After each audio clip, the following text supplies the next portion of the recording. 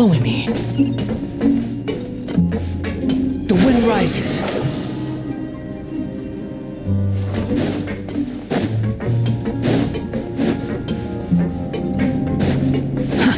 Too slow.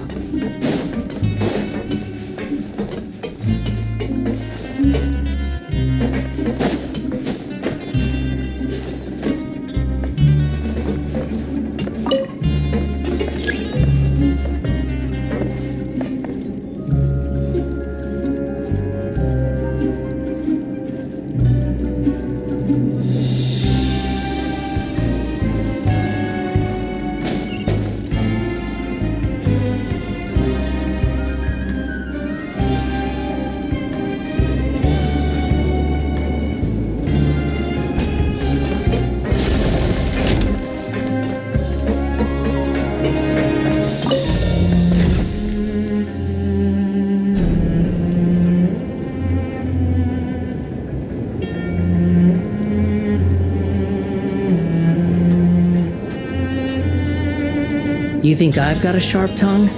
I just tell it like it is. If someone can't handle it, maybe that's their problem.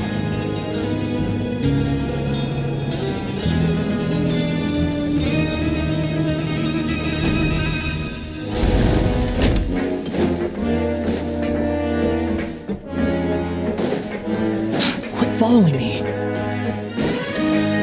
Behold!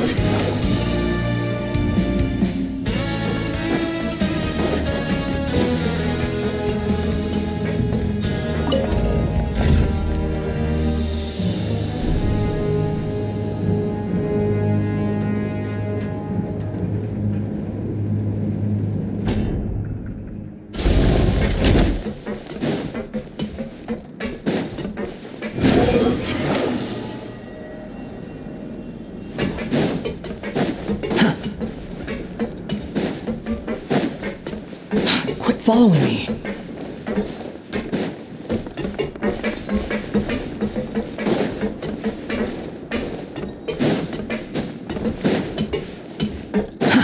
Too slow.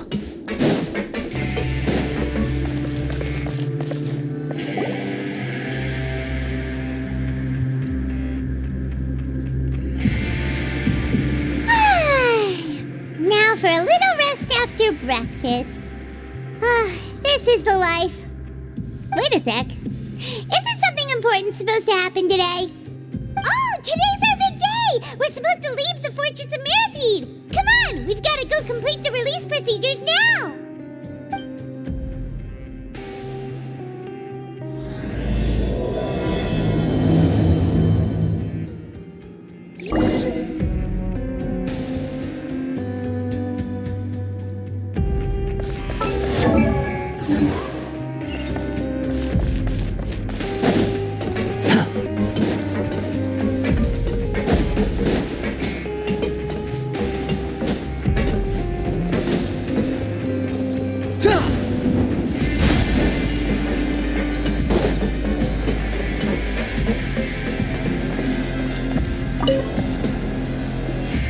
Please, sign here.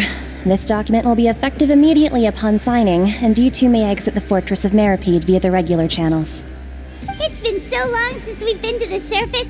Let's hurry up and... Huh? What's happening?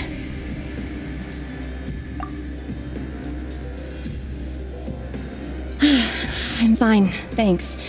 But I wonder what that tremor was just now. Let's go ask the Duke.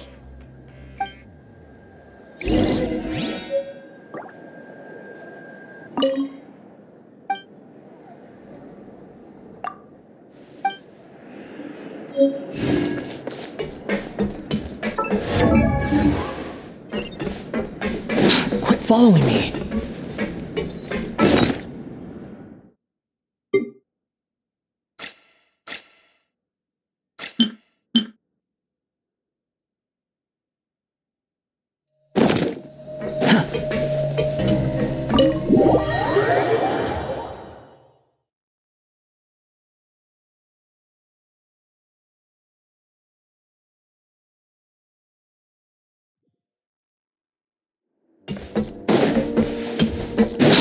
following me.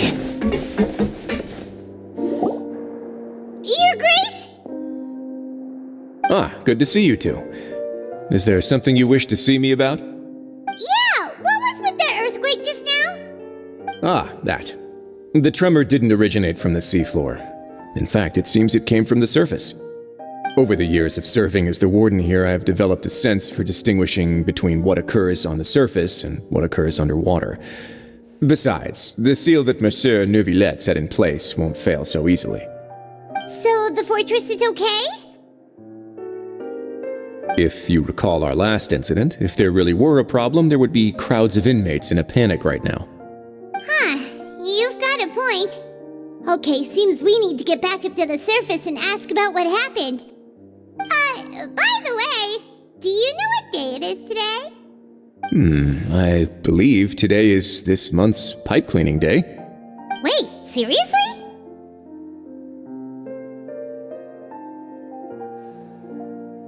Ah, yes. Have you completed your release papers? Yep. It's you two. Are you leaving now? That's right! Today is our last day in prison! But now that Paimon says that, it doesn't feel like we were confined here. It's actually been pretty nice! Oh yeah, Paimon feels fond of this place now! Then be sure to come back and visit. I'll miss you. If you've signed the release papers, then you're free to go. The guards will escort you out. You're not going to see us off? I knew you'd ask. All right, sure. Let's go. Well, you actually agreed. No worries, you must be busy. Paimon was just joking. Ah, so you do have a polite side, I see. After being down here for so long, I imagine you must feel like you're lacking companionship. Shall I come along too?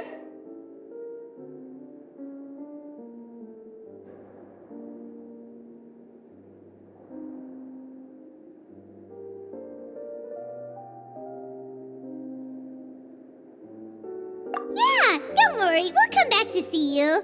Paimon really likes the cafeteria here. The chefs sure do know how to make good grub. I hope you won't be here as convicts the next time I see you. We'll do our best to stay out of trouble. Well, it seems our work in the Fortress of Meripede is finished. That's the end of another chapter in our journey. And since Neuvillette was the one who asked us to come here, we should probably go report to him now. Next up, the Palais Mermonia. You're going to see Monsieur Neuvillette? Please pass on our kind regards. I'm sure just your regards will do, no? I believe it would be the polite thing to do. You're right. I've heard the Palais has been terribly busy these days. Tell him that I hope he hasn't been overwhelmed by the recent string of troubles.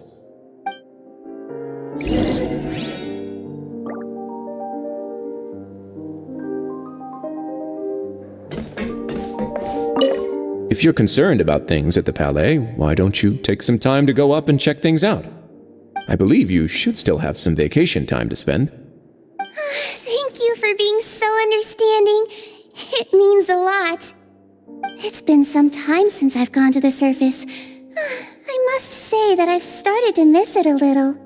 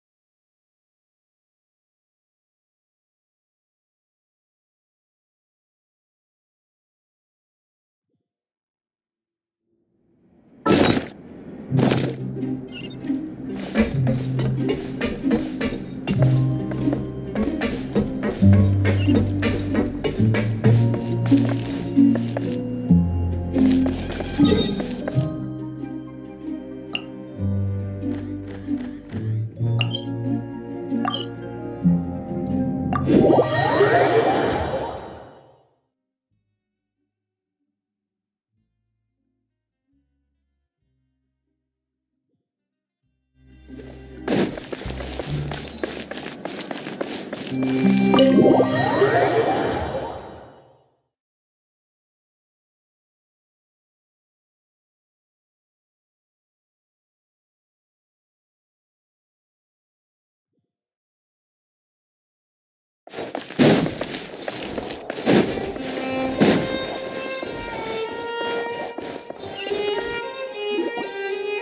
Palais Mermonia sure is buzzing with activity today. Halt! Huh? Oh, it's you two. Apologies. Monsieur Neuvillette did say you'd be welcome at any time. Excuse me, would you mind helping me take a look at this report? I'll be right there. Sorry, I've got my hands full here. You can see yourselves in. Everyone's so busy. Seems a lot has been happening.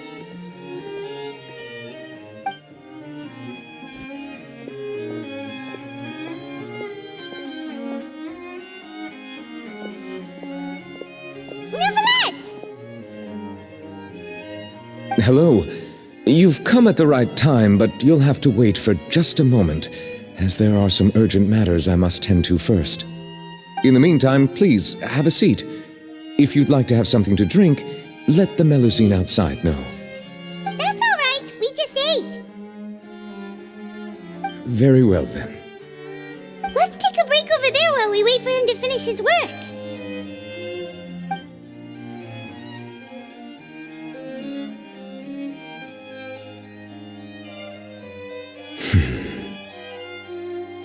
All right. That should wrap things up for now. Are you done with your work? Yes, sorry to keep you waiting. Today should be the day you were released from the Fortress of Meripede, and it appears that you've managed to complete all the release paperwork. That's right, and we came here to see you right away.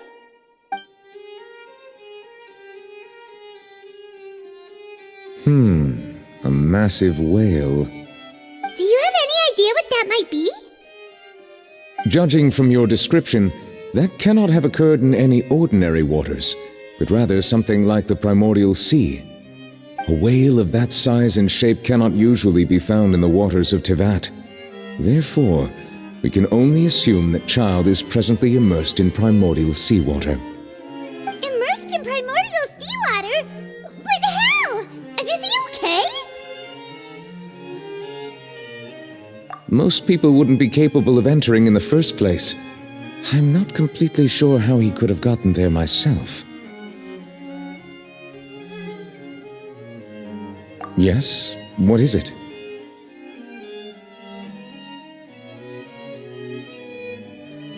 Ah, right! Paimon felt it too! We asked the Duke and he said it wasn't from underwater, so we figured you might know something about it. It turns out that I have just received a report about this particular matter. In fact, that's exactly what I was busy with a moment ago. The source of the tremor was here on the surface near Poisson. After the shaking stopped, the water levels in the Poisson area rose at an alarming rate. The water levels rose? Oh no! What about all the people there? Fortunately, the water levels only rose for a short period of time and have already returned to normal now. However, I still have a bad feeling about the whole phenomenon. If the change in water levels is connected with the leaking primordial seawater, then the situation in Poisson may be much worse than it appears. Navia should be in Poisson, right? We need to go check on her!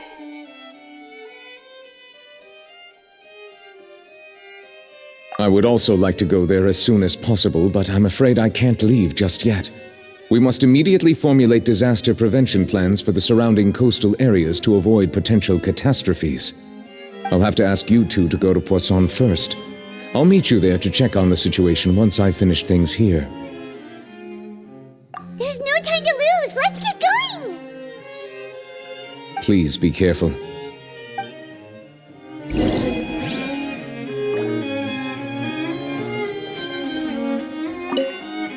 The two of you have my thanks. If you need any help, just let me know.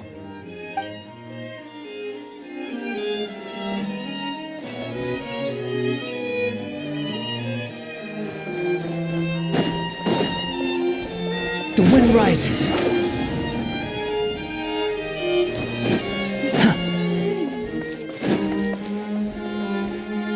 Behold!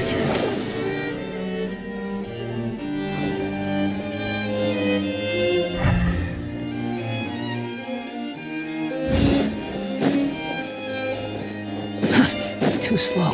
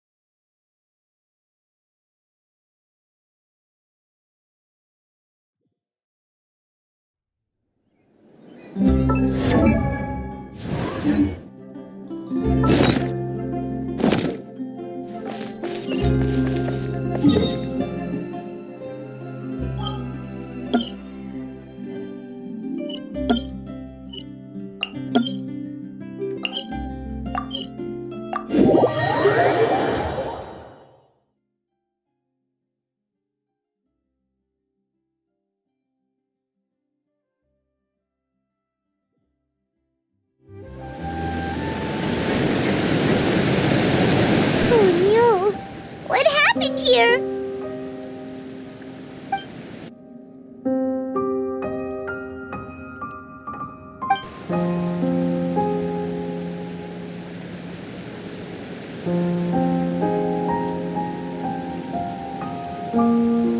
Navia should be around here, right? We need to make sure she's still... Jaime means we need to check on her.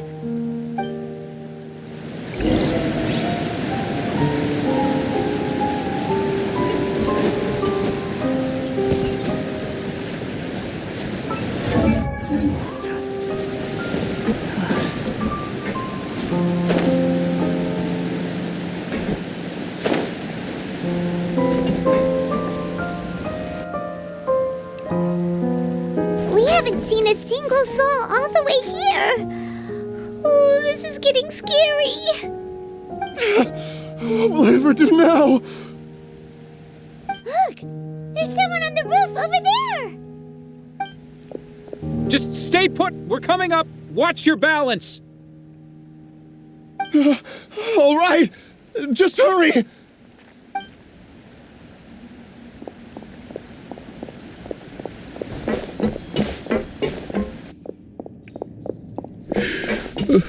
I'm not young anymore.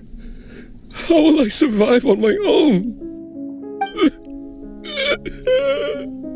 My Desiree! Oh, he looks pretty sad. My leg! My leg! How could this have happened? It hurts! Just hang in there. Help is on the way. You can hold my hand if it makes you feel better.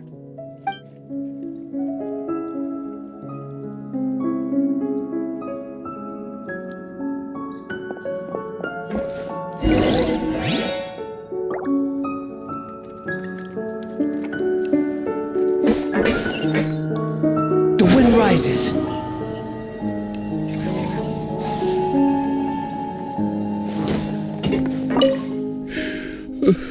I'm not young anymore. How will I survive on my own? My Desiree!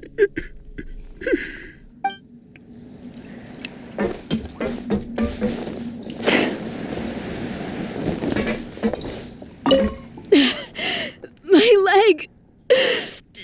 My leg!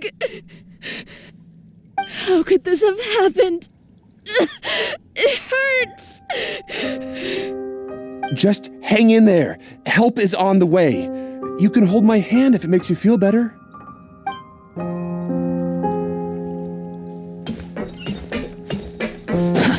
Too slow.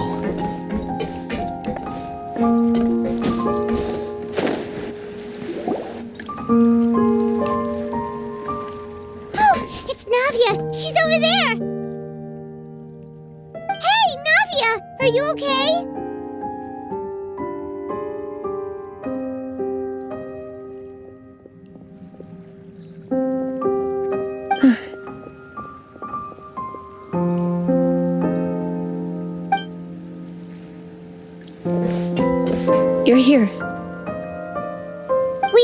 was a situation in Poisson, so we came as quickly as we could. Yes. As you can see, the water level suddenly rose. It caused quite the disturbance, in fact.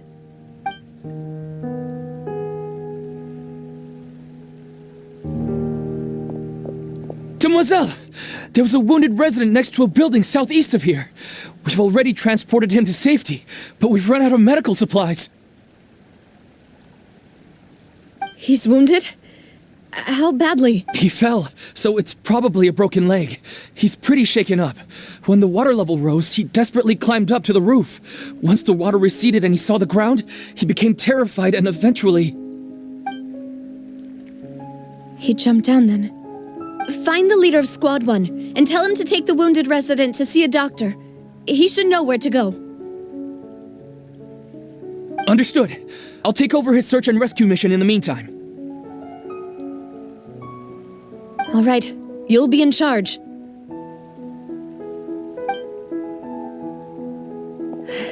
I'm sorry. Where were we? The situation in Poisson? Right. Allow me to explain.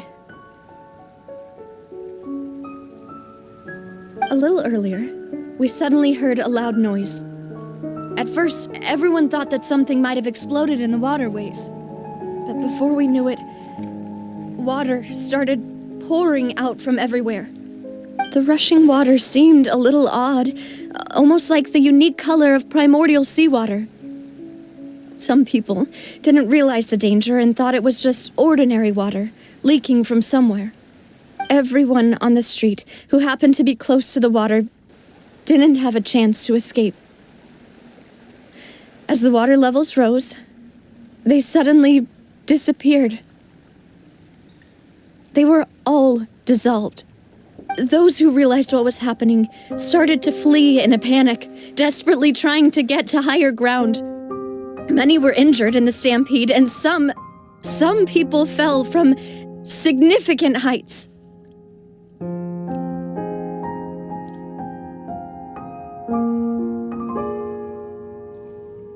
The Spina di Rosula initiated rescue operations as quickly as possible, but there have been a lot of casualties.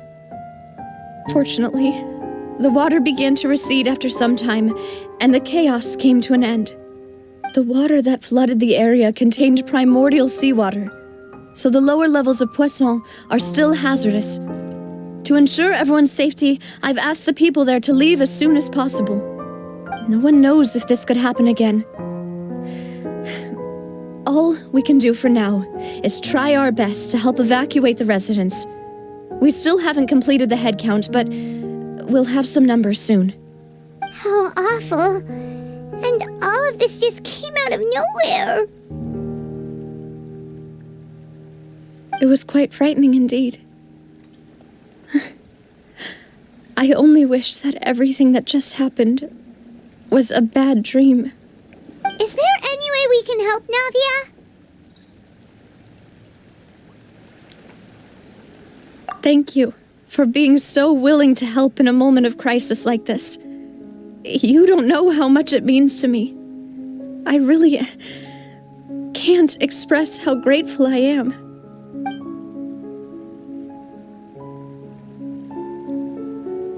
Don't say that, Navia. That's what friends are for.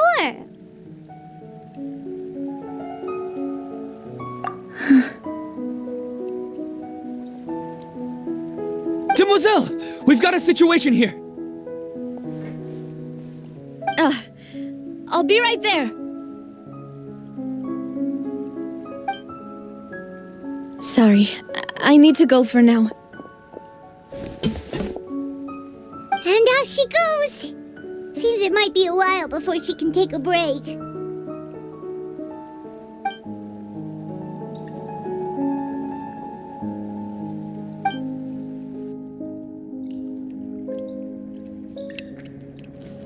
Okay, the wounded are being tended to, and we finished a preliminary head count.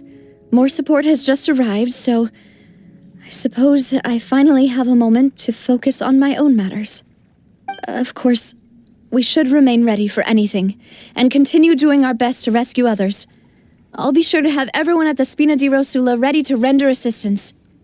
Traveler, Paimon, would you two accompany me to my father's grave for a moment? Huh? Right now? Thank you.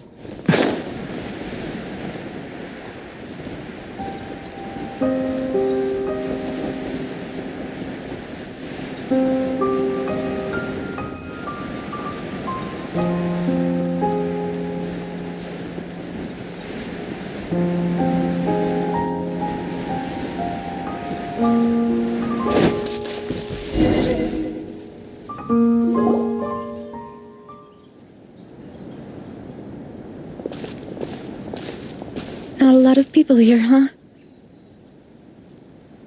Well, given the time of day and the whole situation in Poisson, Paimon doesn't think there'd be a ton of people here visiting graves. Right. That's how things are now. The living are so exhausted that they've no strength to spare any words for the dead. Navia?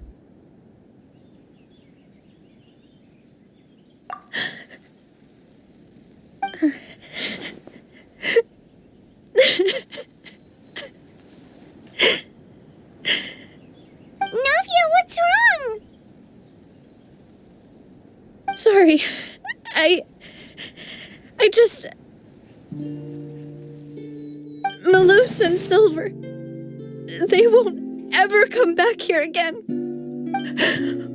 What should I do, Papa?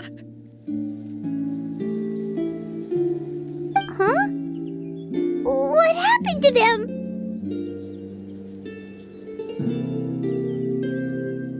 Everyone agreed on the rescue plan, but still, I was the one who initiated it. They were helping evacuate the residents, but they couldn't leave in time. And they were caught in the seawater.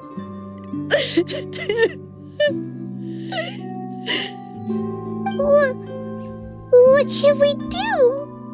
I've known them for so long. And I know they weren't afraid. But I could at least hold a funeral for my father. And I know where he rests. But as for Malus and Silver, they're just gone. I just can't.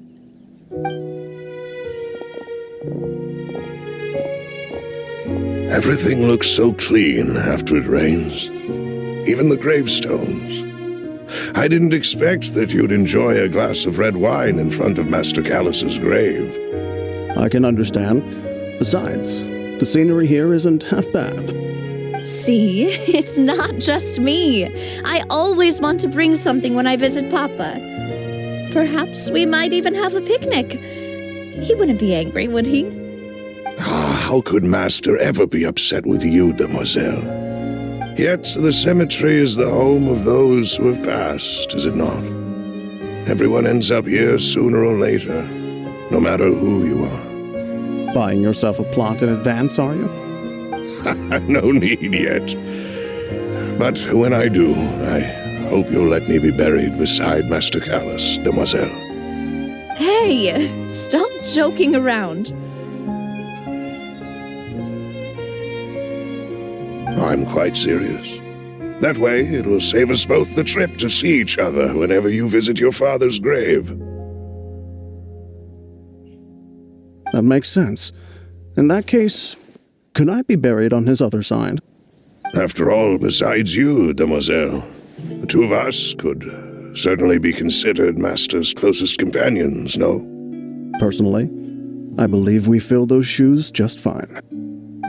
Why are you bringing this up all of a sudden? Seriously.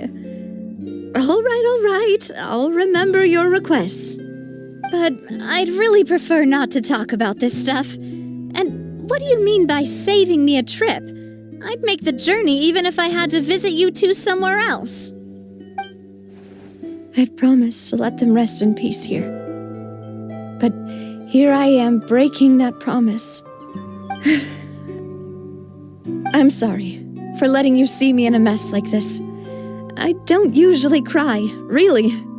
Paimon doesn't know how to help you feel better.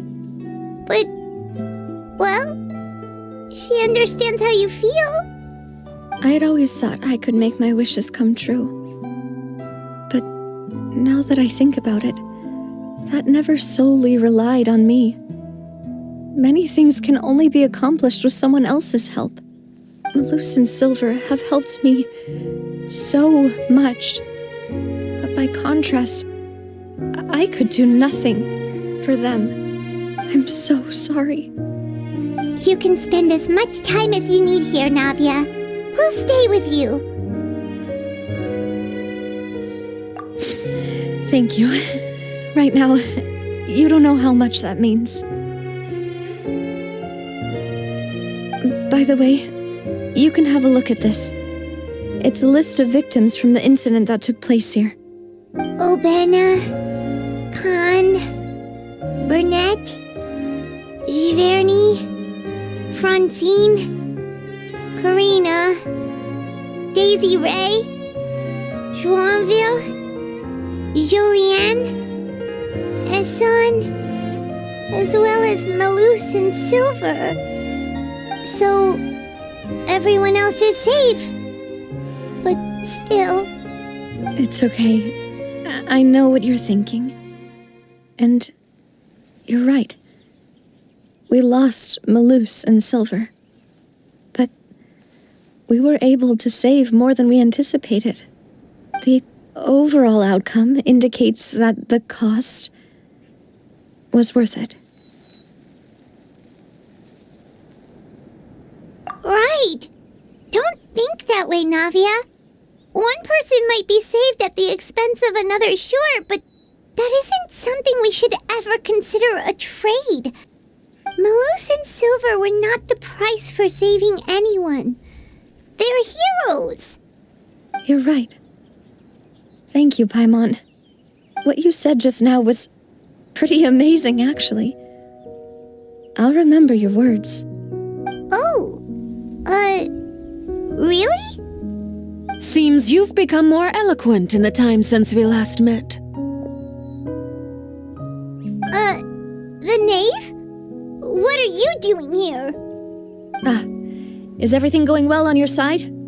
Yes, my people are carrying out the mission according to your request. All the residents of Poisson have been evacuated, and we're preparing to relocate them to higher ground. As for these supplies, we have everything taken care of. There is no need to worry. Thank you very much. Wait, do you two know each other? We just met recently. Right, Miss Navia? Usually, I would call this a coincidental encounter. But that doesn't quite fit this time. Besides, it never even crossed my mind that a Fatui Harbinger would come looking for me. Thanks to the knave, Spina di Rosula received generous support from the Fatui, which allowed us to complete the rescue and evacuation work so quickly. Mutual aid is essential to fostering positive developments. We were already in the area, in any case, so it was nothing. That said, I must say that you're a lot sharper than you let on. I'm sure you understand what I mean. I apologize for all the ways in which I tested you previously. We've never worked with a Fatui before, and it's extremely important for us to know who we're working with. My subordinates have reported that Fatui soldiers have been observing water levels and taking head counts in various locations. I hear that they've also prepared a large amount of emergency supplies. I'm quite surprised. This is nothing to brag about, nor do I intend to. It is simply the way of powerful organizations to act forcefully, whether they are doing good or ill. You've witnessed that firsthand, in any case. As I've told this traveler before, I know of the prophecy, and I intend to prevent the impending disaster. Lending your organization a hand was a natural first step in accomplishing that. As such, do not be troubled by this token of our sincerity. Perhaps one day, you'll also be able to help me in the same way. Without your help, there would have been many more casualties. I won't forget your kindness. Furthermore, I sincerely regret what happened to Malus and Silver. I only wish that my people could have arrived a little earlier to prevent this from happening. Don't say that. You and your subordinates did everything you could. As Paimon said, Malus and Silver didn't choose to sacrifice themselves for any specific person, and they weren't the price paid for other salvation. They chose to become heroes themselves. I've never liked hearing people put it that way. It's like trying to relieve pain by saying some noble-sounding words. But right now, there's nothing more suitable. They really did become heroes. You're right. I'm sorry for your loss, Miss Navia.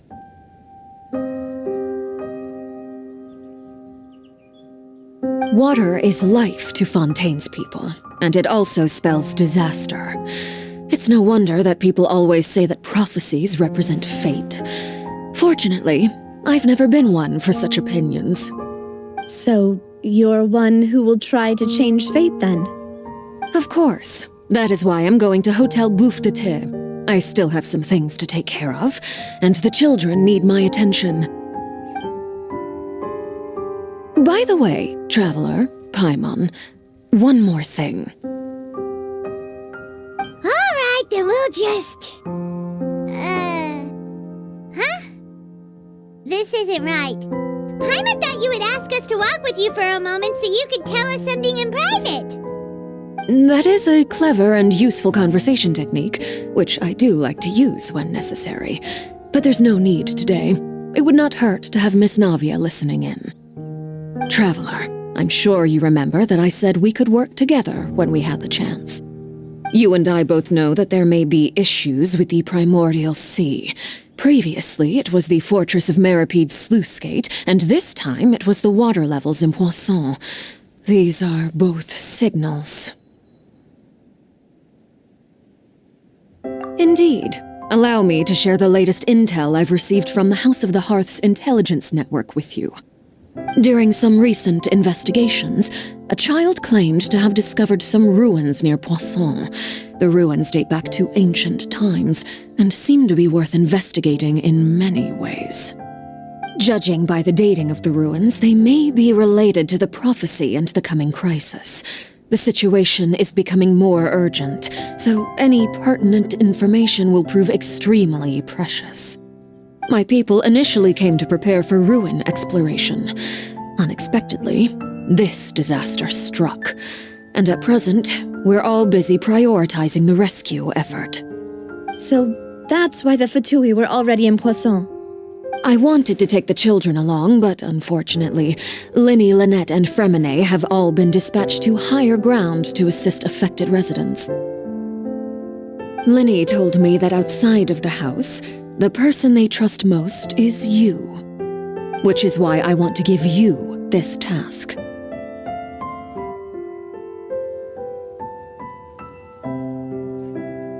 The House of the Hearth's members see each other as family, but Linny, Lynette, and Fremine said that they also see you as such, even though you are not from the house. I'm sure you already understand how earnest they consider their friendship with you to be. Oh, that somehow makes Paimon feel kinda happy. The intel I just shared about the ruins could fetch a high price. But since the children consider you family, it's only natural that I freely share it with you. Got it! So all we gotta do is go to some ruins, right? We can handle that. Excuse me, but may I tag along? You wish to join, Miss Navia? But are you sure you're up to exploring some ruins? You need to rest. Well, I'm sad, yes. But I can't just go back and plop myself into a chair by the roadside and do nothing. There's no point in being depressed while we still have a disaster on our hands. As my father's successor, I must live up to the hopes he had in me. Besides, I'm also doing this for myself. I need something, a distraction, to keep my mind off Malus and Silver.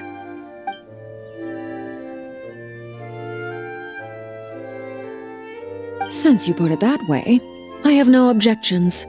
What do you say, traveler? All right. The ruins are to the south of Poisson. Here's the map. Okay, the three of us will handle it. Come on, let's pack up and get going.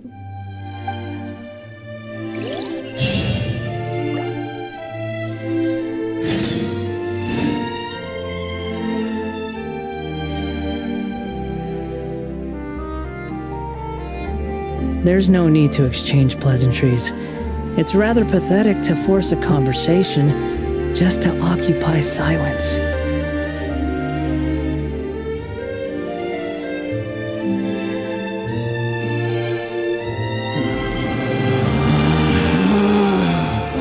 Relax.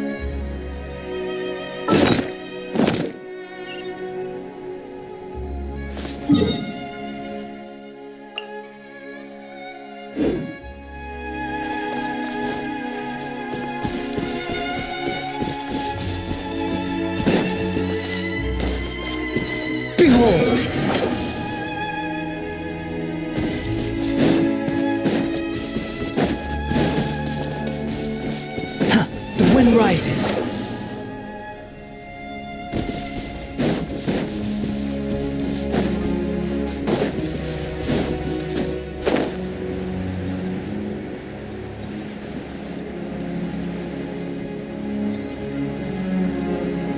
Behold!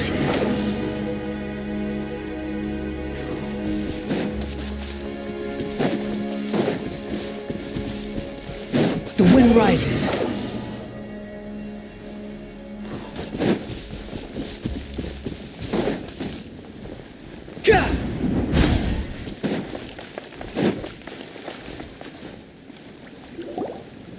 So, are these the ruins the knave was talking about? Whoa, talk about old. They seem to be pretty ancient, all right. Let's go in and have a look. Just be careful.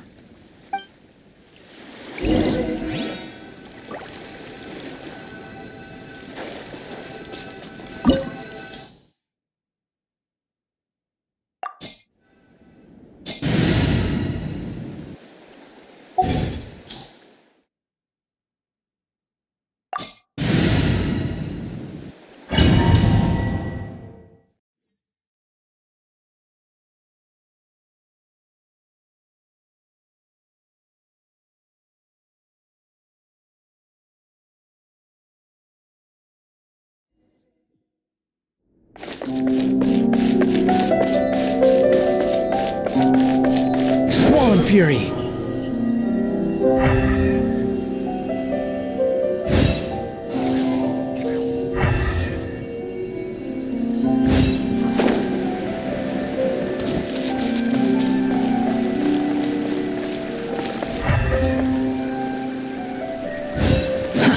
Too slow.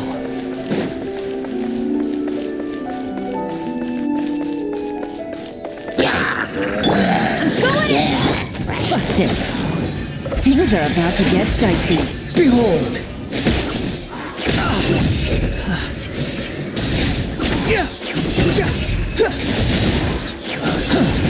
Nada Kundala.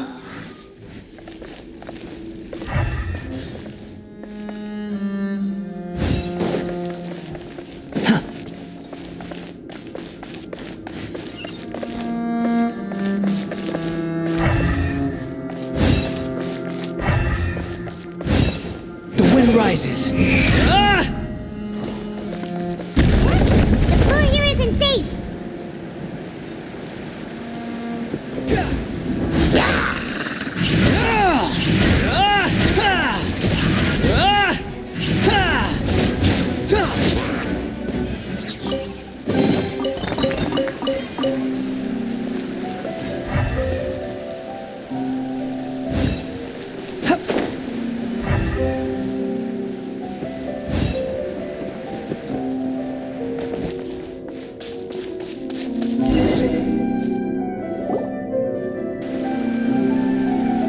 This place has also been contaminated by primordial seawater. Yeah. And a lot of it, too. A Fontanian would most likely dissolve the moment they fell in.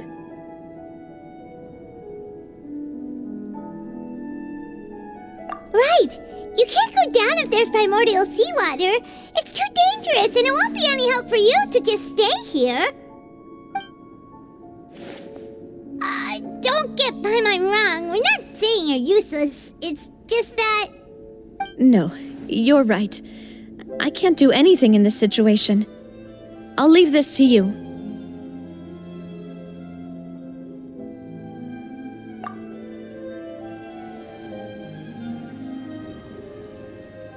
That complicates things. Maybe the only way left is forward. In that case, do you want to wait for us here? The water levels here are unstable, and there's a chance the water will rise. So staying here wouldn't be safe either. I'll go together with you. Perhaps we'll find the exit just up ahead. All right. Come with us for now then, but please be careful.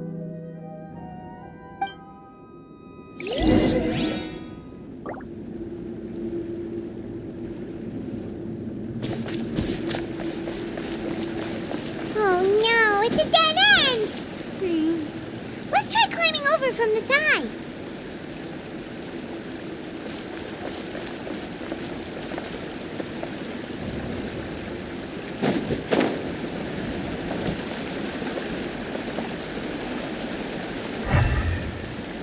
Behold!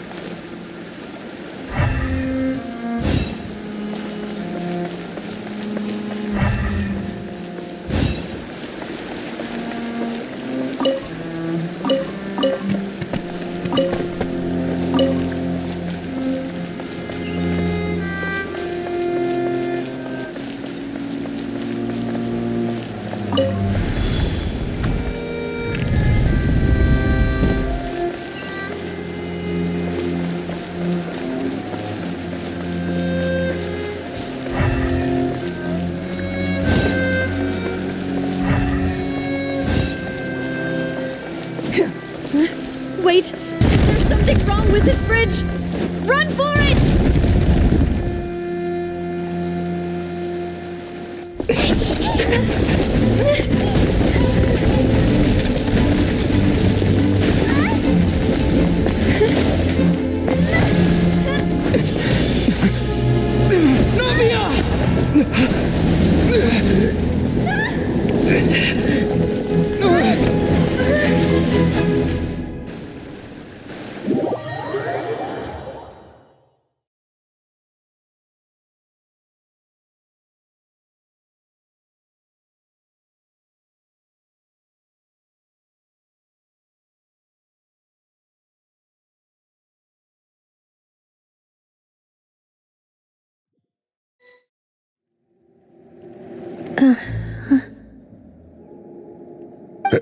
Demoiselle? Huh? Demoiselle, what are you doing here by yourself? Would you be standing here till dark if I hadn't come to get you? Maybe she just wants some time to herself, Maloose. Oh. Was I sleeping? Yes, it would appear so. I must be tired. That's quite possible. However, you were the one that suggested we go out for a walk.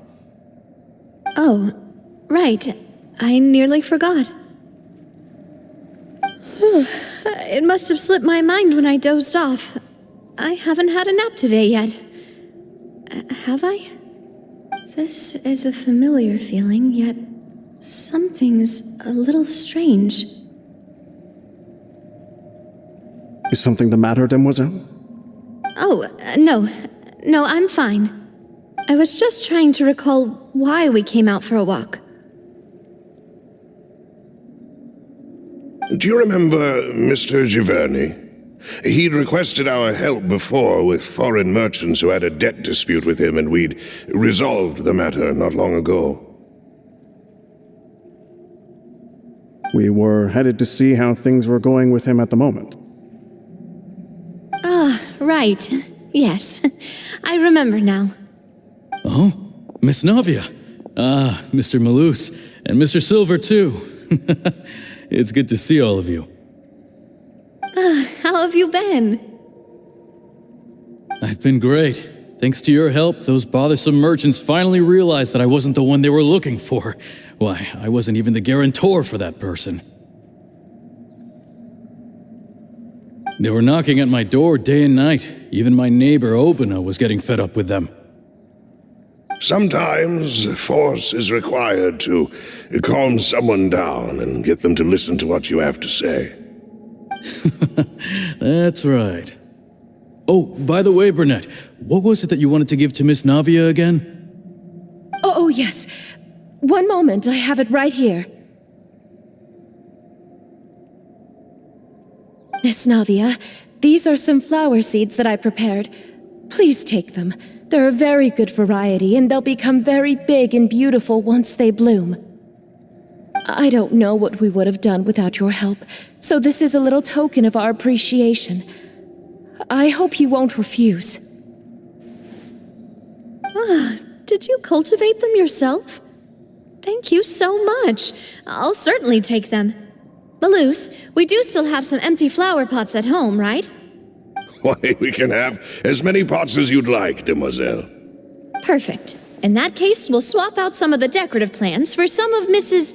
Burnett's flowers. Very well. Wait. Something seems to be off here. Excuse me, madam. If I'm not mistaken, your name is Burnett, correct? That's right. Is something wrong? No, it's nothing. This is the first time we've ever met, but your name seemed familiar to me. I must have heard it when I was discussing things with your husband previously. I've heard this name before. Sometime recently, I'm sure of it. And why are there so few people around here?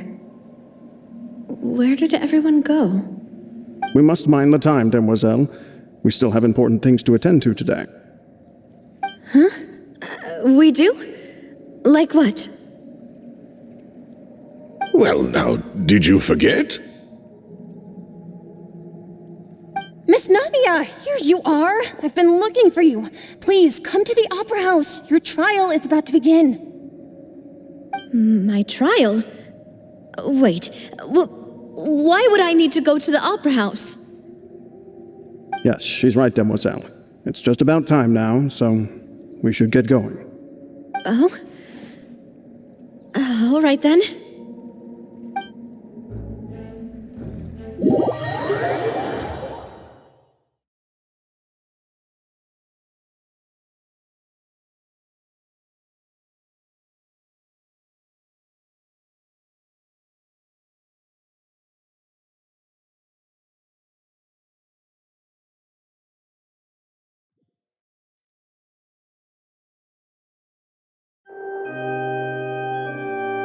Look, it's Navia! She's here! And her two attendants are with her! Goodness, everyone's finally here. There sure are a lot of people here to see the trial, and they all seem to be oddly excited about something. I even know some of these people. Karina, Desiree, Joyville, Jolien, Essen. Why are so many people here? And why do I have no recollection of this case? And as for the judge... huh? Where's Monsieur Neuvillette? Please sit in the defendant's seat. Don't worry, Silver and I shall accompany you. All right. But are you sure you can stand behind me? Typically, it wouldn't be allowed, but today is an exception.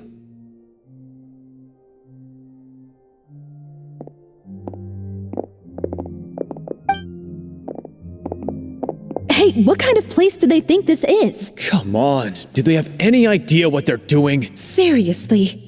Enough with the whispering!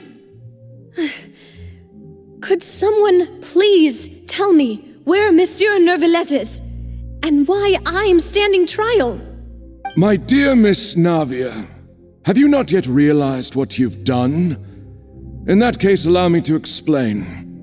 As all here know, you are Master Callus's successor, the head of the Spina di Rosula, someone held in high regard by every soul in Poisson. After you took over the Spina, you treated all of us just like the late Master Callus had. If anyone in need reached out to you for help, you responded. Not only you, but your butler, your subordinates, nearly everyone in the Spina di Rosula fought for the well-being of those in Poisson. Wait a moment. Aren't you just proving that I'm a good person? Yes, correct. Absolutely right. And that is why you stand accused. You have helped so many people get through so many difficulties. You are one with us. We are inseparable. We are one big family, all of us who are from Poisson, inextricably linked. And with you being so important, we couldn't possibly do without you. Therefore, this fair and honorable court shall declare you guilty, and you shall stay here. You will be together with us forever. Huh? What are you saying? Everything you have said is correct. I have indeed done a lot for my hometown, and I would be willing to be with you all, but what is the purpose of having me stand here like this? What is there to discuss? Oh, well, if that's what you think, then I have no further comments. How wonderful, Miss Navia!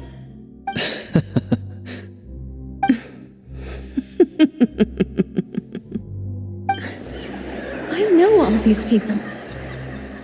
Why are they laughing? I seem to remember now. Yes, I get it. This trial is... Wait just a moment. This isn't right! Malus? What was that, Mr. Malus? Our conclusion is very clear and unanimous. Let the court judge her now. She's guilty! Stay here, Navia! You're one of us! Demoiselle, don't admit guilt. This trial means to keep you here forever. I wish to exercise my right to defend Our Lady. Mr. Joinville, you only know of Navia's goodness, but nothing of her utterly independent mind. She was born a free and independent spirit. She has never been tied down by anything. Indeed, even the death of Master Callus couldn't stop her. Her actions cannot serve as proof that she identifies herself as part of any group. She merely acted as an individual, extending her hand to help others. Please do not mistake her actions as being otherwise. Really? As an individual, you say? Don't forget, we are all Fontanians here. This is the nation of justice, the nation of Hydro. Even if Miss Navia only voluntarily rendered her assistance, that doesn't change the fact that her beautiful soul must return to everyone. Water accepts all, blends with all. It will surely accept her kindness.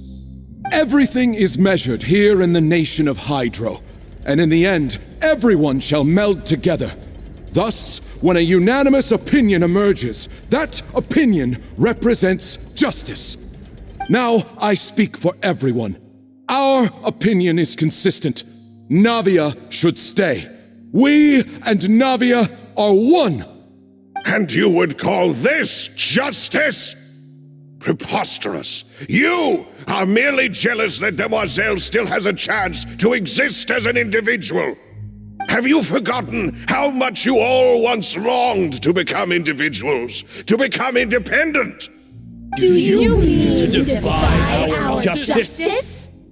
If your justice is flawed, then why should we acknowledge it? As you said, we can also have our own justice. Silver and I shall defend Demoiselle. And that is how we will enforce justice. Ugh, my head... It hurts. Demoiselle. Silver, it hurts. My head is spinning. All I can see is stars swirling in front of me. I remember now. Everything that seemed odd from the very beginning.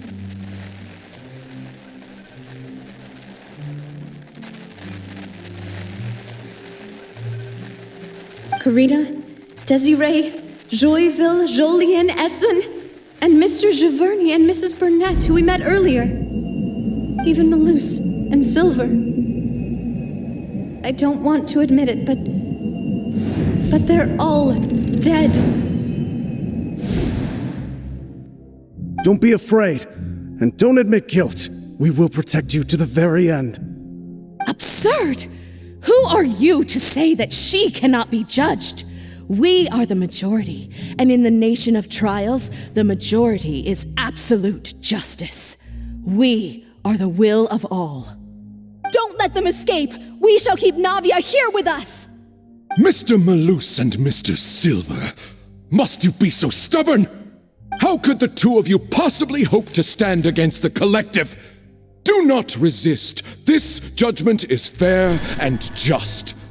Navia belongs to us. After all that happened, she should not be left alone in Poisson. What are you saying? No more excuses! He says we're jealous. Jealous? How could she possibly be an independent individual? What's with these people? Who's jealous of her? She belongs to us! Miss Navia, she... Silence! That's...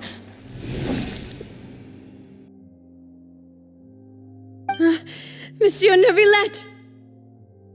Such commotion is prohibited in the court. The accusations you just presented are nonsense and cannot constitute a proper trial. The court will adjourn for the rest of the day. In this, I shall hear no objections from any unauthorized party. Our thanks, Monsieur Neuvillette. Please leave with me, Miss Navia, while there is still time. But... Go on now, Demoiselle. This is your only chance to leave this place. What, can't bear to leave us behind or something? Malus. My apologies. I couldn't resist making one little joke once I realized that this shall be our last goodbye. Malus. Silver. Quickly, you must come now! Goodbye, Demoiselle.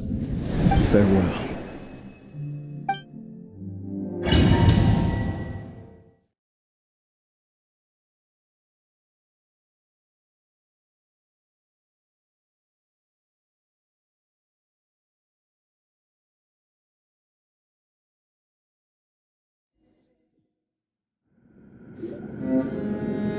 No, wait!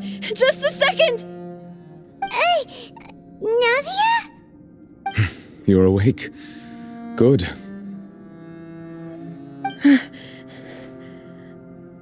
I must have been dreaming. Malus and Silver were still alive, and they were defending me at some insane trial. It looks like you're all right. Did all the sad feelings cause you to have a nightmare? Paimon could give you a hug. The ruins you were exploring suffered a cave-in. When I arrived, I found you falling toward the water. You were just about to be dissolved within, but I...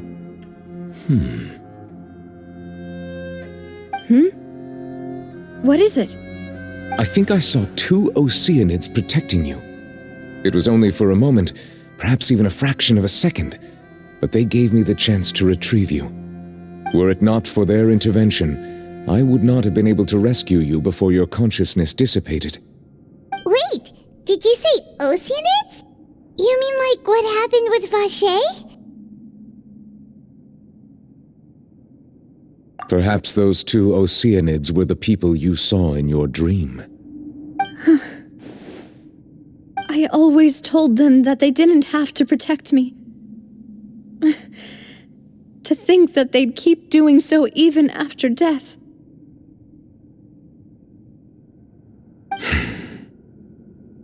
Please come with me.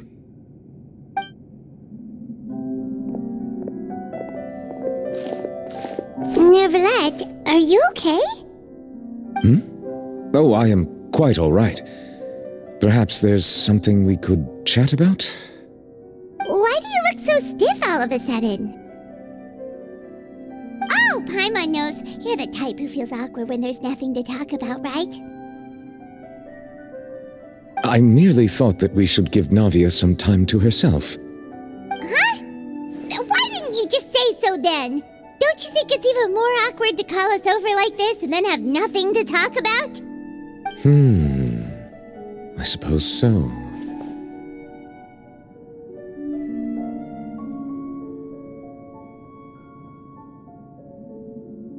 Ah, Sigewinne. I hope all is well with her these days. Her work in the Fortress of Meropide has not been too much for her, has it? No way, don't worry. She's doing fine down there. She's an amazing head nurse. I see. Well, that is good. I have always worried that Sigewinne would need a lot of time to understand the world of humanity, just as I have. Oh, and the Duke also says hi. Even though Sigewinne made him do that. He hopes that you haven't been overwhelmed by all that's happened lately. Thank you. I have indeed been busy lately, and I also hope that everything is going well in the Fortress of Meropide. He still doesn't know what to talk about. Let's chat about something else then.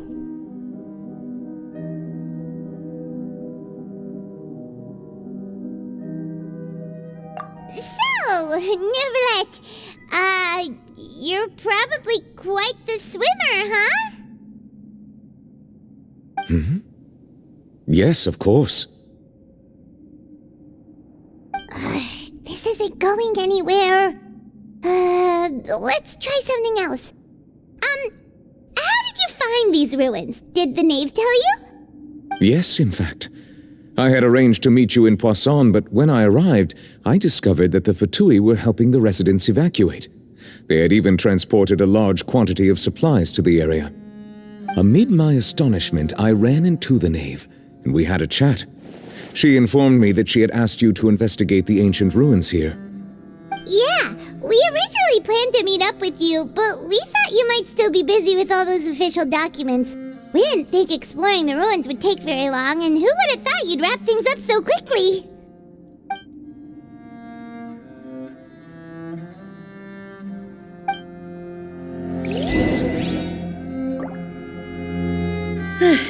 I'm sorry to have kept you all waiting like that. I'm feeling much better now. I guess we should get going again. Will you come with us, Monsieur Neuvillette? Yes, if you wouldn't mind my company. All right! Another one joins the party! Let's get going then!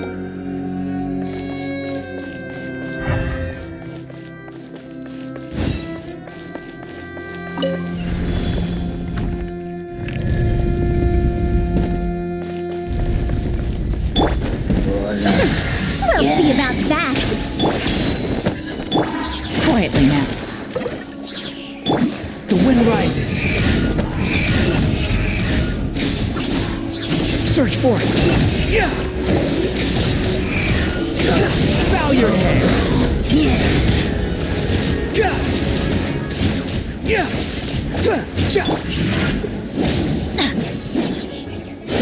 Teamwork is dreamwork! Gotcha! Squall and Fury.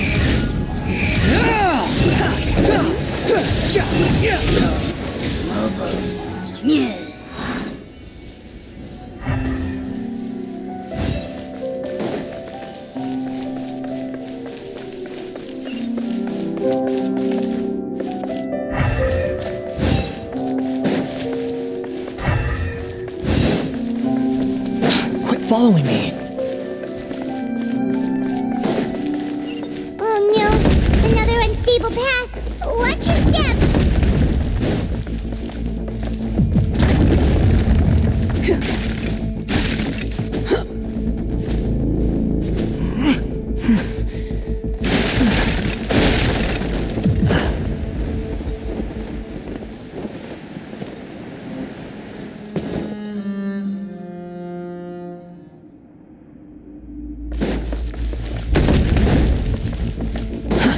Too slow.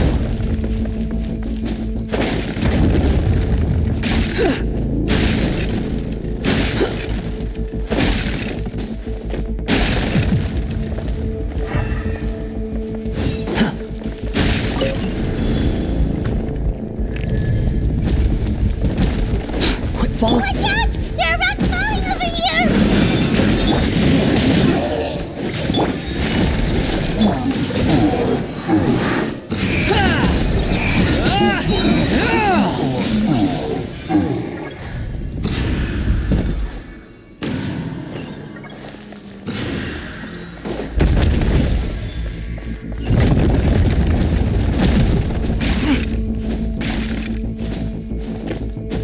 It seems we're almost at the top.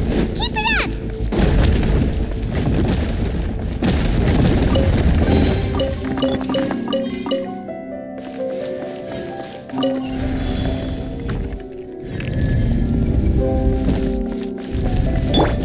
Yeah, yeah. You get. Here comes the catch. Busted. Behold, that's far enough. You're dead. I'm used to this. The price for my sins.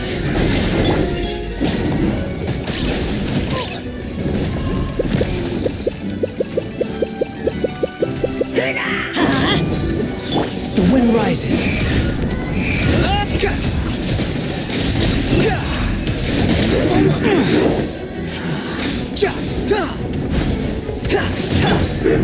Gears of the storm! Let's light it up! Teamwork is trick! Gotcha! Squall and Fury. Falling into the abyss.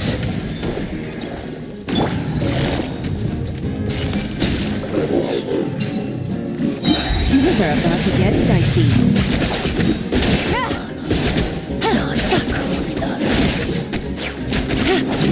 Busted.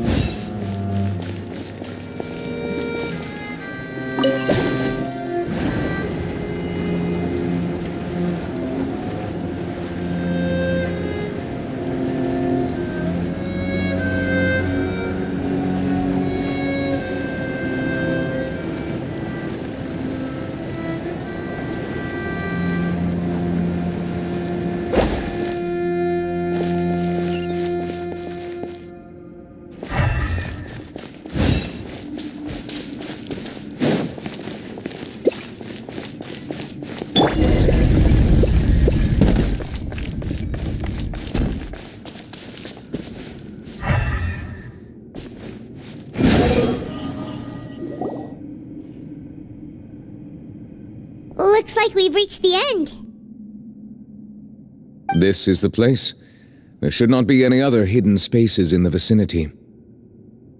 The path sure had some twists and turns, but it turns out that this place isn't actually that big.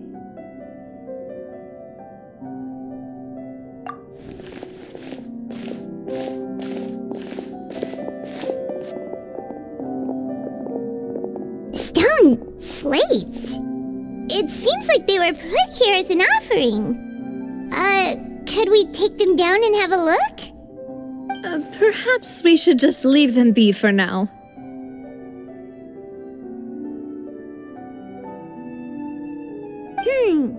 There are 4 locations in total, but only 3 stone slates. The slate that should be in the first empty spot is missing. The surrounding walls also show signs of damage. There's something written below. Let Paimon see. Reason dictates that this nation be destroyed. I shall record the history of its future here in its past. Say what? It feels like someone left these slates and these words here for a purpose. But does he mean that Fontaine should be destroyed? That would fit the circumstances dictated by the prophecy, yes. Indeed, the slate's contents correspond to it. Take the second slate, for example. There's a person kneeling here. She seems so dedicated. And there's a whole bunch of other people behind her doing the same. She's facing this... what is this? Some kind of island in the sky? And is that Lady Farina in the third image? Did the Hydro Archon fall into the water? And is that a ring of people around her? Paimon doesn't quite get it. Are they all in the water? The fourth image. I know this one. This exactly matches the content of the prophecy. The people will all be dissolved into the waters, and only the Hydro Archon will remain, weeping on her throne.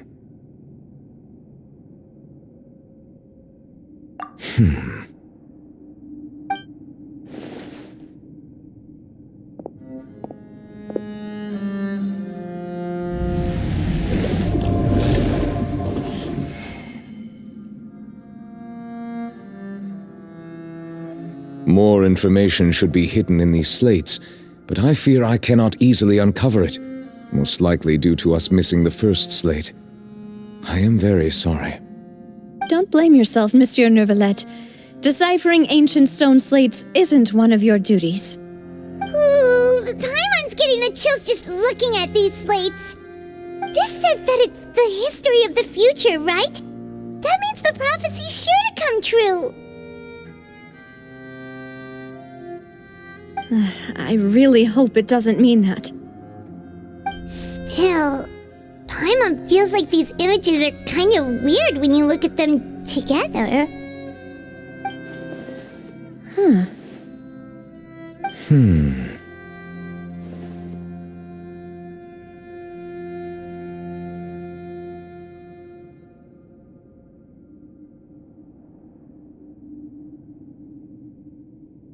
That's right! If the images are in chronological order, shouldn't the fourth, the waters drowning Fontaine, come before the third, where the Hydro Archon herself falls into the water? And yet the order is reversed here.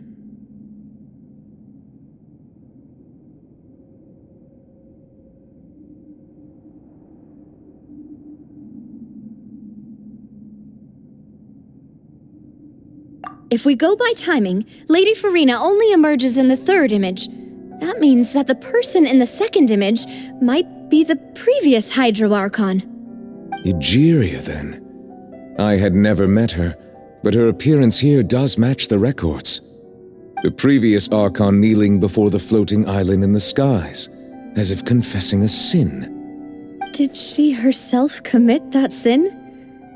And if not, why would she be in such a posture? Also, I'm still wondering why these ancient stone slates are here at all.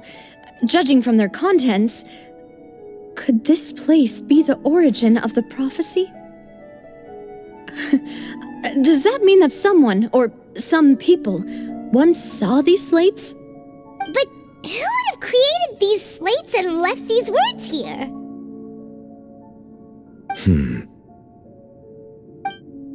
It seems that any further clues will have to come from Farina.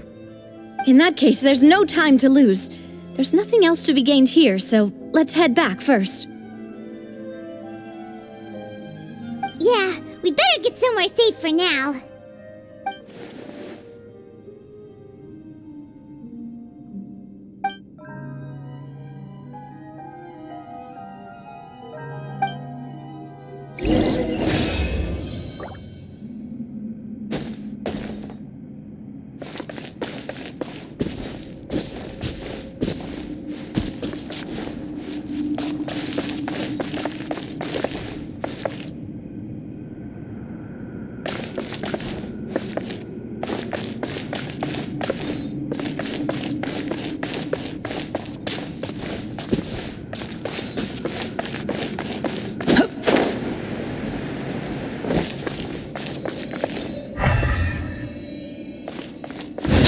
Following me.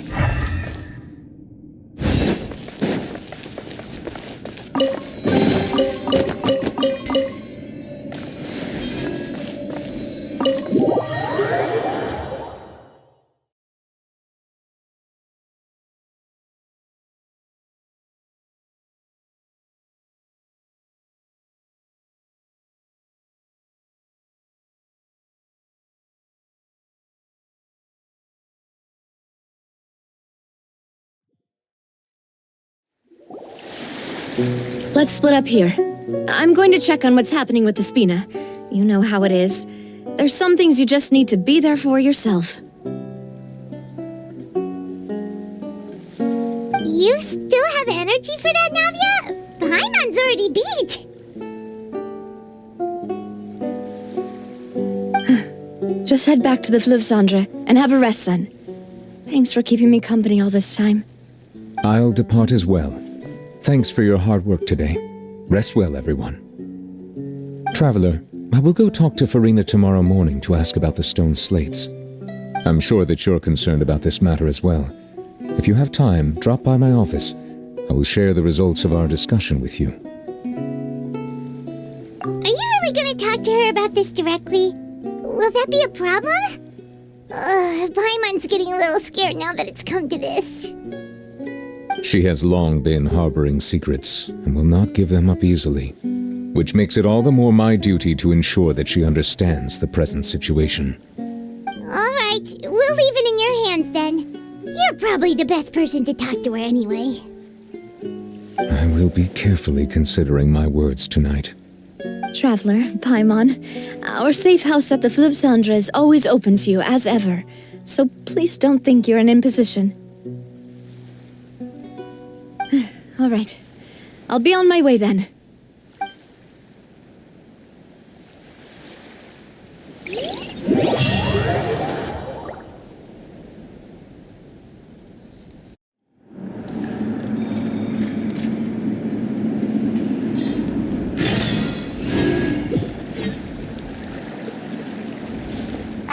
We're finally back! Welcome back. We've got a special menu prepared for you two tonight. Yay! And there's good food too! Navia, no, the boss is the best. Ooh, desserts! Nice, these are all Paimon's! Paimon's already starting to forget what happened today. Oh, that voice. Is that who I think it is? Huh?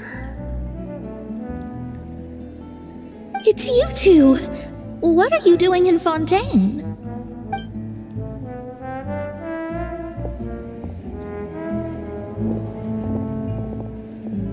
Mona?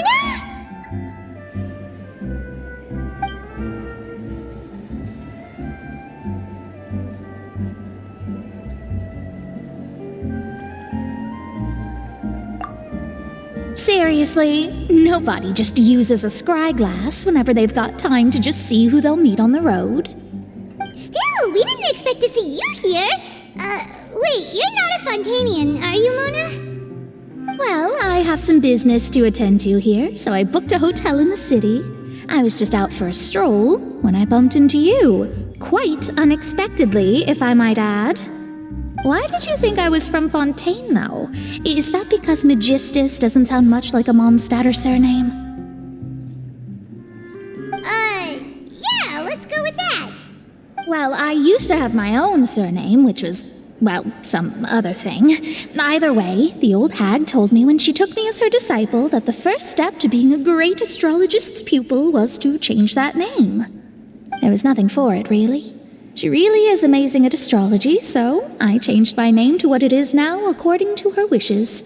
To my surprise, however, Magistus is not the name of some ancient house or clan. It isn't? Nope. Although it is used by us in place of surnames, it generally just means great. Wow! Imagine including a boast in your name. Wait, are you gonna have to put that into your genealogy as well?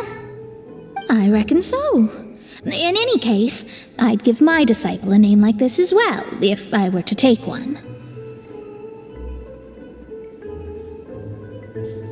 Astromancer Barbeloth Trismegistus. Whoa, that's a long one. Does it also mean great or something? My name means Mona the Great Astrologist. As for the old hag, hers is, in plain speech, the thrice-as-great Scholar of the Stars. Just take it as a title specific to astrologists. Thrice as great? That's so petty. I know, right?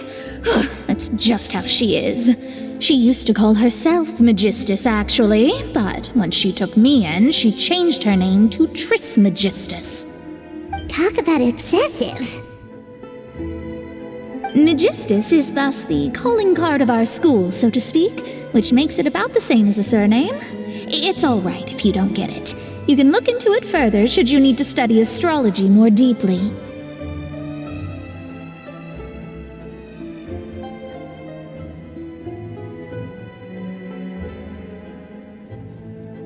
That sounds terrible!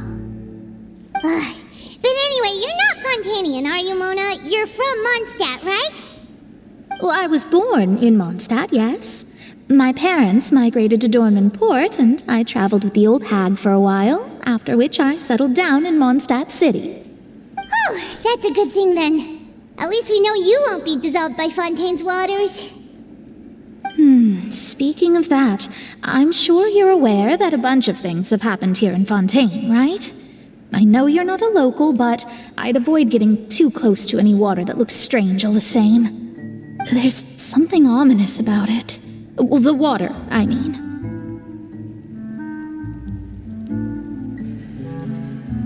That was the main reason, yes. Just a while back, the Steambird invited me to take part in a panel and speak about the circulation of the prophecy as an astrologist. The invitation was sent quite early on. I don't think anyone expected Fontaine to be in this much trouble. What do you make of that prophecy, Mona? Just tell us what you think as an astrologist. Your word would go a long way to make things more certain and less scary. What I can tell you is that I'm an astrologist, and that this prophecy concerns the fate of Fontaine, even that of all Tevat. Ascertaining this is akin to reading the fortune of the whole world. I'm afraid that this is not something that just anyone can do.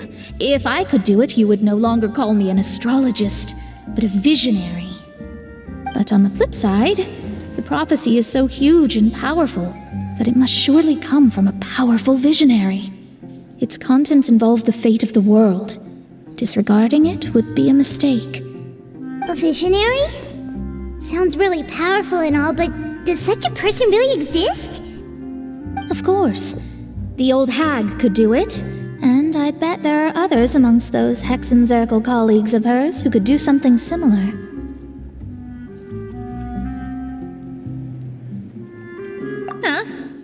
Are you sure? All right, I'll help you. It isn't often that I see you with such a serious look on your face. I'll tell you once I hear back from her. Thanks, Mona. You're amazing as always. Oh, well, this is something only I can do after all. So yes, your praises are quite welcome. That's the greatest of astrologists for you! Of all the people we know, you know the star's the best! Indeed, indeed. That's the spirit. Oh, sorry. I came to see what all the commotion was about. If there's anything you need, do not hesitate to inform the Spina di Rosula. Oh, whoops. Guess we were getting a little too carried away there. Well, I'll go tend to my own business now. If I receive any news, I'll be sure to come find you two again. And there she goes, quick as rushing water. And here we are with the Spina guy giving us suspicious looks.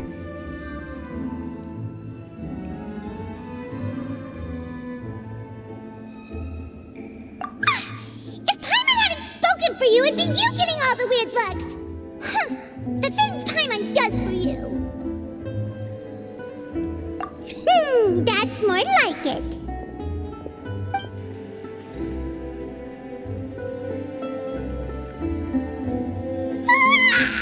Good morning. To be honest, Paimon's still feeling kind of sleepy. But it's time to get up, traveler. We agreed to go see Neuvillette, so let's pack it up and get going.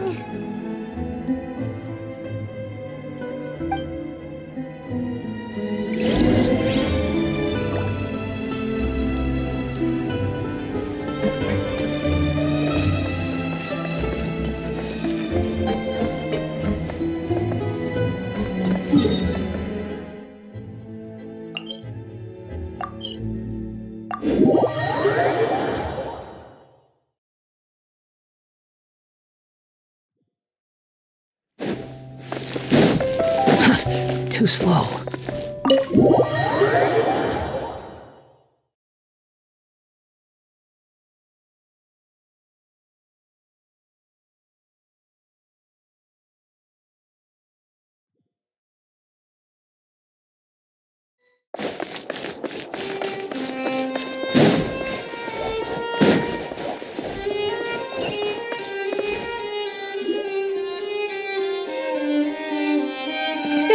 You're here! Finally! Is something wrong? Monsieur Neuvillette and Lady Farina, they seem to have gotten into a dispute. Please go see for yourself.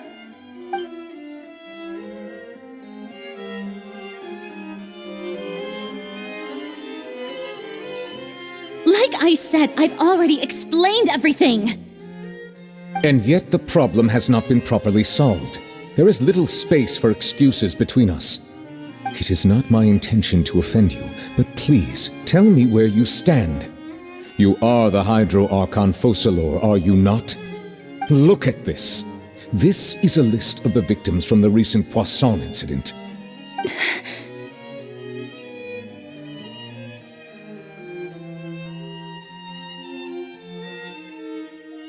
You mean... they're all... We did not arrive in time to avert this disaster, and I will not have it happen again. I will say this once more. You must tell me everything you know. Yesterday, I found 3 stone slates in some ancient ruins near Poisson. Do you know anything about those? Seriously? You're questioning me like this is a court case now. I don't know anything about that. But you found them in some ancient ruins, you say? That's correct, which is why I came to ask you some questions. There should have been 4 slates, but one of them was missing. The other 3 feature different images that seem to correlate to the prophecy. The prophecy? The second of these slates depicts the previous Hydro Archon Egeria kneeling before a floating island in the sky, as if confessing something. Do you know nothing of this either? I don't. I've never seen such slates. I'll ask you again. Do you really have no information regarding the previous Archon? My deciphering of the slates indicates that the Hydro Archon Egeria once had to confess to or apologize for a certain sin. If anyone would know about it, it should be you. All gods don't have the same secrets, you know. She was herself and I'm me. Is it really so strange that I know nothing? I understand your concerns, but I'm sorry. I just don't have anything to tell you.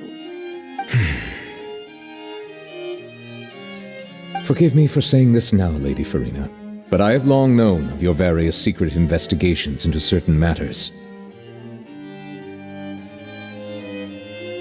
There are several indications that you have been investigating the prophecy on the sly. This is not strange in itself, considering that you are the Hydro Archon. But it is strange that you should also claim to not know any of Egeria's secrets, as well as do nothing following your inquiries. You have never been as superficial as you have presented yourself to be, nor are you a fool. And yet, your behavior is very inconsistent.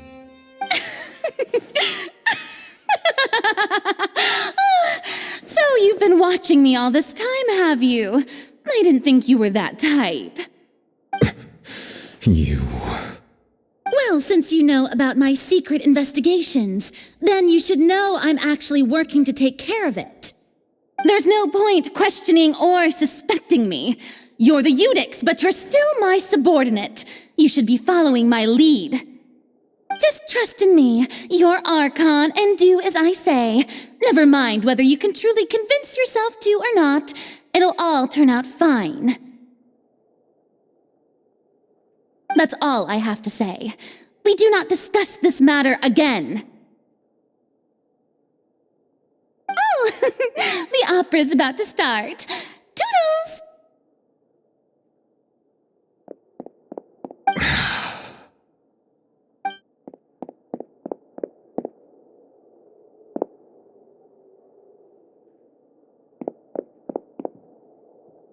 Did Farina not notice us standing by the door?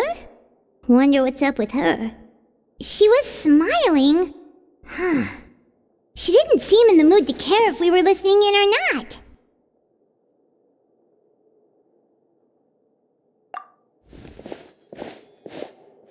I assume you've been outside for a while now? Oh, you noticed. Seems Farina didn't even realize we were here. She was in a great panic, though I cannot discern the reason. Our discussion reached impasses time and again, a state of affairs that we cannot allow to continue.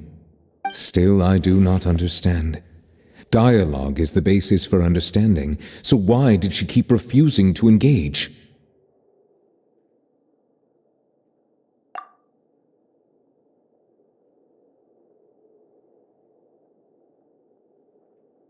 Everyone in her inner circle has noticed that she is hiding some secret. The issue is her attitude. I fear that she will not reveal anything unless absolutely forced to. We may have to create a situation in which she will have no choice but to speak. Oh? Like what? Normally, people will only reveal the truth when standing trial. Perhaps we must have the Hydro Archon experience just such a scenario. But Farina's seen so many trials, and she's really good at dodging questions. How do we make sure that she won't just slip away at the first chance she gets? We will need to consider this thoroughly, join forces with various parties, and then do what we can. If at all possible, I would prefer to recuse myself from this affair, but we must prevent the prophecy from coming to pass. This may be cruel to her, but all Fontaine is in crisis. The information a god possesses is too precious, and so we must take a chance on this. But who will lend us their aid to do such a thing?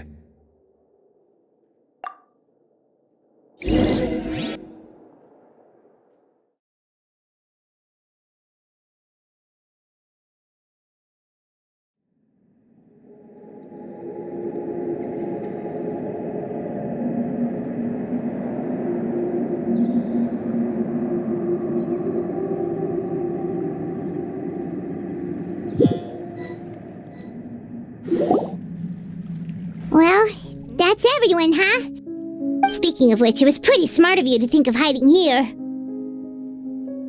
Poisson was just involved in a disaster, so it's presently devoid of people. That naturally makes it the best choice. And here you are drinking tea like it's the most natural thing in the world, huh? That's what families should do. Sit and enjoy a leisurely time together. It's nice to enjoy tea here, you know? Care for a cup? Lend me your ears, everyone. Or perhaps one of you might like to start us off. How about you, friend? Me? No, I don't think I can. Then, how about you, good sir? I fear that I will cause the mood on this boat to become as somber as it is in court. Well then, I guess we're lucky we've got a local like me to organize things. Wonderful, the spotlight at last. I guess I'll be facilitating things from here. That was a little long-winded, don't you think? Oh, you might be right. Anyway, to cut to the chase, our friend here, the Traveler, has brought us together to discuss something. As for what that is, well, let's start by saying that we'll be pooling our efforts together to create a series of traps. Oh, how intriguing. Well, it's just an expression, really.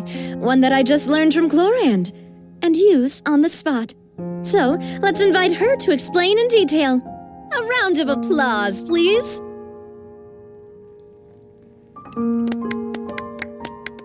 Huh? Didn't you say that you would be facilitating this? Oh, come now. Your work doesn't involve much public speaking, right? This is a good chance to practice. You might even pick up some fancy oratory tricks to impress your boss with in the future. I see. And what does my boss say? He is glad that you consider him your boss. Do go on.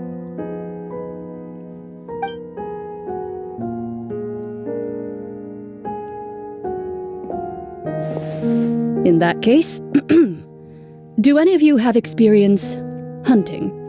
Not that I recall. Fremine and I once used a wooden stick in a basket to catch wild rabbits when we were younger. As for Lynette, oh, right. You were sick that day, weren't you? I've also gone diving to catch some fish before. Does that count? I'm afraid not. You may or may not have heard, but Fontaine once played host to a group known as the Marechaussee Hunters. Though that was their name, they did not hunt animals, but rather various monsters left behind by the ancient dynasty of King Remus.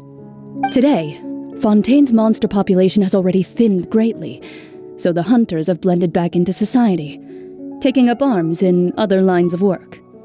They even left a unique methodology of hunting in their wake. A trap comprises of the following components: bait, a trigger, and a containment device. Sometimes a lethal implement will also be necessary to deal with the prey. So, if we were to build a trap together, right now, what would you choose to build it with?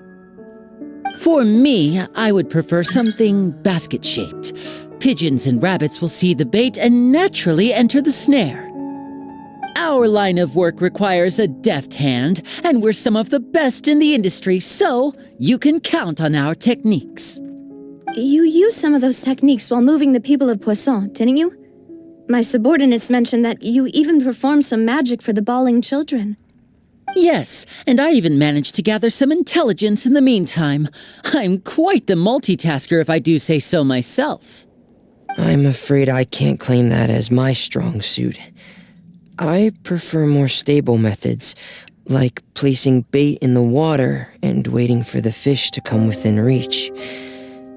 That's the kind of method I would count on. Calm and steady. Exactly the kind of person who would catch loads of fish. And I can be their assistant. With discretion, I'm sure. I'd probably use some sort of mechanical animal. Papa once bought me some small clockwork squirrels, mice, and such. When placed in the forest, they can attract others of their kind. remember that you liked those too, didn't you? I did. And that would be a good way to go about it. If they're realistic enough, animals of the same kind will follow them all the way to the trap. What about you, Monsieur Neuvillette? I fear I do not have any related experience. That makes sense. You usually solve problems directly, without the use of any such tricks. But I do have one more question for you, monsieur. If we were to create a trap now, how would you design it? I would like for it to be effective, but bring no harm to the prey. A more gentle trap would be ideal. Kind, as always. However, our intention doesn't necessarily change the containment device and the type of implement we need. If we wanted to kill the prey in one strike, we would need a powerful implement. However, that also goes for prey that must be captured and safely contained. Wait, why is that? Only a hunter who's a true expert at subduing their prey can snare it without harming it. The line that divides life and death is often exceedingly thin. So are we going hunting together? Huh. We hadn't thought of seeing ourselves as hunters. It kinda works, but maybe it's still not the best metaphor. If our means of capturing and dealing with our prey is to put them on trial, then the hunting metaphor is actually quite accurate. But we shall require much more courage than any hunter to judge a god, a being whose seat is an exalted throne. Oh, so that's what's going on.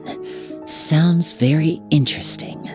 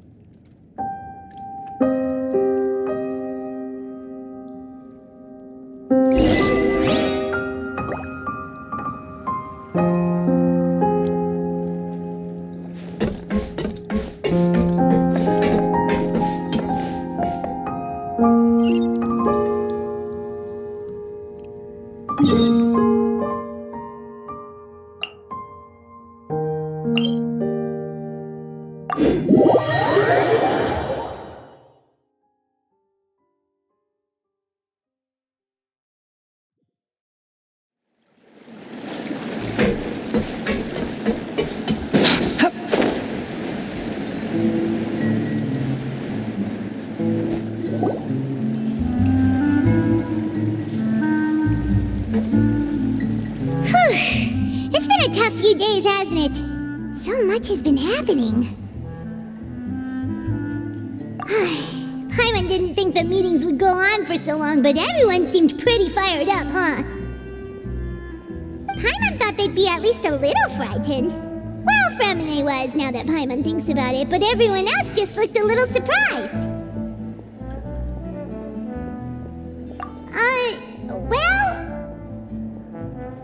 It's hard to say. Paimon doesn't have any experience with this sort of thing. But with you around, Paimon sure will do great. After all, you're the most reliable person in the world, aren't you? Huh? Did you just pour some tea? Paimon didn't notice you doing that at all. Then what's that? Paimon's never seen that cup before. Don't be frightened. I'm just joining you two for tea. I merely refrained from saying anything till now. Who's that voice? But there's no one here. Have you forgotten me already? Wait, you are familiar. You're the voice we heard from the sky in Sumeru. The voice from the sky, I fear that description is wrong. Though, not completely wrong.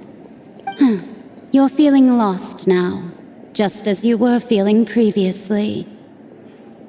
I sensed that confusion and thus came to you. Guiding people is an irresistible hobby of mine, after all. Consider me a passerby, just accepting a commission from my friend's disciple on a whim.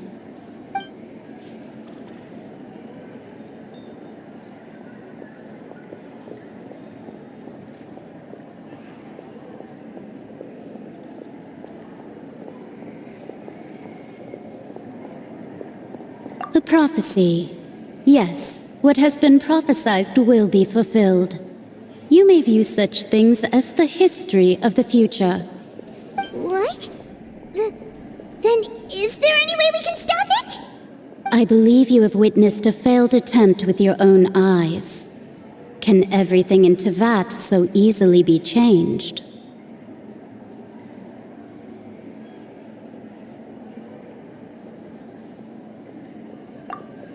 Ah, so you've caught on. Just as prophecies are usually only the future as seen from the perspectives of the gods, could things be happening in hidden corners where the gods' gaze does not fall? Are the things that you shall see different from the fate that the gods perceive?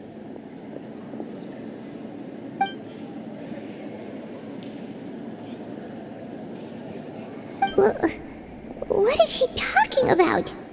It all sounds really impressive and important and stuff, but it also sounds kinda scary.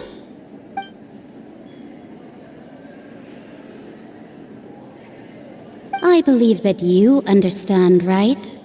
Some things are insignificant, but others you must reach out to change. Ultimately, fate shall serve as your only guide, no matter what will happen in Tevat's future. All you need to do is to play your part. This was good tea, by the way. Thank you for your hospitality. Well, that'll be all for today. The voice. It's gone.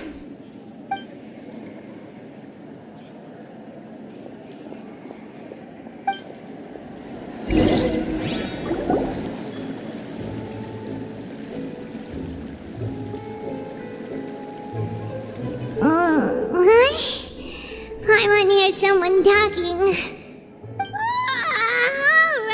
Alright, coming! Hey, it's you who's getting lazy, okay? Well, I see I've walked in on some lively banter. Mona! Fine, just fine. I went to take part in that Steambird panel. It turned out to be more interesting than I expected. Not all Fontainians are pessimistic about this. One journalist mentioned that sitting around and waiting for the end to come would be wrong, and that they should make their own rescue preparations. I agreed, so we had a brief chat with her. Did she have pink hair by any chance? Why, yes! It was Charlotte. You remember her, right? That daredevil journalist? I'm in full support of her view. Prophecies are very important, but how can people allow their lives to be commandeered by just a few words? That's right! Paimon's glad to hear something sensible for once. Ah, yes. About what we had discussed before. I did try, but I'm afraid I couldn't reach the old hag. I'll try again tonight, but I wouldn't get your hopes up.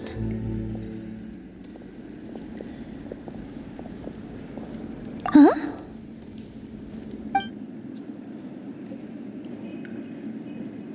Goodness gracious.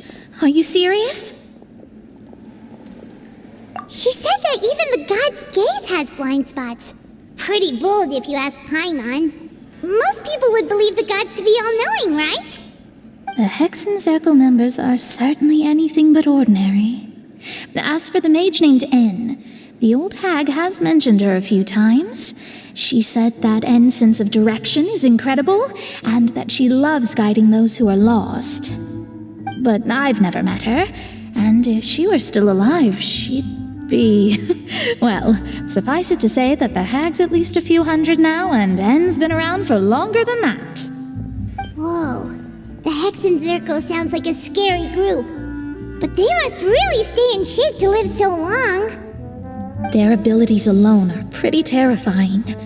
If she came to see you personally, then the problem you're facing must truly be of great importance. Well, it's not like Paimon could understand anything she said. Yes, she was quite cryptic, but I suspect she means that there is still a way to turn things around. She didn't say when or what that would be, though, so... Perhaps it is something that you cannot know right now.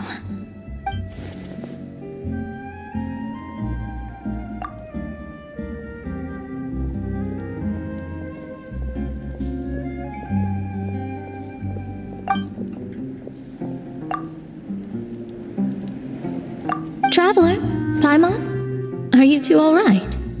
Oh, we're fine. We're just a little down right now. It kind of feels like the end is coming, you know? I see. I feel that same sense of desperation, too. I guess you could consider me someone who has often witnessed fate. So far as I have seen, it cannot be swayed. But even so, I still hope for, and believe in, miracles. Astrology is eternal and rational, but fate may not be. It is cruel, but it can also be beautiful. Perhaps that's what En was trying to tell you. Not to lose heart, and to believe that what you are seeing playing out before you is not yet set in stone. I did originally think of steering clear of all this, but I couldn't. Even if this is all futile, I still wish to help everyone. If we don't struggle to the last, then how can we face the end when it comes? Huh. You do have a point. There I go, talking about astrological principles again. Sorry about that. The moment I start talking about work-related stuff... I need to get going. It was worth trying to comfort you, even if only a little. I believe that you'll help those who are struggling in the same way I did. I suppose that might be why we always seem to meet by coincidence. Paimon feels kind of moved by what Mona said, but also kind of sad too. Hey, Traveler, Paimon suddenly feels like going outside for a walk. Let's go. Let's walk around the city, shall we? There's a few spots we always like to walk by.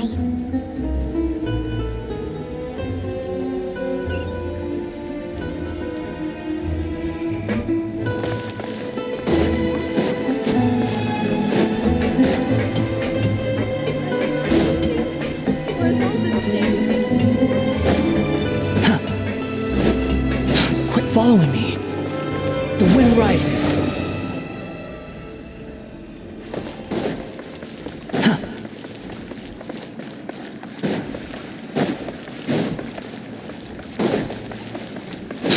Following me.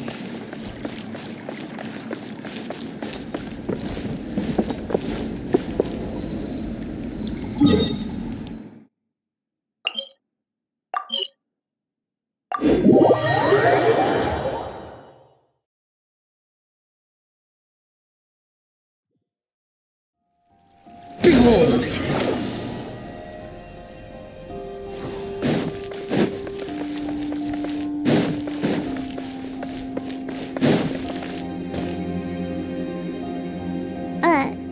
Huh? Our names are written in this newspaper. What's going on? Let Paimon see! The underwater stronghold, the Fortress of Meripede, has continued in its noble autonomy, but that does not mean that others cannot interact with it. My recent attempts to enter the fortress bore little fruit. Huh. Guess Charlotte still hasn't given up on that. Thus, did an Outlander friend become the focus of this report, a blonde adventurer with their white fairy legends trailing in their wake. It is said that this mysterious traveler once visited the underwater fortress. So while the fortress's interior remains a mystery behind closed doors, do not fear, for the tales of the traveler contain surprises in spades. Journalist Charlotte's biggest scoop yet. The Traveler's Trail, World Walker. Huh. Charlotte took so many awesome photos of us and we never even noticed her. She hasn't been able to get a hold of anything at the fortress, so since we're easier to find, she's using us as the subject matter instead? Ugh, seriously? Well, fine. Those headlines and photos do look cool, so Paimon will forgive her this time.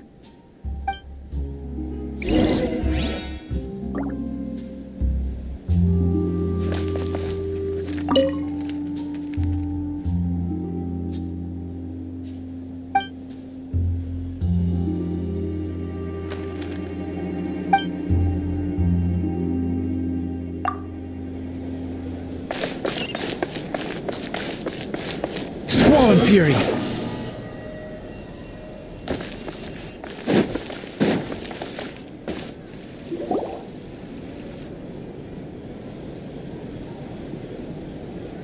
We're here! Paimon's hungry. Should we go in and get something to eat?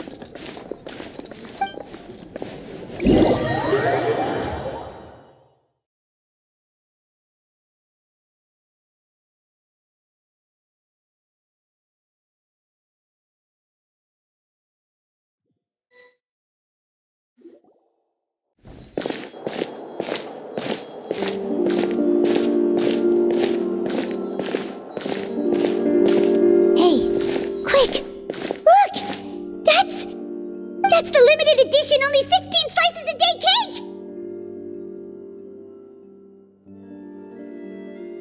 It was so delicious the last time we tried it, despite the tense situation we were in. Let's give it another go. I'm sure it'll be great.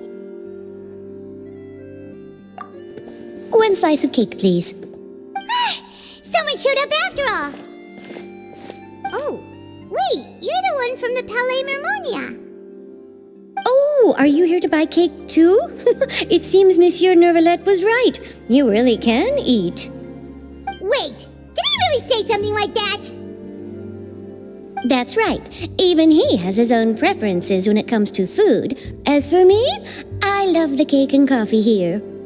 Do you come here often? Usually every day. Every day?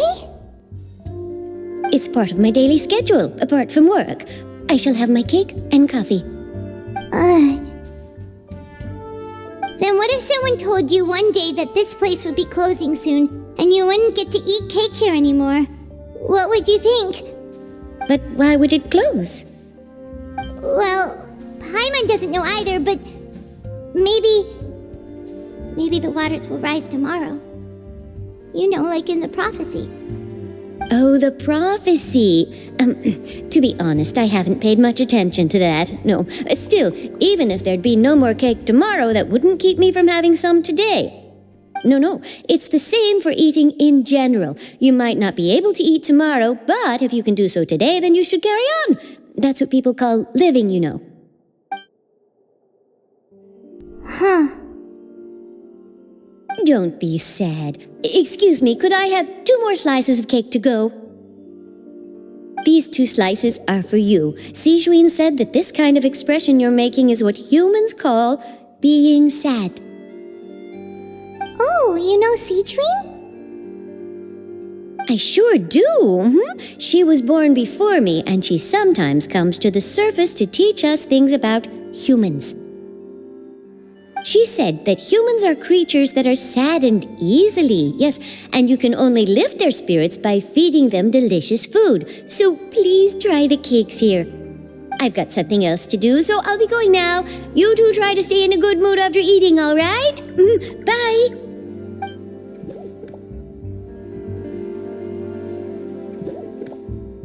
And there she goes. All right, let's dig in. I'm unsure this cake will be delicious.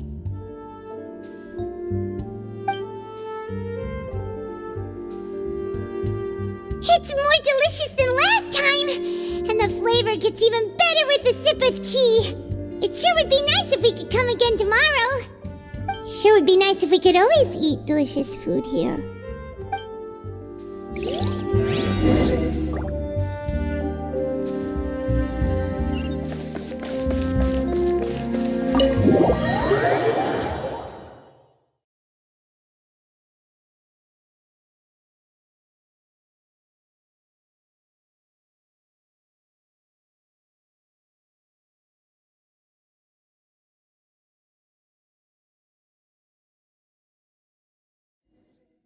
Oh, we're near the Steambird office.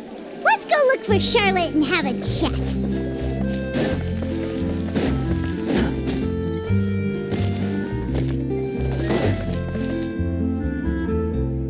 Wow! If it isn't the Traveler and Paimon! Oh, have you seen the article I wrote about you? Ha! You've got some nerve! You just used us to make some quick mora! Oh, you needn't worry about that. I heard that you were in Poisson some time back, so I sent you a letter to discuss just that. It appears you didn't receive it, though. It's all right, though. I've set aside the amount intended for you. I've even set the table with some food. Really? Oh, you're the best! You're almost a little too easy to win over, Paimon. If I were a journalist with ulterior motives, you'd be in trouble now, you know. Oh, Paimon knows you're not like that. Still, what brings you here all of a sudden? Were you looking for me?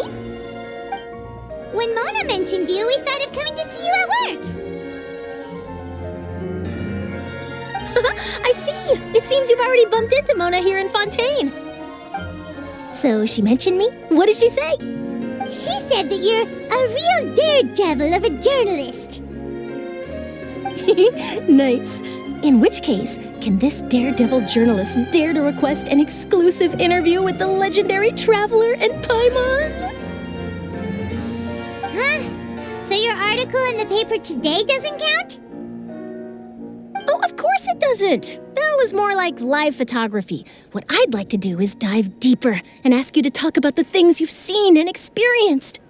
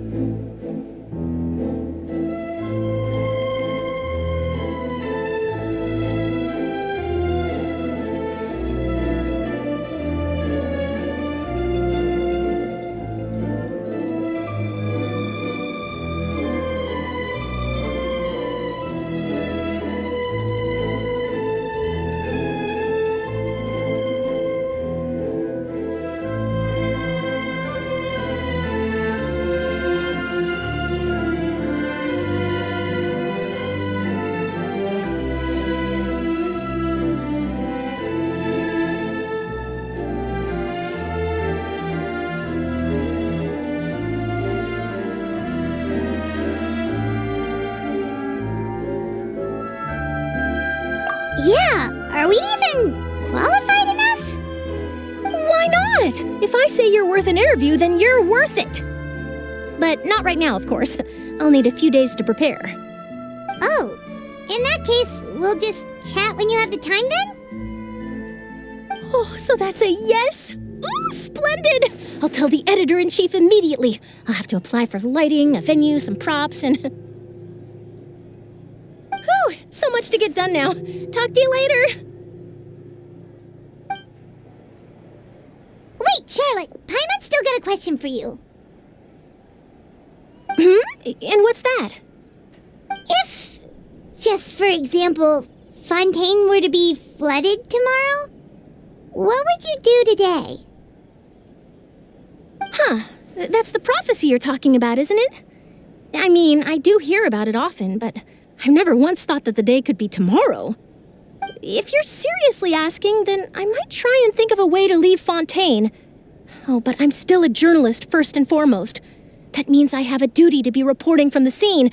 And secondly, I wouldn't forsake my homeland that easily. From what I've seen, most people don't know what they'd do should the worst come to pass. In truth, it might be better just to behave like normal rather than worry over such an end.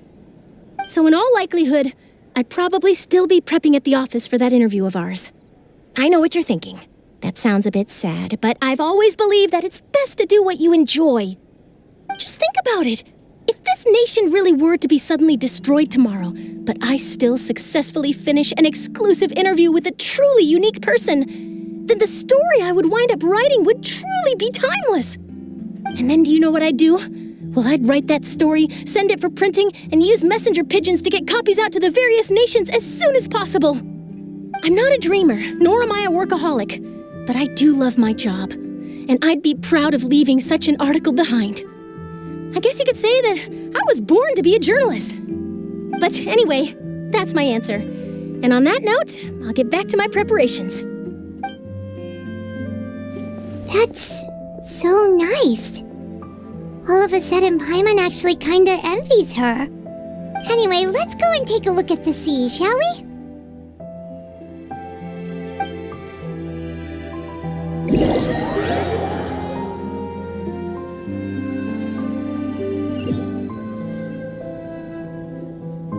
The sea breeze and scenery can be a pretty soothing combo, huh? Paimon's been thinking. If it wasn't Fontaine, but all of Tevat that would be destroyed tomorrow, where would we go and what would we do? No, Paimon should ask, if you could choose, what would you like to do?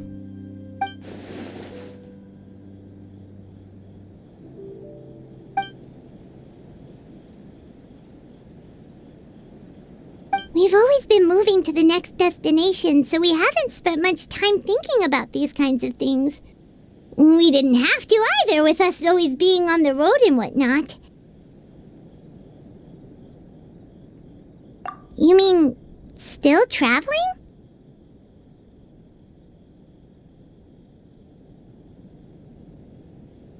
Huh. Wait, isn't that what we've always been doing?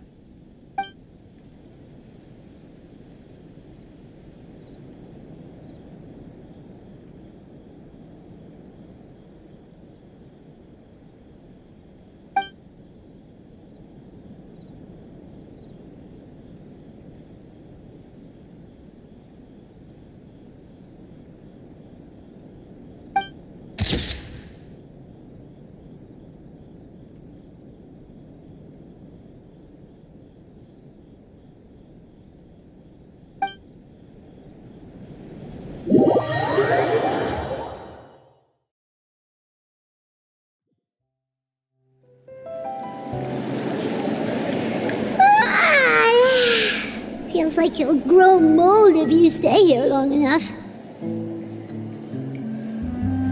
But it's still better than the Fortress of Meripede, that's for sure.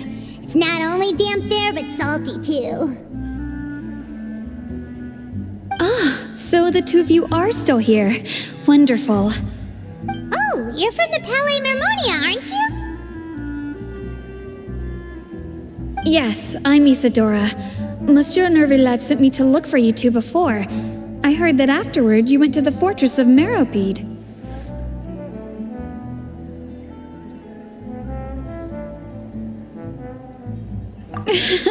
Not at all. I'm well aware that you're friends of his. Actually, I'm here to pass along a message from him. Yes, inside the Opera House. The Maréchaussée Phantom has declared the incident a small-scale riot. A riot? Well, that said, I don't personally think it was that serious. Lady Farina was watching a performance at the Opera House, and while she was resting during an intermission, some other audience members suddenly started harassing her, loudly accusing her of doing nothing about the prophecy crisis.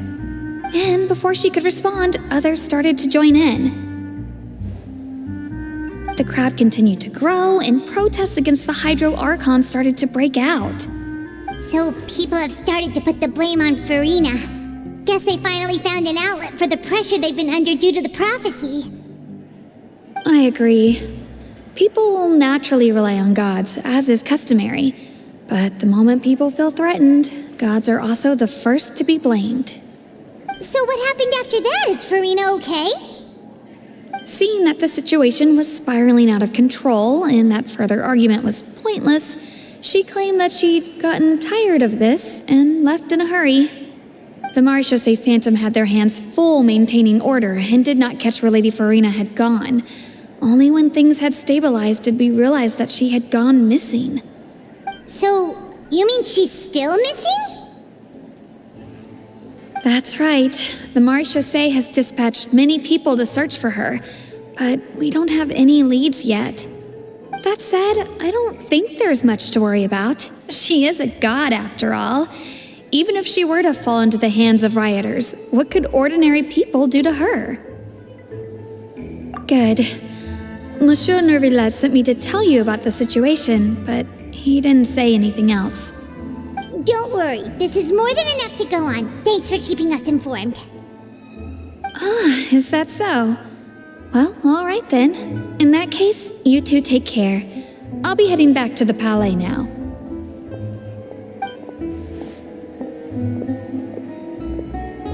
Well, sounds like we should hurry over to Poisson then.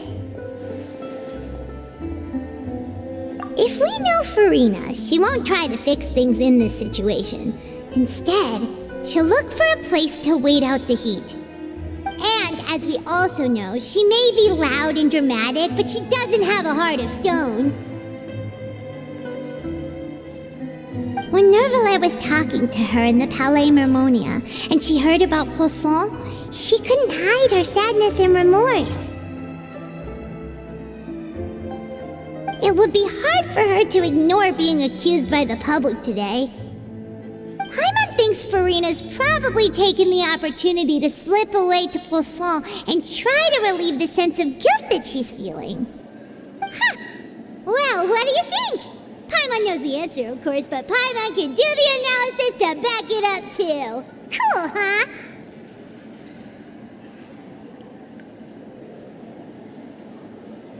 In that case, there's not a moment to lose. Poisson, here we come!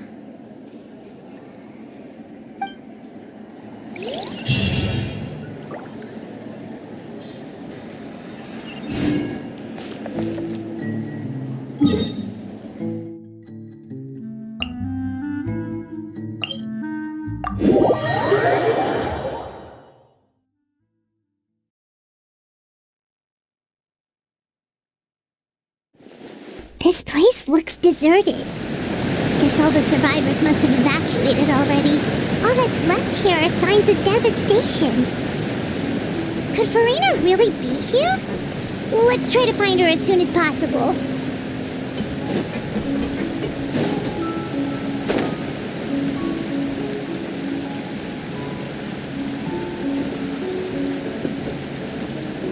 Yeah.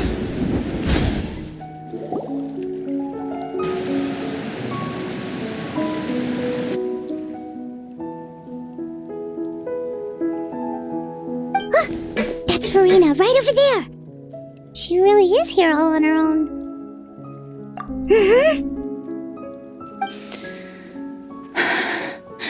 Should I just give up? This is all meaningless. What was meant to happen did happen after all. Everyone's dead. I'm sorry. I am so sorry. Give up, Farina. There's no point in holding out. I'm sorry. But what can I even do other than to repeat meaningless apologies over and over? Who's that? Don't worry, Farina. It's just us.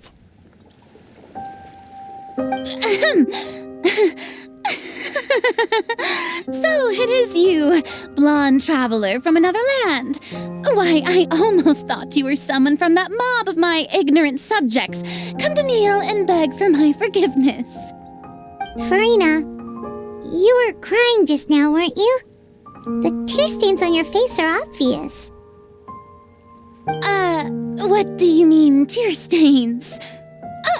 Oh, I remember. The show at the Opera House earlier this morning was so moving. I'm still trying to process it. Who did that uncivilized rabble think they were, disturbing my enjoyment of the arts? They even dare to tout their Archon. I must teach them a lesson. I can just imagine their twisted and frustrated faces once they realize that I'm nowhere to be found. Oh, and I'm sure Nouvellette and those people from the Maréchaussée Phantom are freaking out right next to them, too.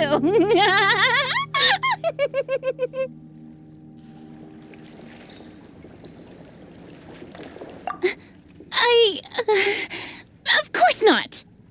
Hey, there she is! The Hydro Archon's over there! Quick, after her!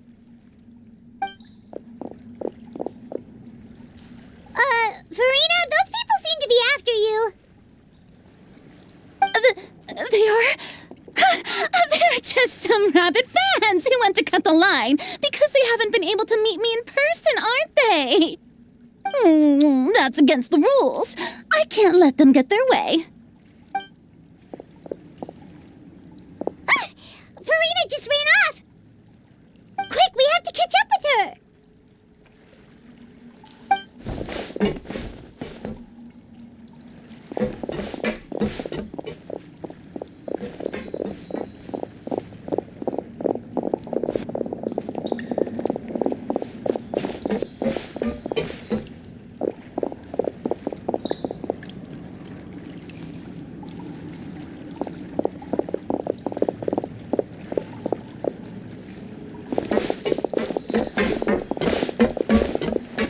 This should be the place, right? Hey, Farina! There's a good hiding spot over here. Quick, come to Paimon before the rest of them catch up to you. What is this place? Hurry, they're almost here. Fine. I suppose haste is warranted. Lead the way.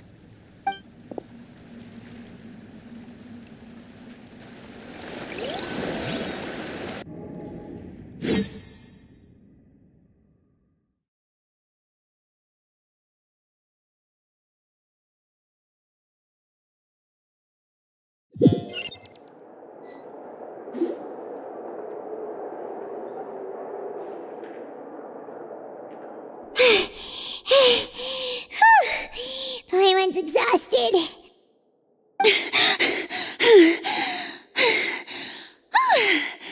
I'm so tired. I totally thought they had caught me. No,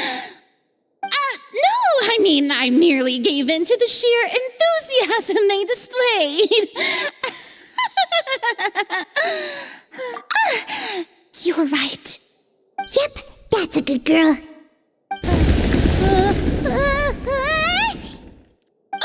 What's happening? The ground's shaking. Is it an earthquake? Yeah, a quake of this kind preceded the flooding in Poisson, didn't it? It can't be. It's happening again. Well, there's no need to worry too much about that. Nouvellette's made some emergency plans, so the evacuation should go a lot smoother this time. Yeah, I hope you're right. But the people of Poisson, they've already...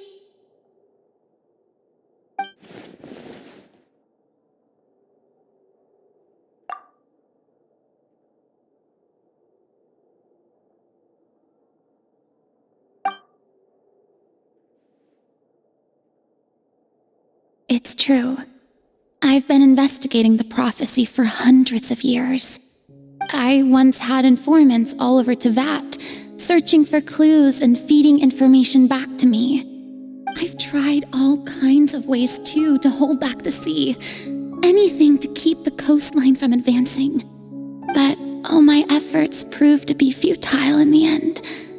Really, the truth has been clear to me for a very long time. We cannot make an enemy of the divine. No matter what we do, the will of the heavenly principles will have its way, and the prophecy shall be fulfilled.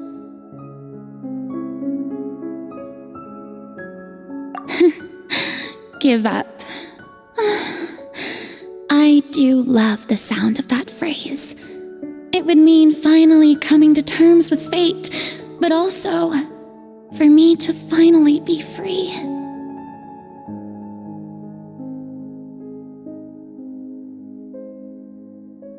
Indeed, I've thought about giving up so many times, especially after we almost lost Poisson. Fate is really unreasonable, isn't it? It has no heart and obeys no rules. The prophecy has only just started to come true, and so many people have already lost their lives. But just now, it all became clear to me. I still don't have the right to come to terms with fate on behalf of everyone else. As long as the final moment hasn't come, it's still not too late. Don't worry. I will keep hope alive for everyone until the very end. Well, that's enough for now. I got the impulse to play the stricken maiden, but honestly, considering my rank and station, that wasn't a good fit at all. Don't take any of what I just said seriously. How could I possibly let Fontaine fall to the whims of trivial prophecy? Come on! Paimon could have sworn you were actually being honest just now.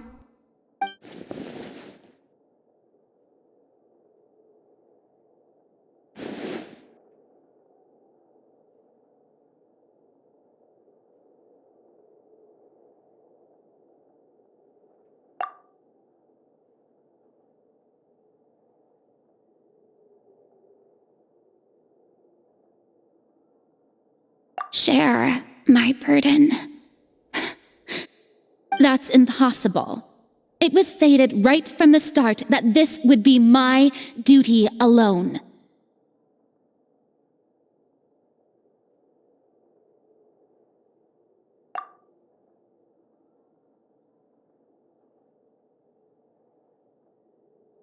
A witness. Yes, I've heard that you came to Tevat from beyond the stars, yes. In other words, you never belonged here. And if Tevat is, in its entirety, a show on a stage, then you're just a spectator, aren't you? If that's the case...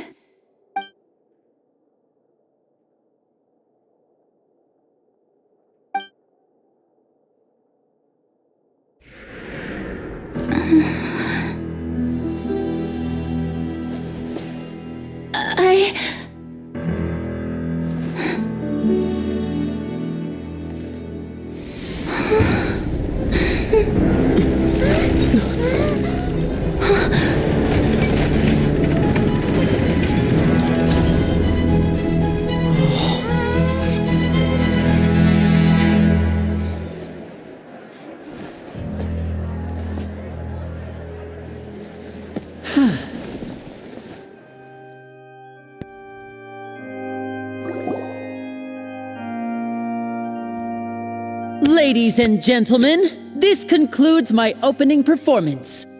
Now, without further ado, we may proceed to the trial of our god. So this is what it is. Yes, you deserve praise for the effort you took to raise the dramatic stakes. Do not forget, however, that I am Focalor, the god of justice, the embodiment of justice itself. Does it not strike you as even the least bit absurd to bring the very concept of justice to trial? May I interpret these words as your refusal to stand trial?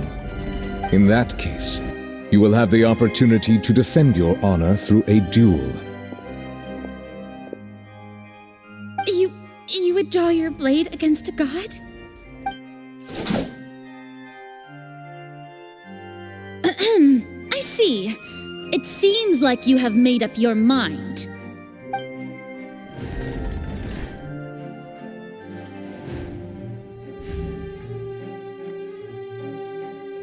Paimon can't believe it. She just surrendered. What the heck is going on? Did I just see an Archon surrender to a human? Wow, how utterly humiliating. Lady Farina, what is the meaning of this? It would seem that there has been a misunderstanding. To be clear, the raising of both hands is not always an indication of surrender. Looking for excuses again, huh? I raised my hands just now to indicate my acceptance of the trial. No duel shall be necessary. I will admit that I've been running away for a long time. I'm sorry, everyone. I was unable to protect the people of Poisson. It is my duty to stand trial for my crimes. You are not the only ones to be disappointed in me. I, too, am exceedingly disappointed in myself. But now, it is time for the Hydro Archon to show you her courage and resolve. I, Farina, will use this trial to show the world the true meaning of justice. This time, I will protect you. Applaud and rejoice! One of the most outrageous and fantastical arcs known to the opera epiclese is now unfolding before your eyes.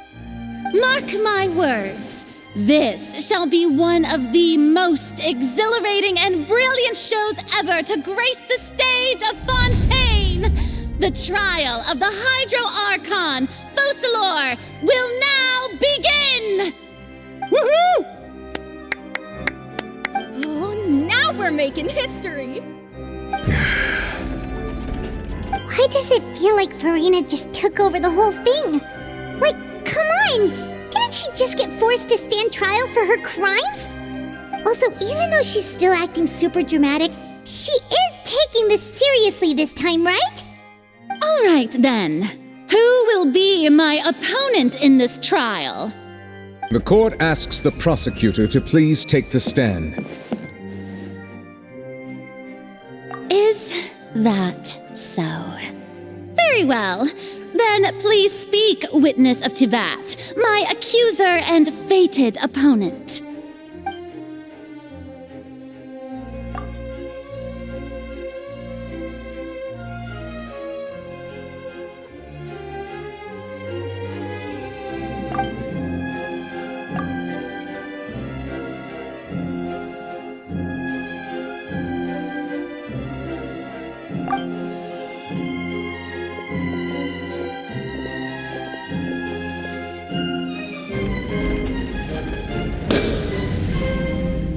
Also, please allow me to ask, as a final question before the trial begins. Just how much work did you do to force me onto this stage?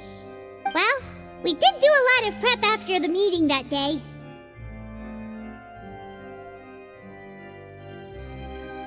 I can go over the tasks assigned to the Spina di Rosula, since they were rather straightforward and easy. Navia, the president of the Spina di Rosula. Most of the people who participated in the disturbance this morning were my subordinates. They changed into plain clothes and came to the Opera House as regular audience members, waiting for the perfect opportunity to incite insurrection against you. The people's resentment against their Archon has been building as more and more of the prophecy is fulfilled. A spark was all we needed to turn smoldering anger into a flame. Moreover, according to our understanding and analysis of you, when something like that occurred, you would likely flee the scene and head to Poisson by yourself. So, we arranged for a second group to lie in wait there. So, you mean The ones who scoured the settlement for me were also from the Spina. And their goal was to force you to step into the giant magic box so you may personally participate in the greatest magic performance in all of Fontanian history. That's right. That house was a magic box, rather than someone's residence. As the super ultimate version of the setup that I used when I first performed at the Opera Epiclese, the volume of the box was increased by a whole order of magnitude, and the distance it traversed was the entire gap between Poisson and Araneas. Its cargo, of course, was an Archon instead of a human. My thanks, Farina. Without your help, we could never have pulled off such an extraordinary performance. You're welcome? Of course, this performance was only made possible with Father's support. The House of the Hearth spent a massive amount of labor in Mora to pull this off. We had to select a location, construct the giant magic box, dig a tunnel, and open up a path through the water. It was a lot of work for all of us. So, in other words, the earthquake that we felt within the giant magic box was just a normal tremor from the transportation of the whole house? That's right. It wasn't a sign of another disaster to come.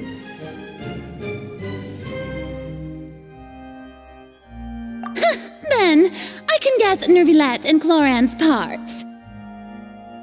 You gathered a crowd, prepared a stage, and made sure that the champion duelist would be immediately ready for a fight. Also that as soon as I appeared on the stage, the trial may commence without a hitch. Am I right? Yes, that is correct. Well, Clorand, I must commend you for your courage. Only the most outstanding champion duelist in all of Fontaine would accept a duel with an Archon without flinching. Thank you. As for you, traveler, I suppose your role was to keep me distracted with conversation once you found me in Poisson. You'd make sure that I didn't notice anything amiss before revealing yourself as my prosecutor once we'd arrived onto the stage.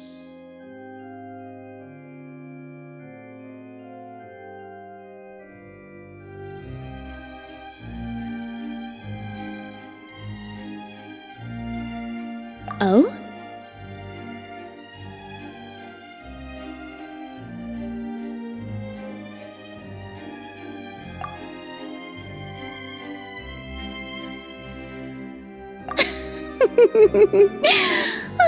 Is that so? Then I suppose I must have missed my final chance. It's fine. It matters not. What's done is done. The stage is already set, so there's no reason to disappoint the audience. Let's see this trial through to the very end.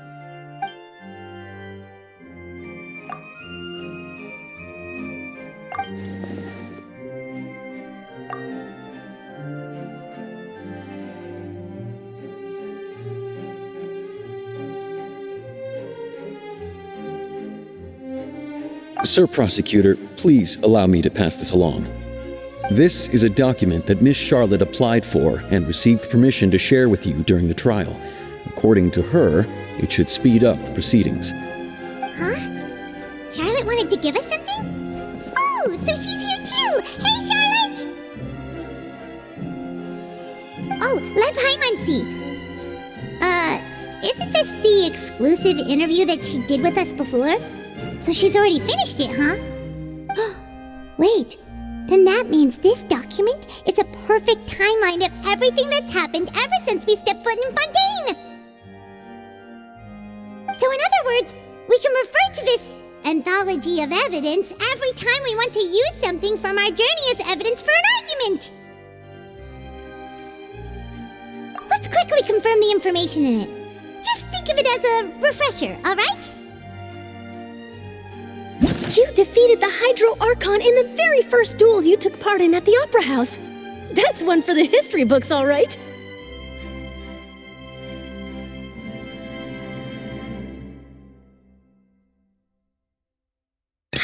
think that you'd wind up getting to the bottom of the case I'd been following all this time. I guess you could also see this as a happy coincidence.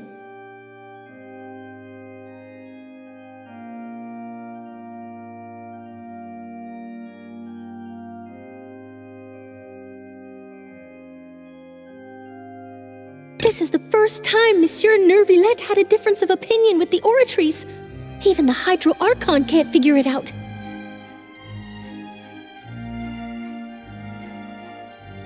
A Fatui Harbinger. She's an extraordinary person. Her instinct must mean something.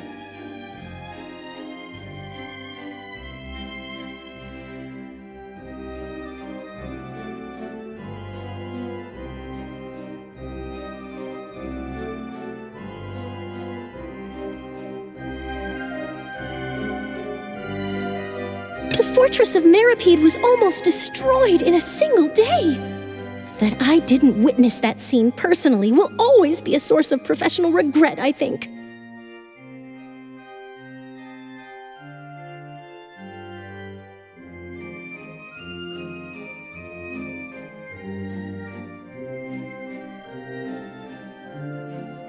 According to Monsieur Nervillette, both Child and that whale should have been in the primordial sea at that time.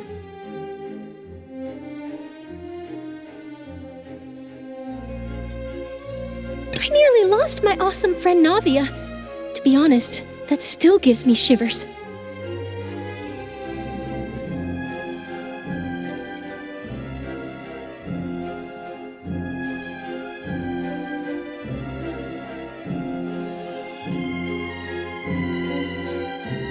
The words of someone as extraordinary as a witch can probably only be truly understood when something surreal happens to you.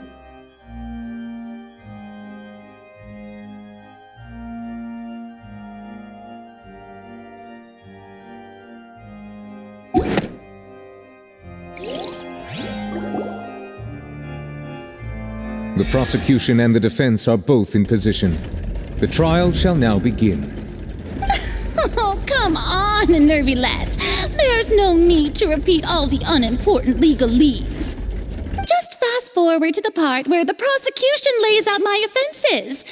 As the defendant and the lead actress of this performance, I still haven't even been informed of my supposed guilt in all of this.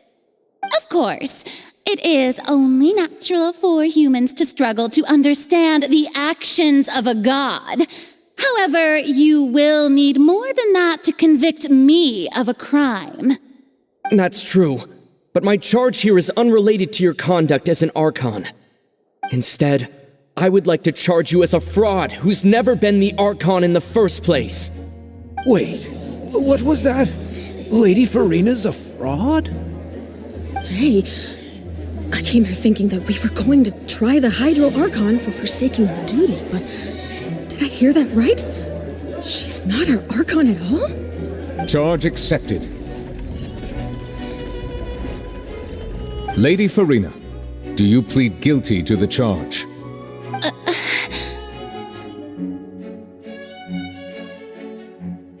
Lady Farina.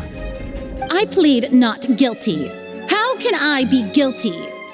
There is no way that I, Focalor, otherwise known as Farina de Fontaine, a member of the Seven and the Regina of all waters, kindreds, peoples, and laws of Fontaine, could be anything other than your true Archon. Yeah, even though Lady Farina can be rather eccentric, isn't it going too far to doubt her very identity? Yeah, I've never questioned her identity either. Sure, Lady Farina can be super irresponsible, but what grounds does that prosecutor have to make such a huge claim? I have cause to believe that common sense will prevail in this case. Many of the members of the audience have known me as the Hydro Archon ever since they were born. There would be no fooling their memory. See? Even the Oratrice has decided to show me its favor. Are you sure you want to commit to a charge that will never be upheld?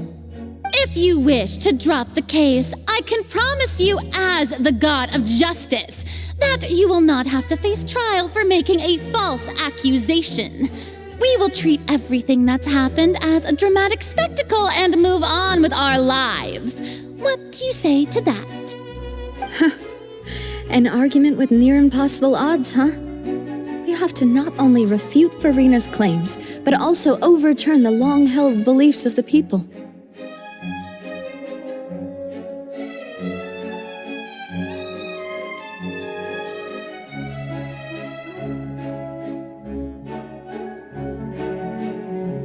Well, I tried to give you the chance to surrender. If you must persist, then let me ask. If you believe I'm not the Archon, then what manner of being do you think I am? And if I was not the Archon, then how did I manage to live for over 500 years?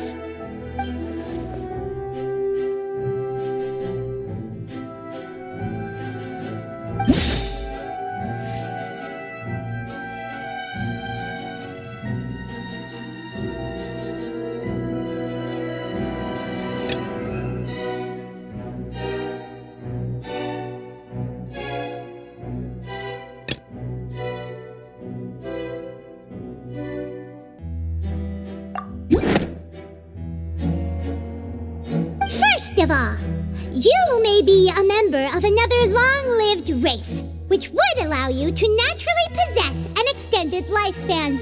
And second of all, even if that wasn't the case, there could be other ways to extend your life. Who gave you that idea? Was it the knave? You'd sink so low as to use a harbinger's words against me. A curse? I once thought it possible that the aura of an Archon might naturally resemble a type of curse. But in light of this claim, perhaps what I sensed was not your divinity, but a curse after all. You sensed it too, huh, Nervalet?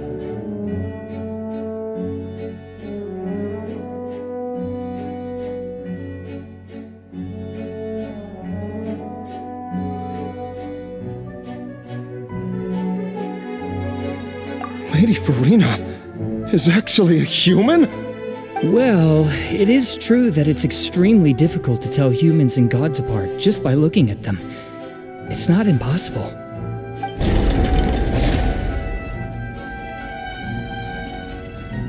Well, don't start celebrating too early now. Even if I have been carrying a curse like you said, how does that prove that I am merely a human being? Besides, everyone knows that the main difference between a human and a god is the possession of authority. Gods can do what humans cannot. That's why they're worshipped as gods. For centuries, manifestations of my authority have served the nation of Fontaine. One need only to turn their eyes towards the Oratrice Mécanique d'Analyse Cardinal in this very opera house, or consider the indemnitium that is used in every aspect of life.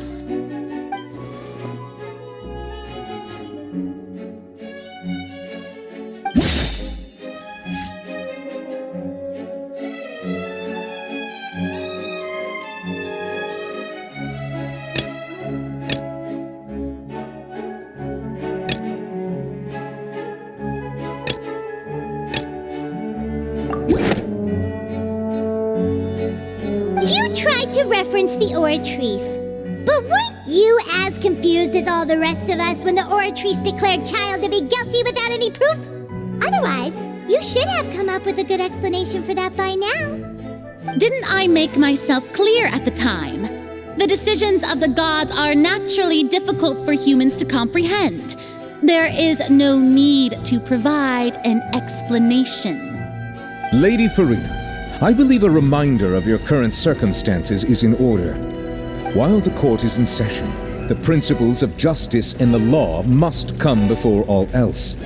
While you are an Archon, you are also first and foremost the defendant in this trial. You will prove yourself unable to defend against the prosecution's charges if you continue to withhold vital information against the rules of the court. I never thought you'd use that kind of rhetoric against me. That was no trick of rhetoric, Lady Farina. I've merely reiterated the rules of the court. Rules that all should respect and follow. So, you neither knew why Child was declared guilty, nor did you understand the structure and operations of the Oratrice. Instead of having been created by you, the manifestations of authority you mentioned have been made by the real Hydro Archon, haven't they? The real Hydro Archon? Well, now you're really losing me. It is true that I did not know why the Oratrice gave out a guilty verdict that day. But the Oratrice handed out that verdict unilaterally, and it has been operating independently ever since it was first created. You can't argue that just because a divine creation is flawed, that the god behind it must also be no god at all. She's still throwing out all kinds of excuses. Seems like she's confident that we won't be able to produce proof that she has no power over the Oratrice.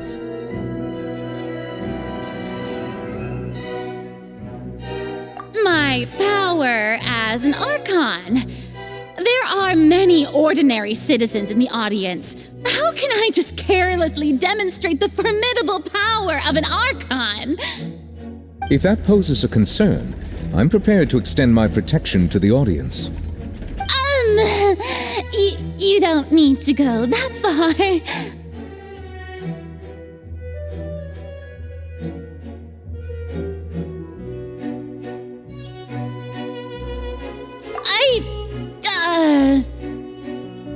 Aren't you the Hydro Archon? Or is it that you can't even wield the power of Hydro, much less the authority of a god? Indemnitium! Yes! It's all because of Indemnitium! All Archons derive their power from the faith of the people, and I've converted the people's faith in justice into Indemnitium! Thus did I give up all of my divine power to provide everyone with energy for their daily lives. Have you ever seen a more magnanimous god? Isn't that a huge stretch? Yeah, no matter how generous an Archon can be, how could they give up all their power? Can a god with no power even still be called a god? It seems like nobody's buying Farina's excuse. Hey, come now, everyone! Please don't stare at me as if I was a liar! I'm still the same Farina you knew, right? The one that you loved! Shouldn't you want to believe in me? Please? You've got to believe me! If what the prosecutor said is true, she really has committed a grave offense. Did she deceive all of us? And all of our parents and grandparents too? And all of our ancestors? Ever since they were born? Enough! That's enough! Tell me then, if I'm not the real Hydro Archon, then who is? If you have no evidence of another Hydro Archon's existence, nor can you find anyone who can back up their claim to be such, then what grounds have you to say that I'm not actually the real deal? Wow, she came up with yet another argument. How can we refute her now? Seems like she really doesn't want to give up.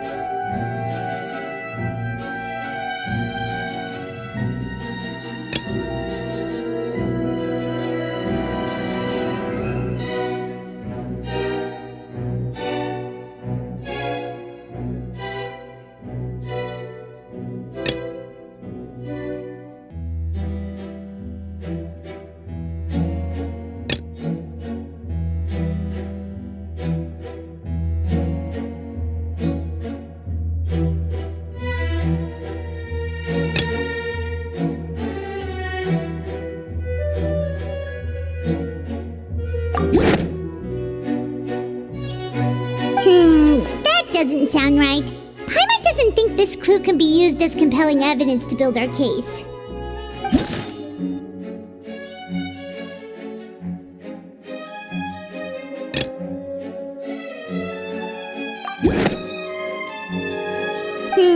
That doesn't sound right. Paimon doesn't think this clue can be used as compelling evidence to build our case.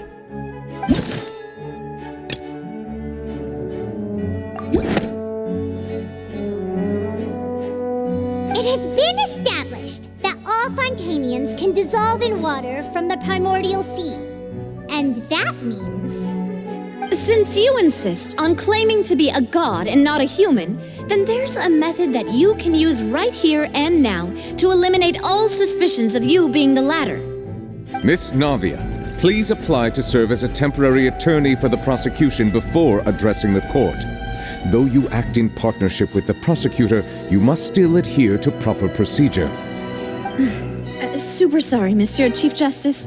I swear this really will be the last time that I'll speak out of turn. Now, I've brought some seawater from Poisson.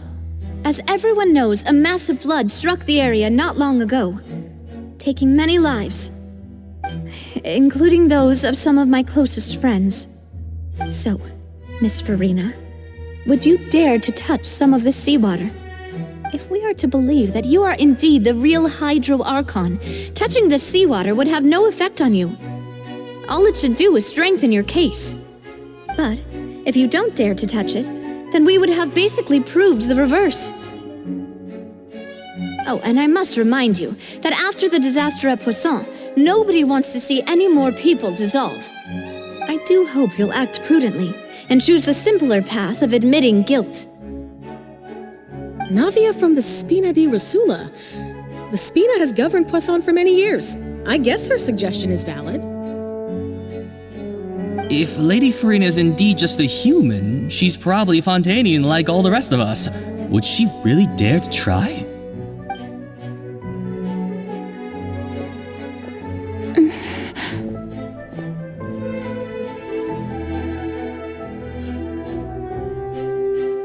Lady Farina, this test has been unilaterally proposed by the prosecution. As it falls outside the realm of standard court proceedings, you possess the right to decline participation. Well, of course he had to tell her that. But refusing to participate is basically the same as a confession of guilt. She's just staring at the water without saying a single word. It really does seem like she's quite terrified of it. That could only mean... What's going on? Is she really planning to... That's not what we thought she would... Due to the inherent risk of the test, Lady Farina, you may... What? Hey!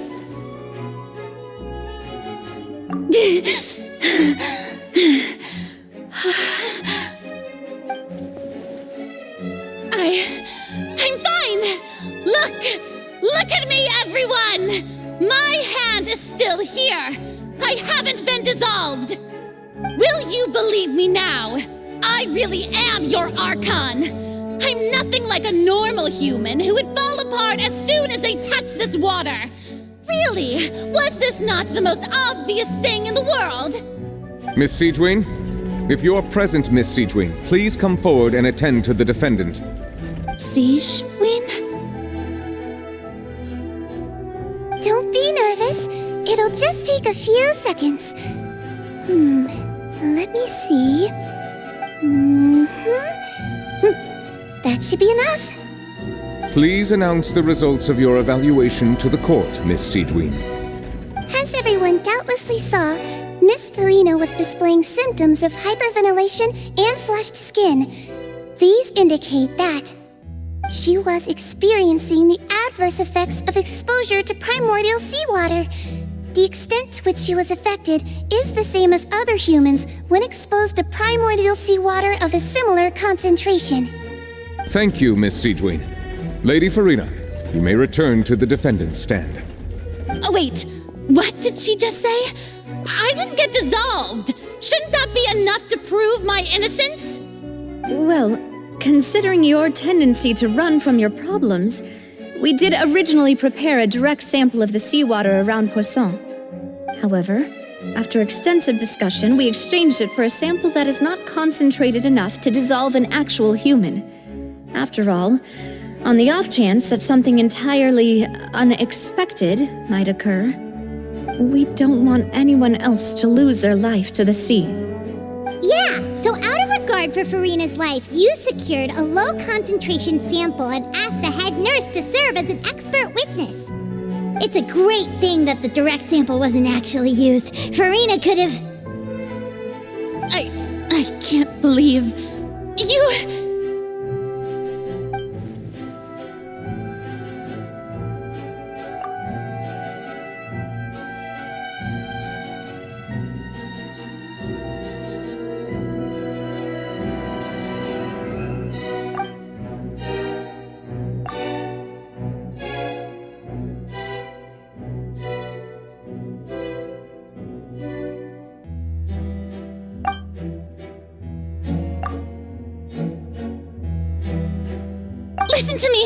Listen to me, everyone! Please don't give me such cold and disdainful looks! What happened just now didn't prove a single thing! Think about it! How can you conclusively prove that an Archon can't also be affected by the primordial seawater? Also, if I was really just a human, why would I dare to just put my hand in that kind of water?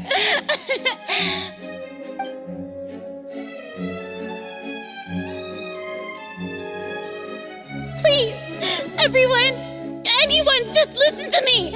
I swear, I really am your Archon!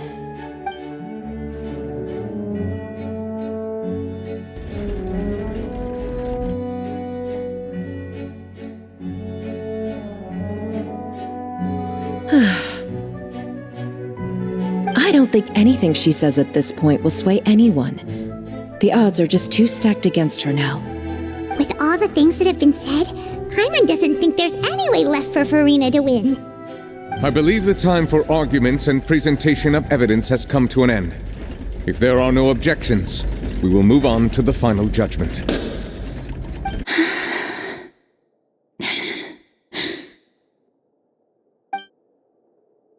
I don't think anything she says at this point will sway anyone. She's too stacked against her now.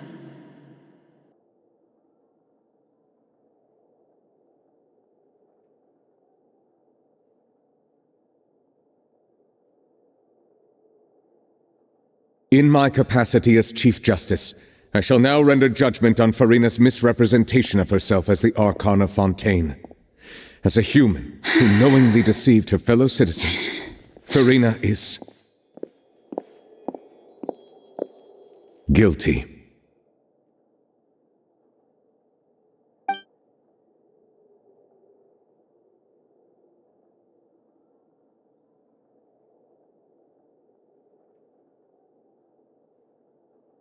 We shall now turn to the Oratrice Mécanique d'Analyse Cardinale to render the final verdict on the charges.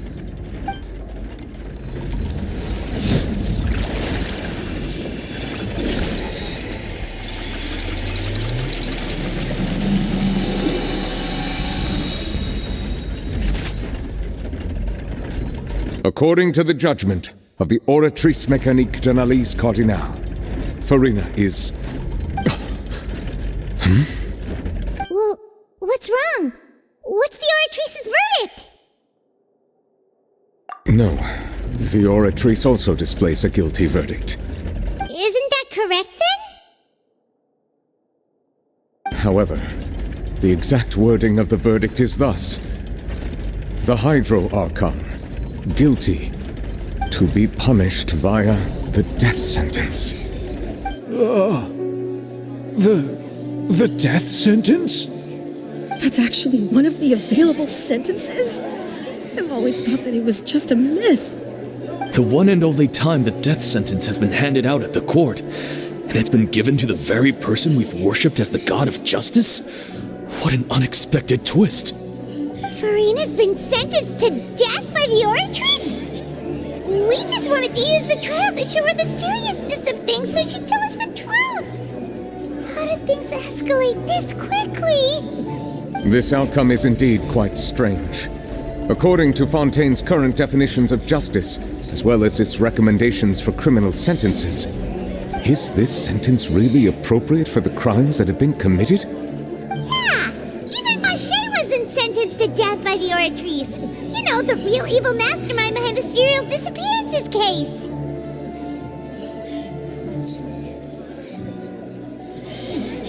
Indeed. Not only is Farina's sentence overly excessive, the very point of our trial today was also to prove that Farina has never been the Hydro Archon in the first place. But now, the Oratrice seems to have deliberately invoked the title of the Hydro Archon. What does this mean?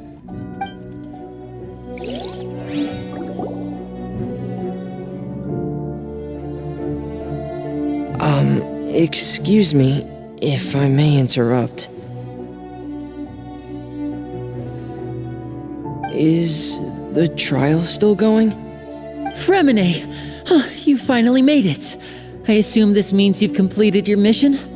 Mm-hmm. Any mission Father assigns to me will always be top priority.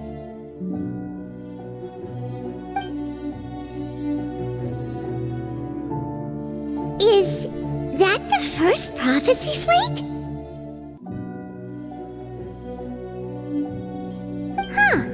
So the knave privately arranged for Fremine to try and find the missing slate! I looked everywhere and finally found it at the bottom of the sea. It took me a long time to get around some dangerous stretches of water. But has the trial already concluded? Then doesn't that mean I've come too late? Oh no. Father will be disappointed in me.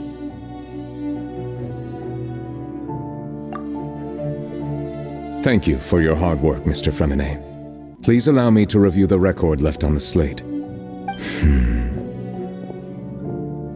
Traveler, I believe that you have already seen the other existing slates, and would like you to come here and confirm their contents.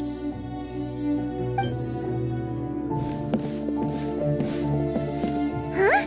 So what do you see? What is it?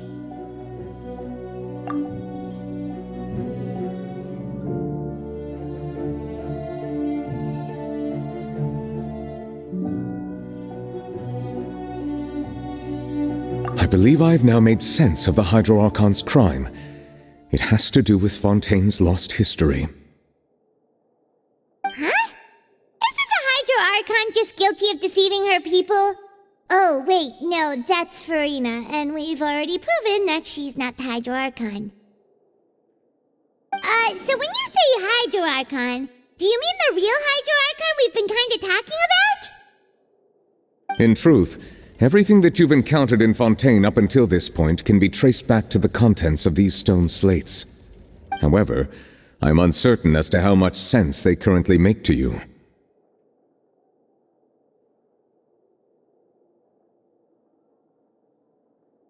Okay, let's try to recall the contents of the other 3 stone slates. Paimon will do her best to help you remember.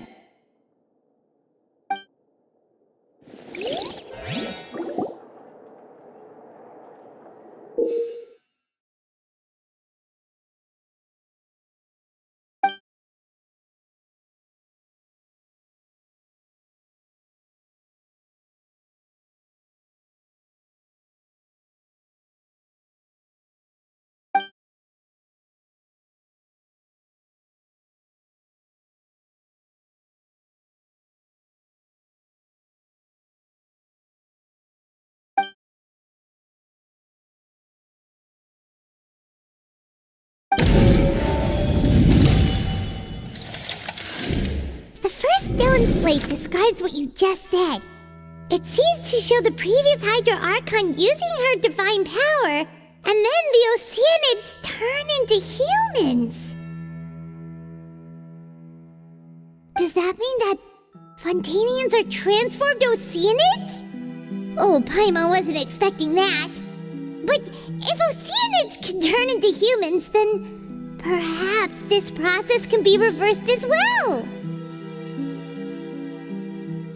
The second stone slate shows Celestia floating in the sky and the Hydro Archon and her people worshipping it together. But the heavens still brought judgment down upon them. This must be the point when the Hydro Archon and the Fontanians were branded with their original sin. Does this mean that the original sin and the Hydro Archon sin are the same thing? The third slate shows the Hydro Archon sinking into the sea surrounded by many people. That reminds Paimon, didn't we also watch that happen to someone else? Well, the fourth slate is the prophecy the Fontanians have been talking about. People dissolving into the sea, the Hydro Archon crying on her throne, and so on. We didn't believe that such a crazy disaster could happen at first, did we? But after that incident, it was just a question of when and not if.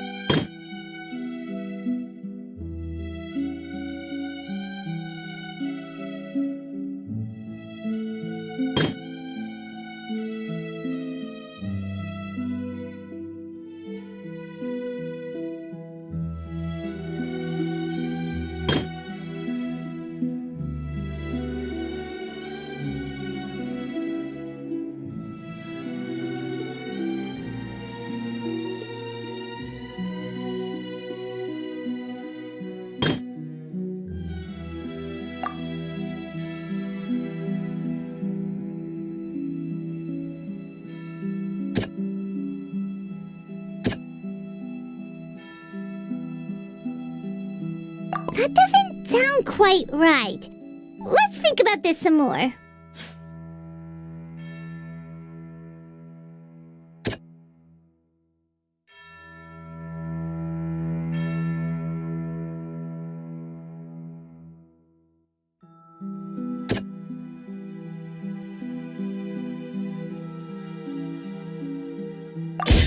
We know from the case of the serial disappearances of young women that Fontanians can be dissolved in primordial seawater, and the first stone slate tells us that long ago, the Hydro Archon used her power to turn Oceanids into humans. This might be the reason that Fontanians can dissolve.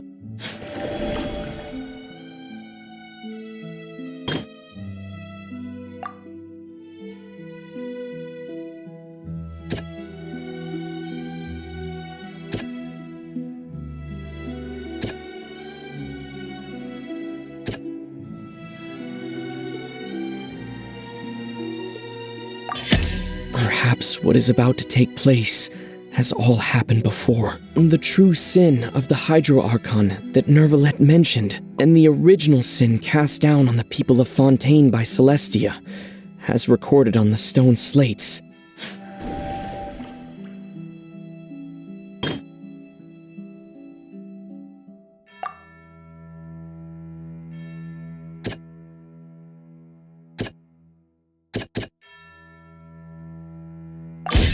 It's not as simple as falling into the sea. When Navia fell into the sea, her consciousness was subjected to judgment. The stone slates show the people gathered around the Hydro Archon in the sea. Could that be alluding to the same thing?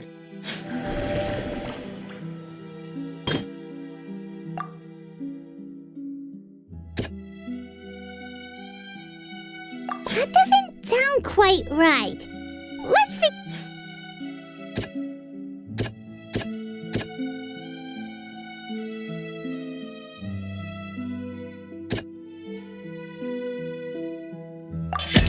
The prophecy from the stone slates found its way into society, but not many people believed it at first. The fortress of Meropide was nearly flooded with primordial seawater, which we know can cause Fontanians to dissolve.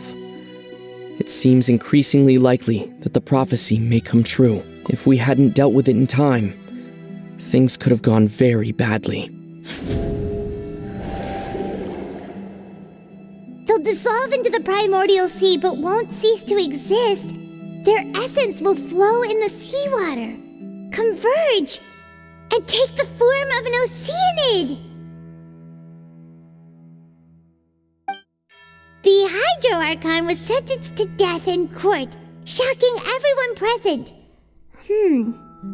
Perhaps this means that her sin was actually Fontaine's original sin. Navia fell into the water inside those ruins, and she nearly dissolved. She was surrounded by the people of Poisson in a court within her consciousness, and was forced to take part in a trial meant to make her stay. The eruption of the primordial sea at the fortress of Meripede was the surest sign that the prophecy was about to come to pass no matter what. The prophecy's contents can all be verified by recent events. If we combine what we know together, loads of truth should come to light.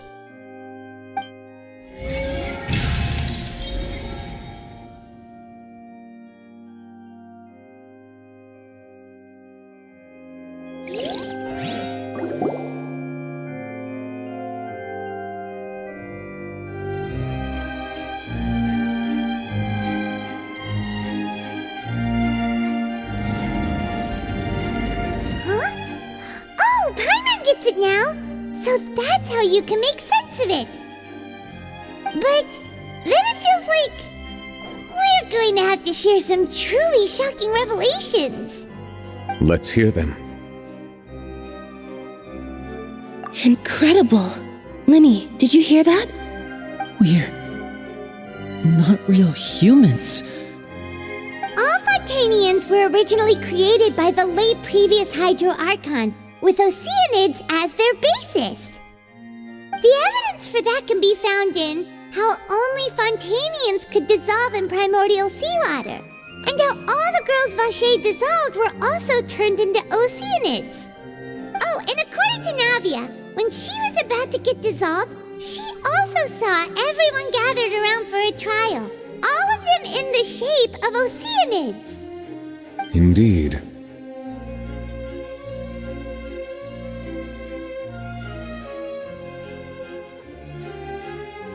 Yeah, and it follows from the content of the first slate that she probably anchored Celestia by creating humans without prior permission.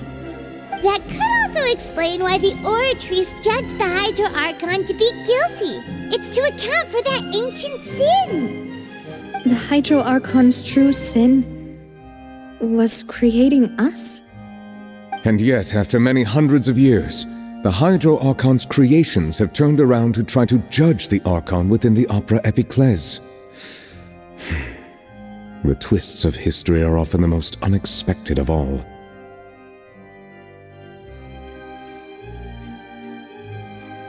Yeah, isn't the image here just like when Navia fell into the sea? So wouldn't it be trying to show the image of the Hydro Archon also falling into the sea once the prophecy has been fulfilled in the fourth slate?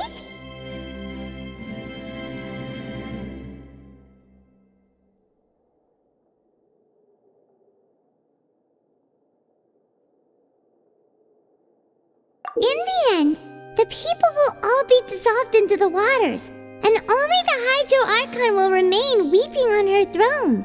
Only then will the sins of the people of Fontaine be washed away.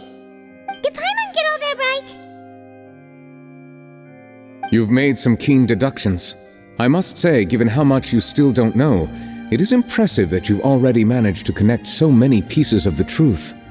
However, while you were able to decode all the information on the slates, they've also been etched with an additional layer of hidden information using a different power source. When we were at the ruins, I tried to decipher the hidden information recorded in the slates. But since we only had 3 slates at the time, I was unable to come to a full conclusion.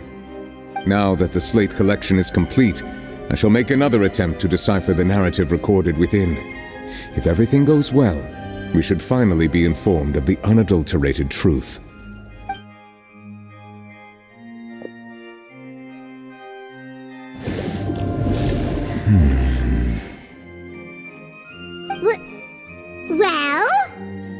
Did you get it?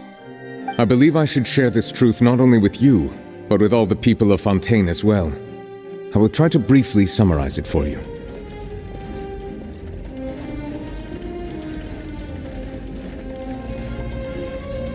Your hypotheses regarding the origin of Fontainians and the sin of the Hydro Archon were both correct. In the Fontaine of old, the previous Hydro Archon sensed the yearning of her Oceanid familiars for life on land.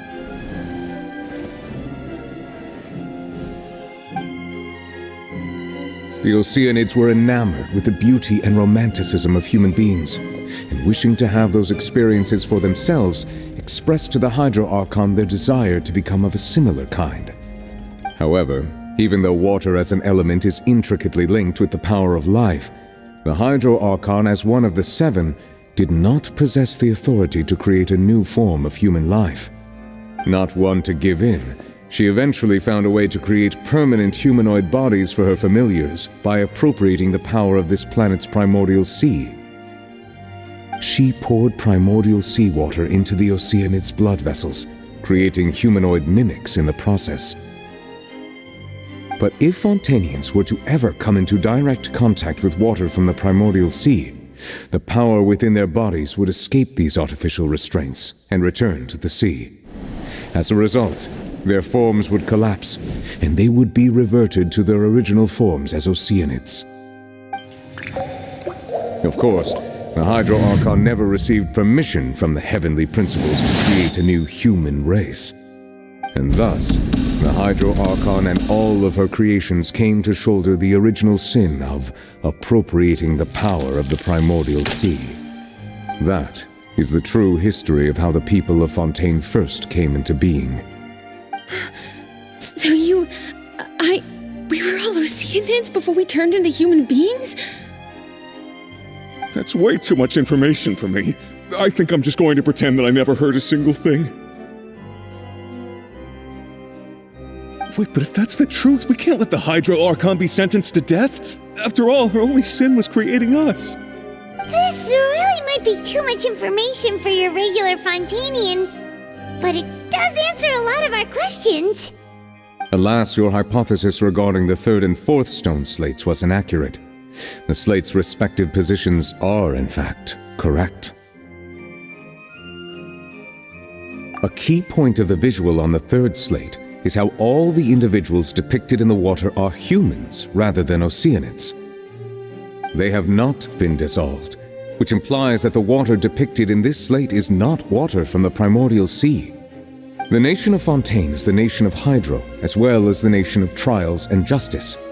Instead of being the literal element, the water in the scene symbolizes judgment and justice. You may also recall Navia's experience. When she fell into the sea, her consciousness was surrounded by that of many others who intended to hold a trial to determine her fate. Therefore, the meaning of the third slate is that the people of Fontaine shall try the Hydro Archon at the court of justice.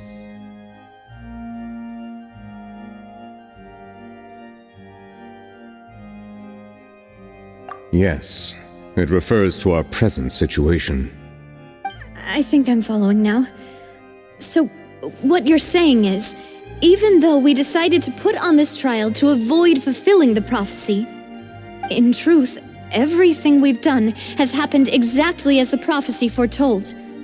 So now, it seems, we're the ones making sure it comes true. What should we do? Huh. No matter what, the prophecy will be fulfilled.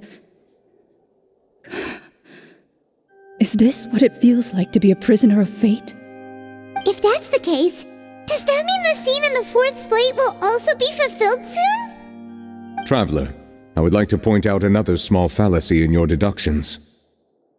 About the fourth slate, you probably thought that the eruption of primordial seawater beneath the fortress of Masquerade served as the surest sign that the prophecy was about to come to pass, yes? However, I believe that rather than being a sure sign, that eruption could in fact only be a small warning of something far worse to come. As for the root cause of the catastrophe, I believe you've already encountered it once before.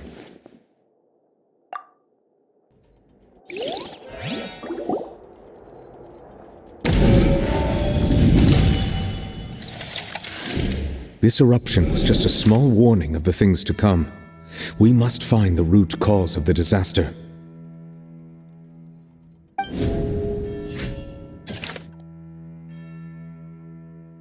That doesn't sound quite right.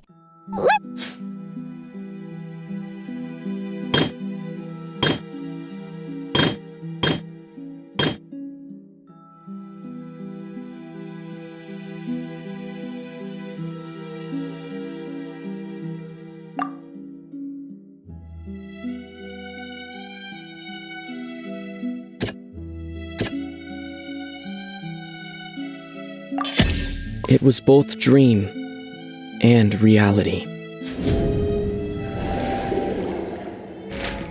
If we're talking about a true culprit, that could only be that thing inside the primordial sea, right? The truth, the original sin, the trial, and the root cause of the disaster.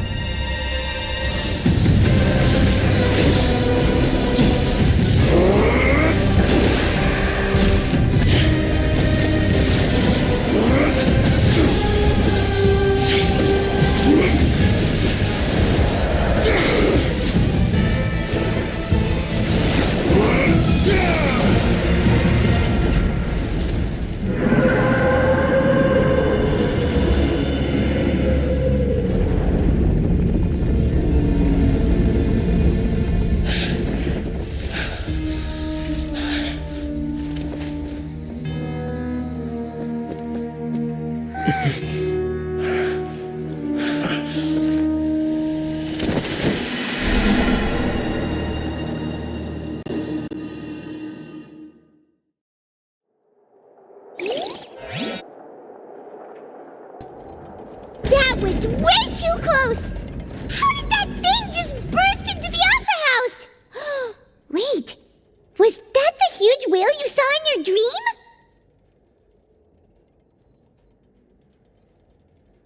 So we've met it at last. I understand very well why it has chosen to make an appearance here. That whale does not belong to Tevat. It is a monster that has traversed the stars, weeping all the while. It has been greedily consuming the energy from the planet's primordial sea, using it to grow. That is the main cause for the rising sea levels. And once it has finished consuming all of the energy contained within the sea, its next step will be... You said that when the Hydro Archon first created Fontanians out of Oceanids, she filled their blood vessels with primordial seawater. Precisely. That whale finds the blood of Fontanians nigh impossible to resist. Therefore, when it left the primordial sea, it decided to make its next stop a packed opera house full of food. Food in the form of Fontanians. We just barely managed to push it back, right? In that case, won't it come back to target the people again once it's managed to recover its strength? That is correct. Indeed, it is more accurate to say that we should thank that Harbinger for buying us some time. Without him, the whale would have likely come onto land far sooner. From the way he looked, he must have been fighting the creature for quite a long time. That battle maniac. We've always known that he had a special connection with that whale, but we definitely didn't expect it to help us out like this. Anyway, now that we know that this whale is the actual cause of the disaster recorded in the prophecy? All we need to do to stop the prophecy would be to find a way to beat it up, right? It is too late. It had already absorbed too much of the primordial sea's energy before we could notice it. At this point, it has become practically integrated with the sea itself.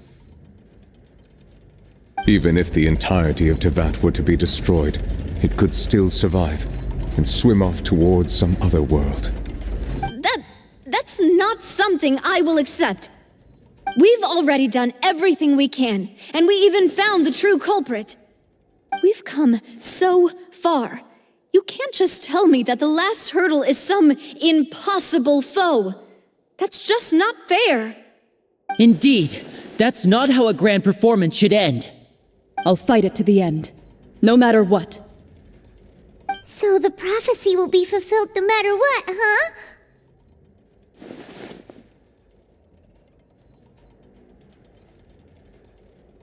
The prophecy.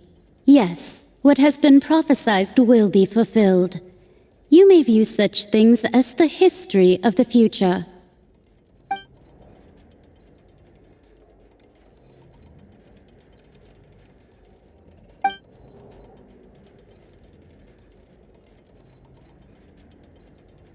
Just as prophecies are usually only the future as seen from the perspectives of the gods, could things be happening in hidden corners where the gods' gaze does not fall? Ultimately, fate shall serve as your only guide, no matter what will happen in Tevat's future. All you need to do is to play your part.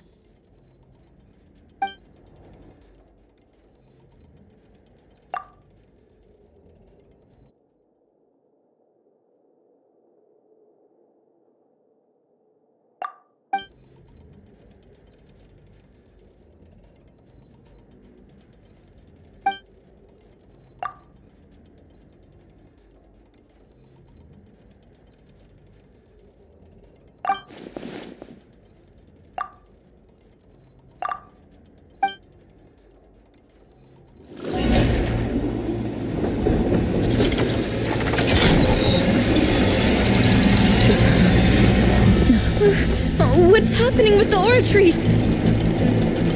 I believe it is preparing to carry out the death sentence.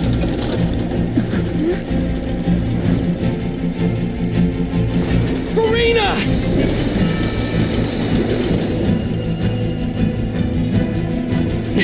No, I still need answers.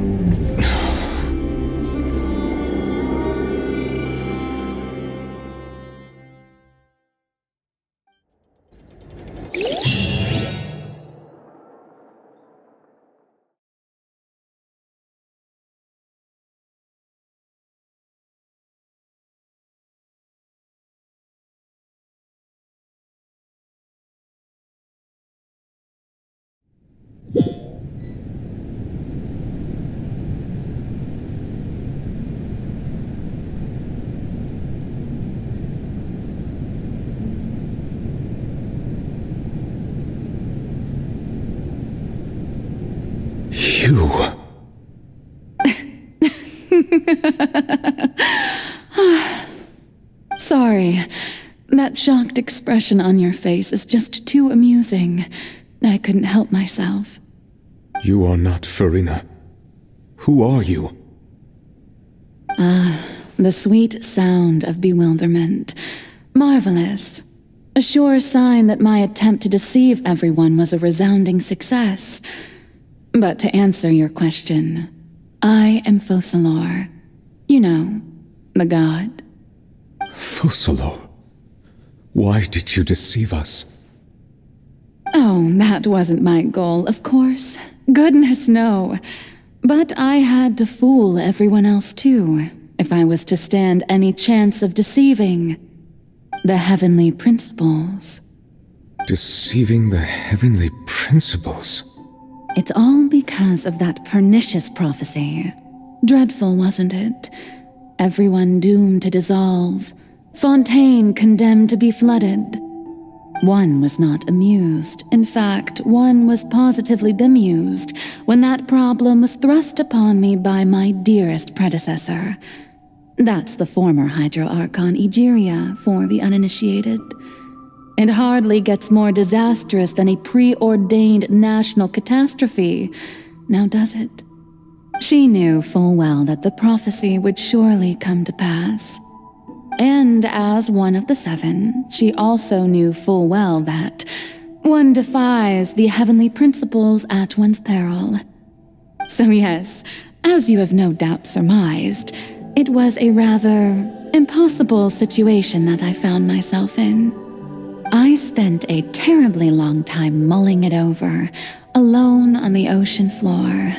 And I was almost growing barnacles by the time I finally realized there was only one possible solution to this confounding conundrum. I had to outwit the heavenly principles, allow the prophecy to be fulfilled, ostensibly at least, while saving everyone at the same time. I'm a genius, I know. I can only assume that's why Egeria chose me as her successor. Although, looking back now, it was hardly the inheritance one dreams of.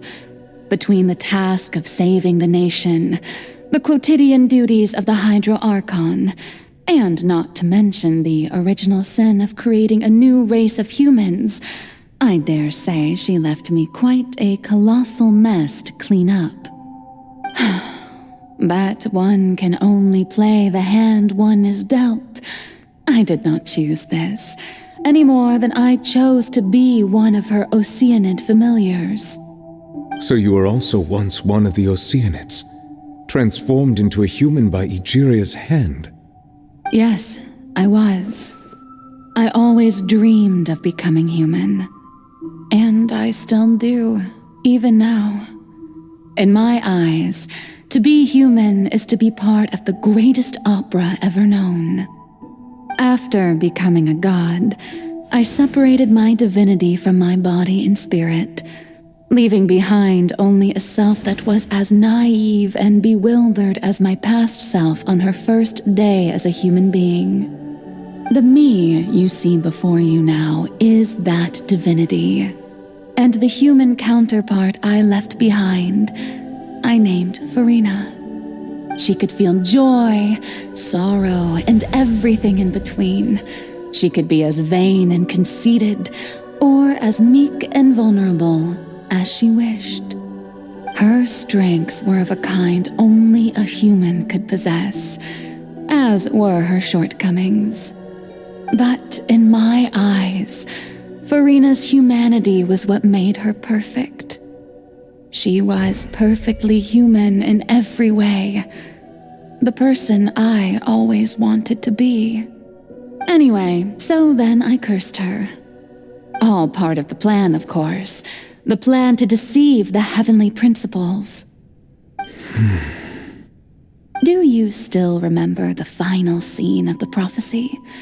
The Hydra Archon alone, weeping on her throne. In order that the prophecy might appear fulfilled, I invited Farina to be an actress, to play the part of the Hydro Archon in the prophecy. Under the curse I placed on her, so long as I, Focalor's divinity, continued to exist, she could not die. But nor was she free to live her life in the pursuit of happiness. Instead, she was forced to take the stage in the opera house, to embrace the role of leading lady, to forever play the part of the god from the prophecy, all to create a deceitful appearance of that prophecy coming to pass. I suppose now you probably understand why your court is called the Opera Epiclese. But Farina is only human, isn't she? Even though she has had a long life, her mind is no stronger than that of any other ordinary human being. I cannot begin to fathom what she has had to endure. It must have been torture for her. It has indeed. And although she is, in a sense, me in human form, I most definitely owe her an apology for it. It's been 500 years, and all along, she's been playing her part in the most unimaginably long, unbearably lonely, and agonizingly painful opera of all time.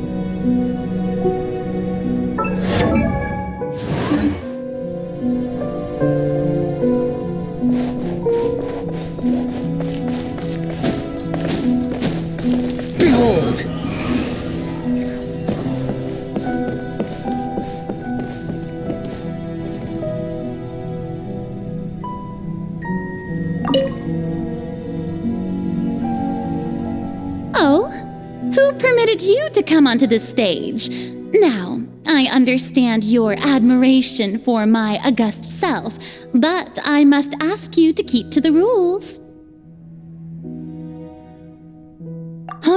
All right. It is not my intent to reprimand you. There is no need to state your name. Just be off with you. Do not distract me from my performance.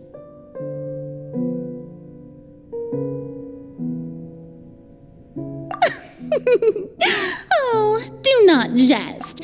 Can you not feel it?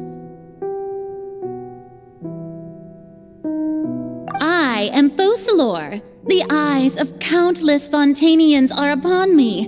I must, at all times, display the utmost elegance and nobility.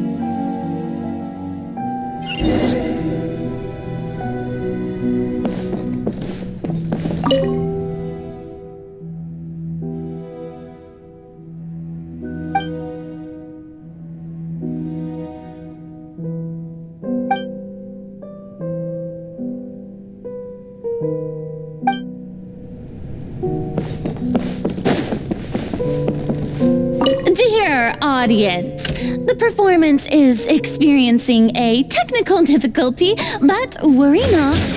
The guards shall resolve it soon enough.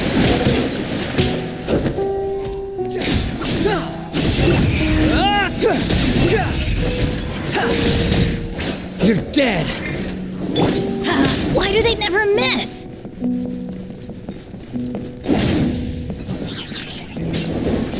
Off we go! Gotcha! That's far enough! Behold!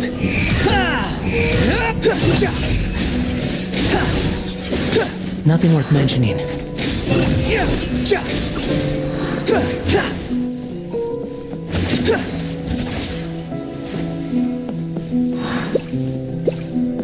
Hey, what gives? The audience is still watching me, you know. Guards? Wait, where are the guards? Guards!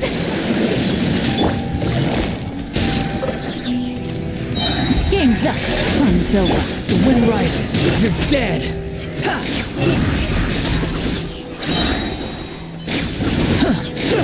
Know your place. Quit following me.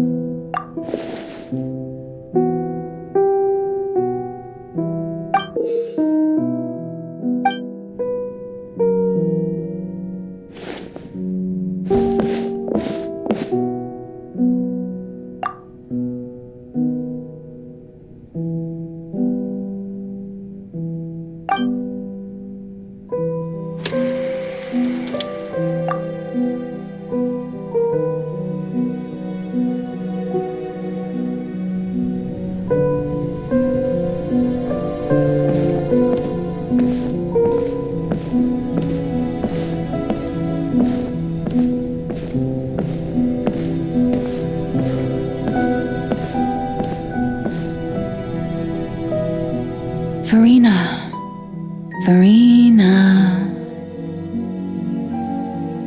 Huh? Who's that? Who's calling me? Where are you? Be not nervous. Be not afraid. I am before you. Wait a moment. You're near me? How can this be?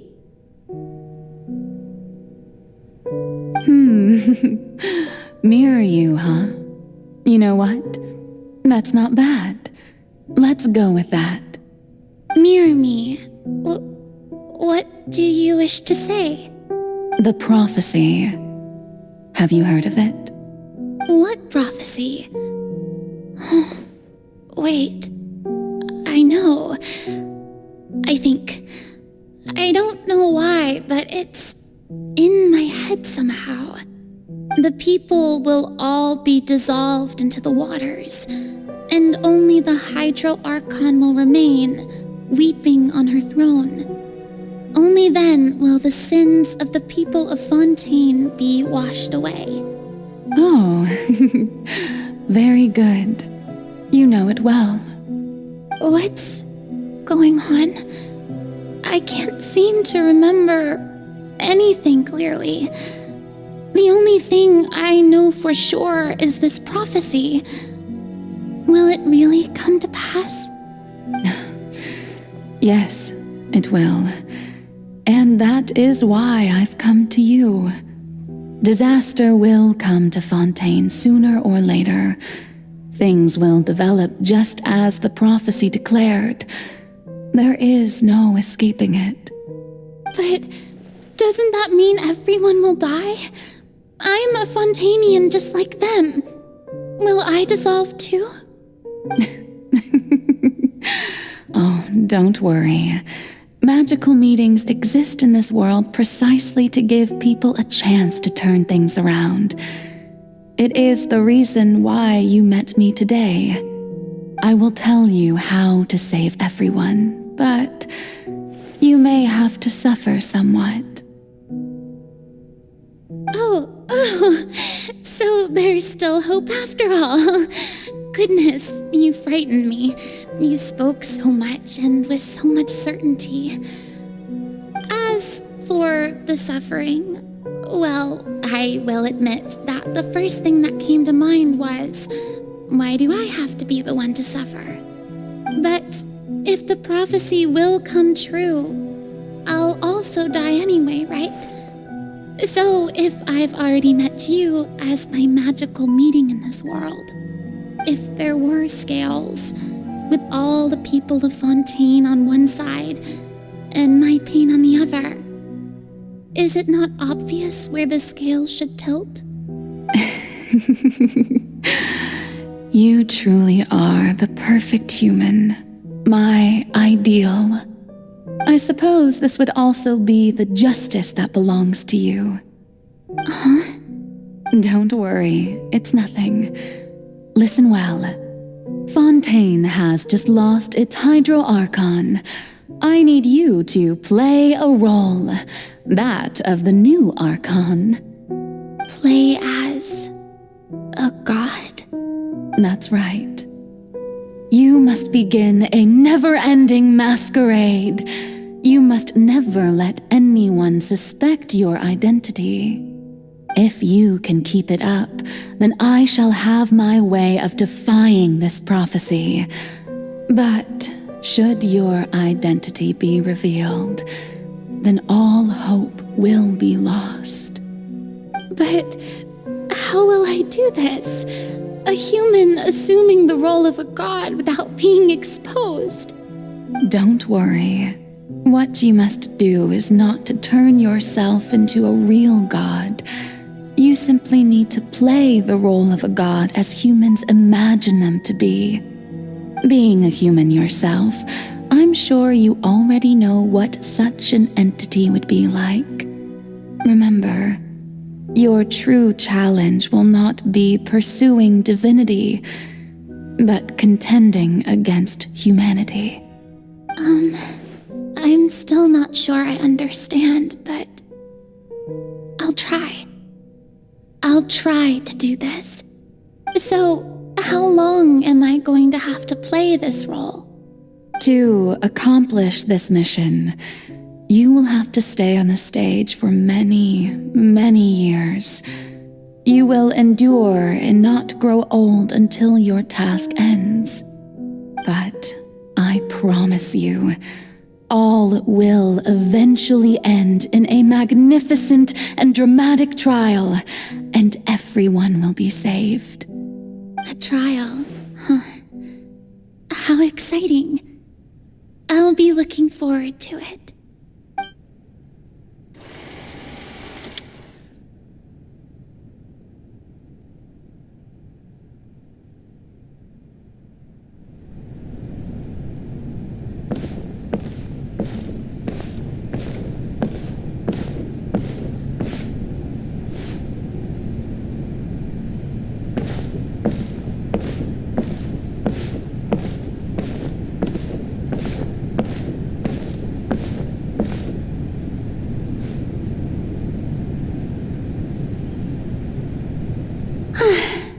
The Maison Cardinalise has announced my accession, but this is my first time facing the people. What should I say to most appear like a god? To be honest, I still don't know. Perhaps I should first try to act natural. Ladies and gentlemen, good evening, and welcome to the Opera Epiclese. I'm sure you've all heard about how I have taken on the role of Hydro Archon. Indeed, I am Verena de Fontaine, your new Archon. In truth, I know little about becoming a nation's new god, but it will be my honor to guide you all. As the god Focalor, the god of justice, I I shall do all within my power to lead you into an age of fairness and justice. Once again, thank you all for coming. If you should have any questions or suggestions, please send them to the Maison Cardinalise. The future of Fontaine will require us to work together, after all. This should do it. I thought I might stammer, but thankfully, I was able to convey my thoughts just fine. Okay, and next. That's the new Hydro Archon. Is this some kind of joke by the Maison? I would have thought that a being that surpasses humanity would be a bit more assertive. Hey, did you hear that? She even told us to send her suggestions there at the end. Shouldn't gods be all-powerful? She's being so modest. What's the difference between her and an ordinary person, then? If you ask me, perhaps the succession didn't actually happen. She might just be a Maison-back puppet. Wait, what's going on? Why is everyone suspecting me of being a fake? Oh, this is bad. If I get exposed here, there'll be no saving the people from the prophecy. Right. Mirmi said that I just need to play the role of a god as humans imagine them to be. Calm down, Farina. Think. What do the people want? How would they imagine a god to speak and act? Assertive, with a strong sense of presence. One who can dispel all doubt. That is the character I'm fated to play.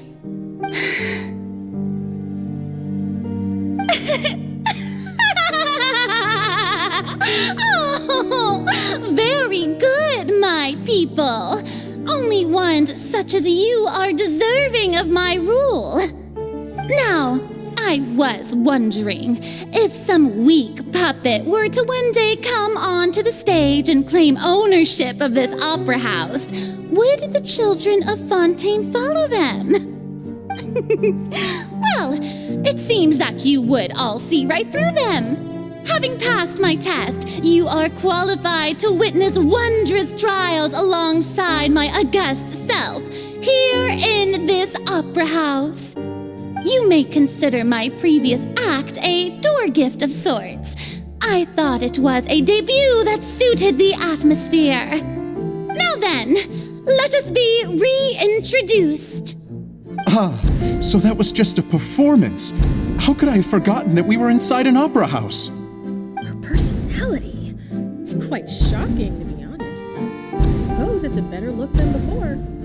Such a fascinating and bold deity. How wonderful. Our future may yet be bright after all. It seems I've turned them around. Best follow this flow and restart my accession speech.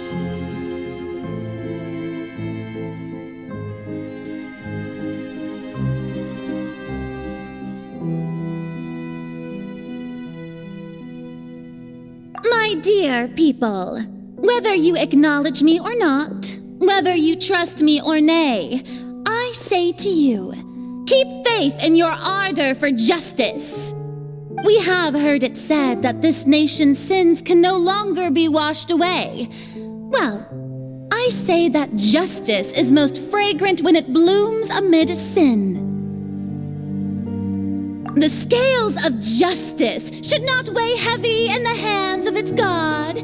On one side, it must carry fairness and justice. And on the other, praise and applause. May law be the prayer on our lips. May judgment be our worship. Let us light the fires and drink to the future of Fontaine. There is no trouble in this world that justice cannot solve. All that is needed is for you, my people, to believe in it, heart and soul.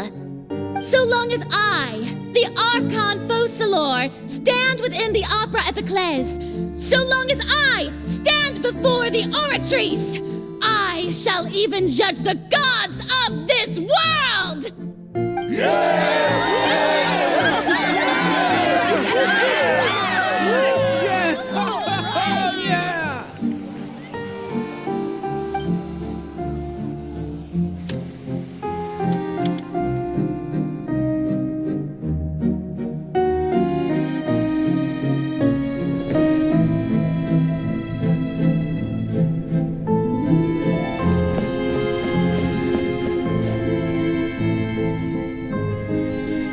Lady Farina, here are today's case reports, as well as a summary of the follow-up for your perusal. Come now. Was I not just at the Opera House in person? Leave these kinds of things to Neuvillette. Besides, none of these trials were the one that I'm looking forward to the most. If I may be so impertinent, what kind of trial are you truly looking forward to? A magnificent, dramatic, and wondrous trial. A trial to end all things. How could you hope to understand? That's true. I fear I lack the ability to grasp your divine thought, Lady Archon. No need for fright, and do not take what I said before too seriously. Go now, do your duties. The trial I await. It will come one day.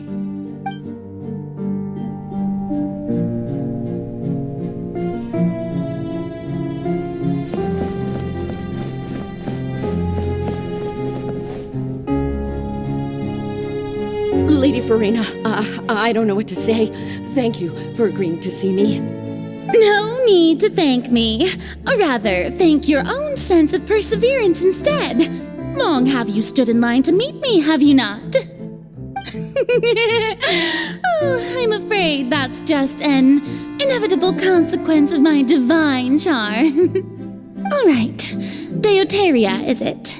How is your son's illness? You remembered me, and you knew of my family, too.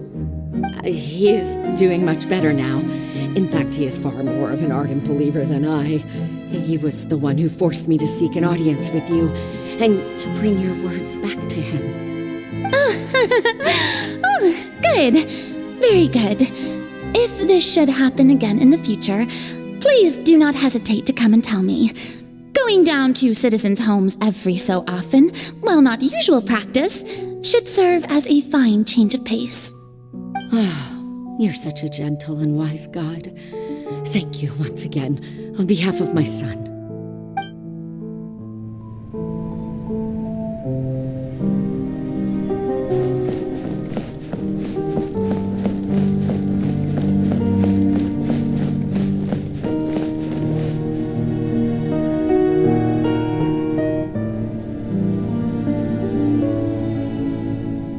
Lady Farina, here are the latest hydrological reports. As for the specific parameters you asked to take note of, I'm afraid things still don't look good. I see.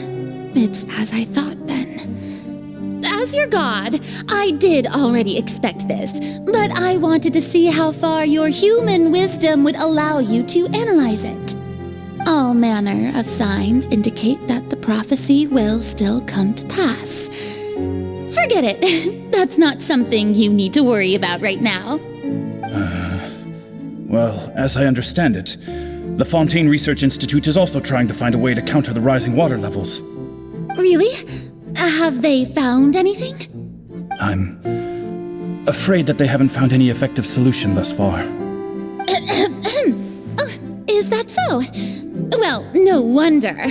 This issue has reached the realm of the gods, after all. Still, their spirit is praiseworthy.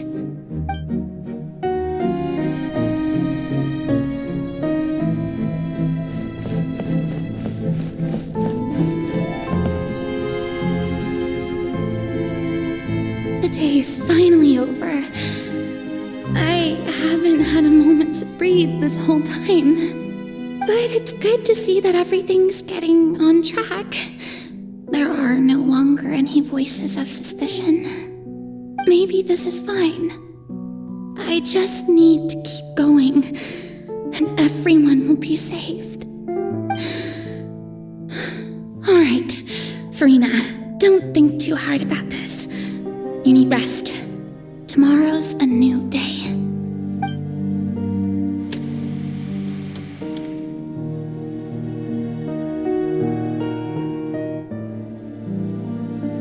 Lady Farina, here are the new trial reports for the latest cases, as well as a summary of the follow-up. There'll be no need for that. I've seen them already. There's no need to go back over scenes I've witnessed in person before. Lady Farina, I've waited so long for this chance to see you in this manner. Indeed, my dear, loyal citizen. This joyous moment is an honor for us both. Lady Farina, we're detecting significant hydrological anomalies near Poisson. Understood. Keep monitoring. Keep me informed should anything come up at the Institute.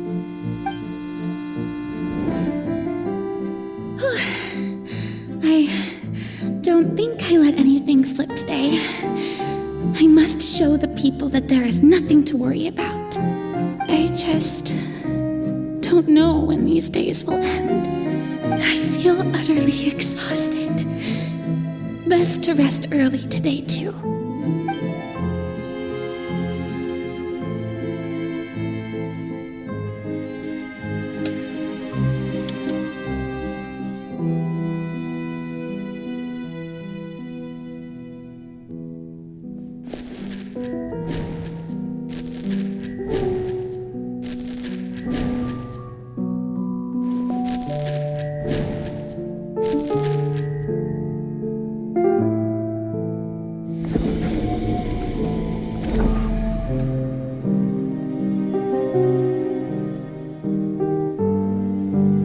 Lady Farina, it's like a dream being able to speak with you up close like this.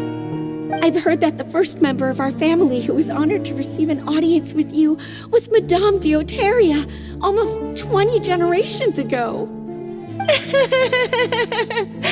And what a fine family yours is indeed.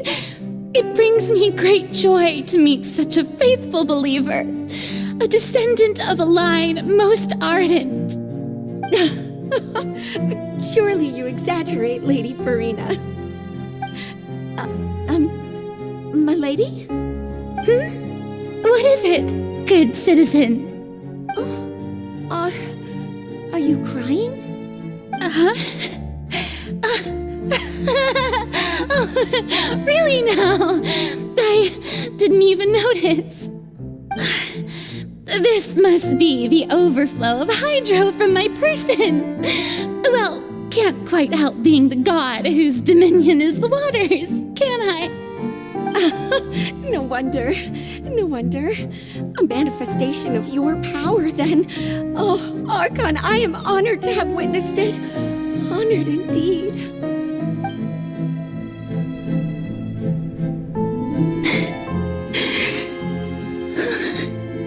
So interminable.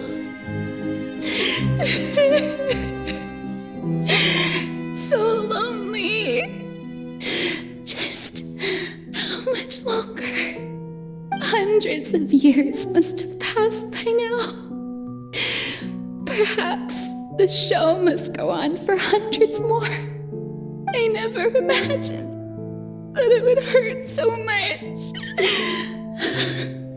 Have I reached my limit? No. Perhaps I reached it long ago. Today I didn't even notice my own tears.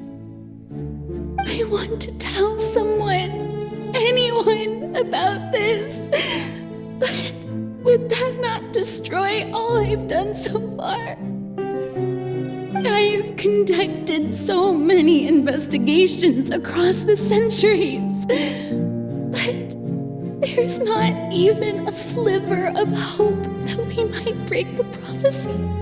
All I can do is keep heart. I must maintain this act. It is the only way to save Fontaine. Please, mirror me. You have to succeed.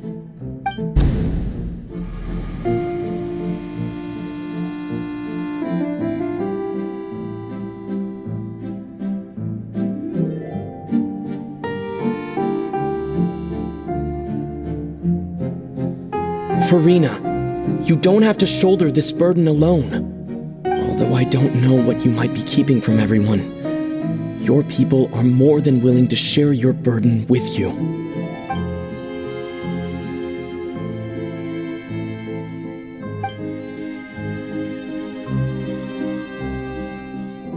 share my burden. That's impossible. It was fated right from the start that this would be my duty alone. But even if your burden doesn't need to be shared, you can still choose to confide in someone. Just share it with me. I'm what you'd call a witness. A witness? Yes, I've heard that you came to Tevat from beyond the stars, yes. In other words, you never belonged here. And if Tevat is, in its entirety, a show on a stage, then you're just a spectator, aren't you? If that's the case... He's right. I could confide in him, couldn't I? But if things don't play out as expected, the people of Fontaine will be the ones to pay the price. No, Farina, you shouldn't be selfish. But what if it's really all right? Farina, you've worked so hard for so long. Surely it would be okay to put yourself first for once. Just this once. Is it such an outrageous thing to do anyway? To find someone in whom you can confide your frustrations and sorrows? Surely it could not hurt. If you let this opportunity slip through your fingers, it might never come by again. Think about it long and hard.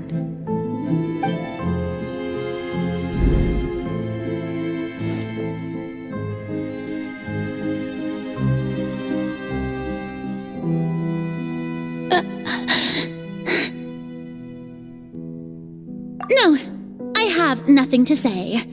I am Farina, the Archon of Fontaine. Everything will surely get better.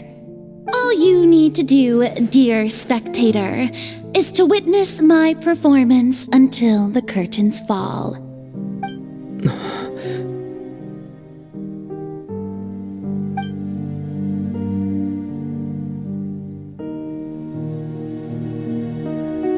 Fine.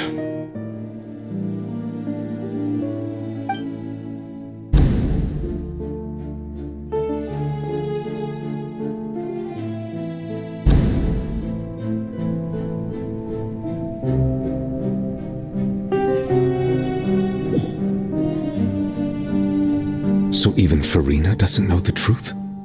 You've never once let her in on the full plan? Yes, it had to be done. To deceive the heavenly principles, you must first deceive yourself. She did very well. If she had let her resolve falter even once in these 5 centuries, Fontaine would have been doomed to the most tragic fate. It seems that trusting humanity was the right decision after all. I believe that I understand how your deception works, but that is only half the truth. Is it not? How would you build on this foundation to save the people of Fontaine? That is the most important thing. Ah, good. Of course, the Iudex of Fontaine has pinpointed the crux of the issue. I'm sure you've long sensed that the Oratrice is no simple machine, yes? I've always suspected that it had its own consciousness. And Lenny did mention that he heard a human voice within the core chamber. It now seems that that person was you, hidden within the machine all along. Am I right? And then I became one with the Oratrice, taking Fontaine's gnosis with me. Yes, it would seem so, wouldn't it? Alas, your understanding of this device still lacks sufficient depth. In truth, it is no enactor of justice. It is, in fact, a device created to kill the god of justice. I beg your pardon? Oh, you have it. And to be more precise, not only will the Oratrice take down the god of justice, it will also take down the divine throne upon which she has been placed. I mean, did you think I would be the sort to enjoy peaceful repose while Farina suffered? My work over these last 500 years has been to constantly accumulate indemnitium within the oratories. But really, some have already discovered that only a small fraction of the energy generated by the device was ever used to provide power to Fontaine. The vast majority had to be accumulated to enact this death sentence. It was all a part of your plan, then? Both the trial and the sentence? Indeed.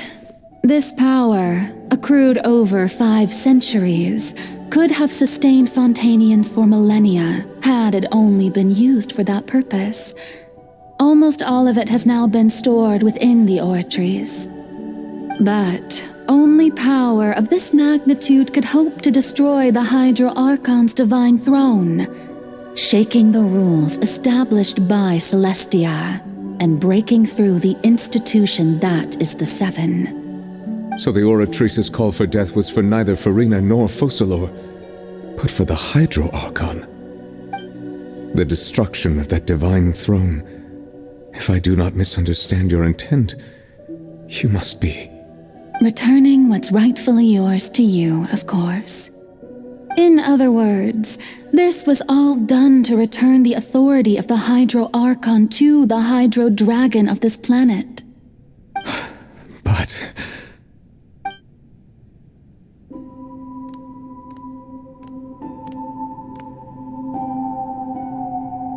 Oh, what? Getting sad again, are we? The authority of the ancient dragons shall soon be yours once more, O Hydro Dragon Sovereign. And this is the face you make. All you've done throughout the years is just so you can sacrifice yourself at the very end. I've never quite seen it that way, you know. Even now, I'm quite pleased at how well my deception worked.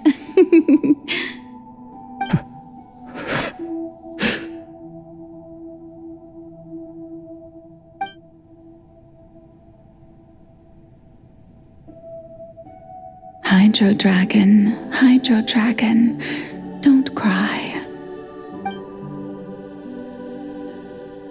I must say, had it been within my rights, I would have loved to judge the heavenly principles themselves. Were they not guilty of essentially the same crime?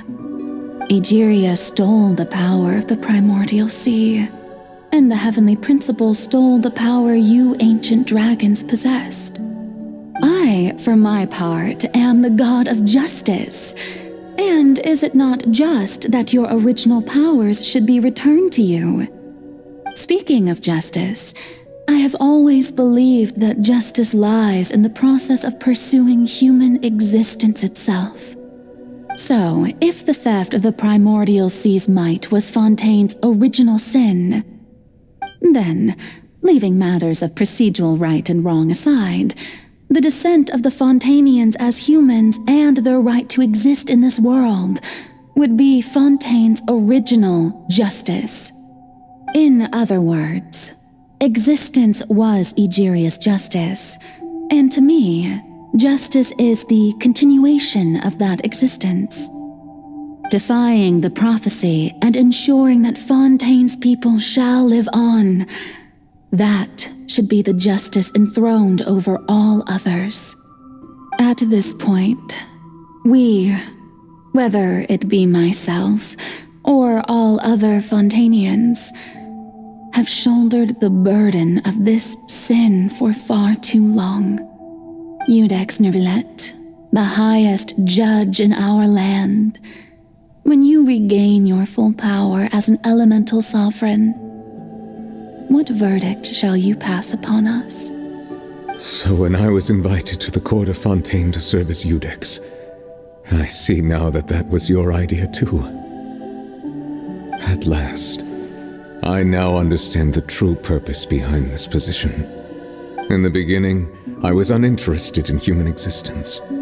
but these 5 centuries of living alongside them have gradually brought about mutual understanding between us. And I have even attempted to feel as they feel.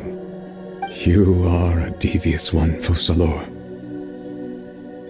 Things being as they are, surely you know that I could never declare them to be guilty.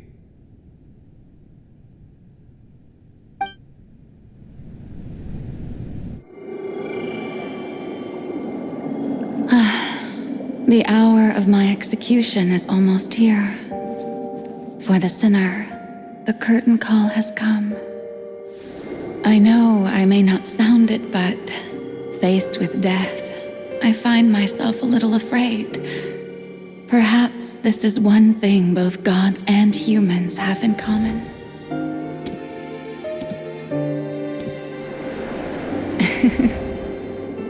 Farewell, Nervalette.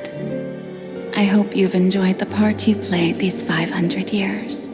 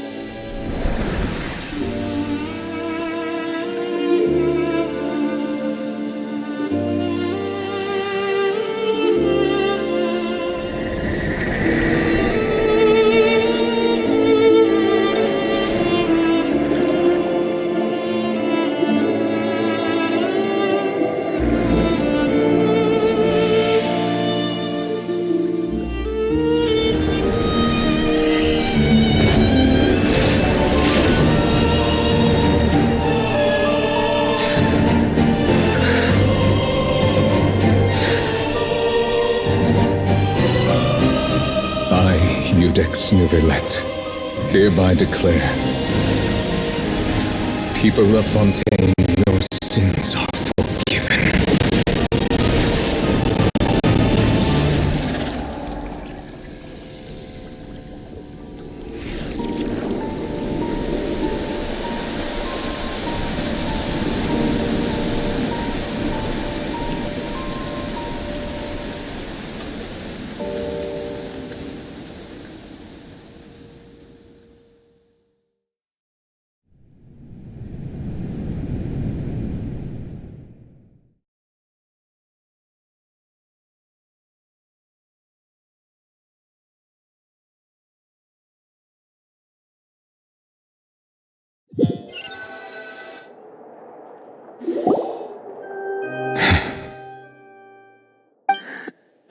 What just happened?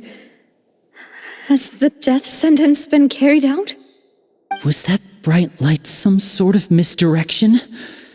I have a feeling that something huge just happened.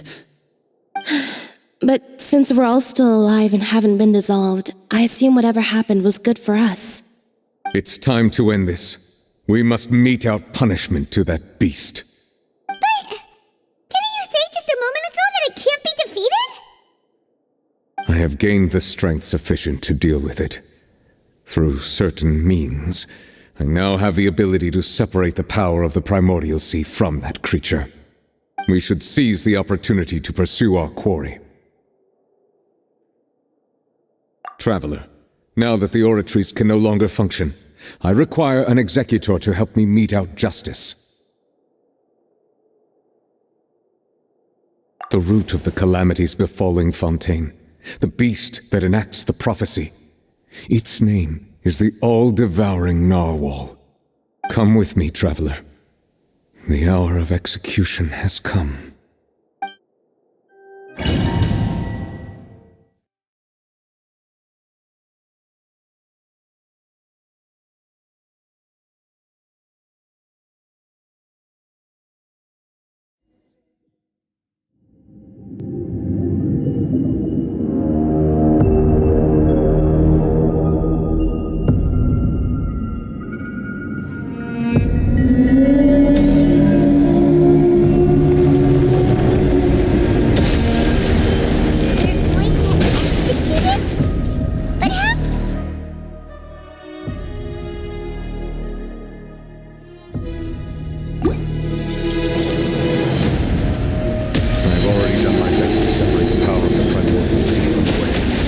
Considering the size of the beast, I cannot reach the power source. Unless we can find a way to attack it from within. We shall share a part of the ancient dragon. We shall look for an opening together.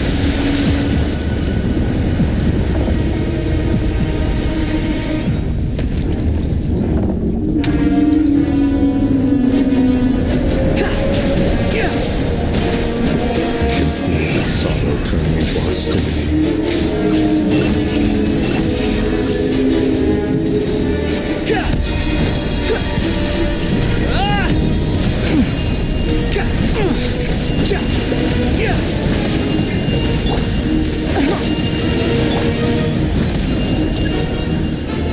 Let's light it up! Behold! The all-devouring narwhal cannot resist its instinct to devour. Continue to trigger its hostility. Chance will present itself.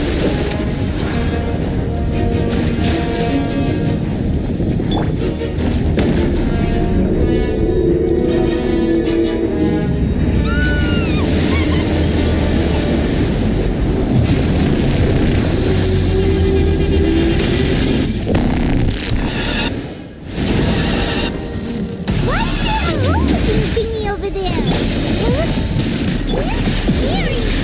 Manifest the authority of the ancient dragon. Witness the might of the primordial sea.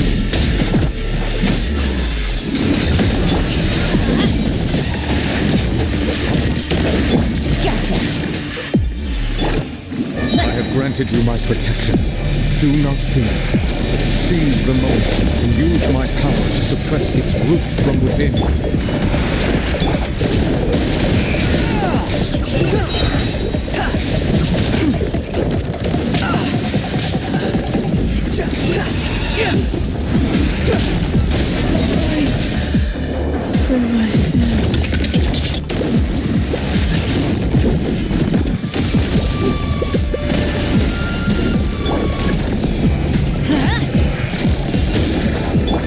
Busted! Have fun with this gift! Squall Fury, that's far enough!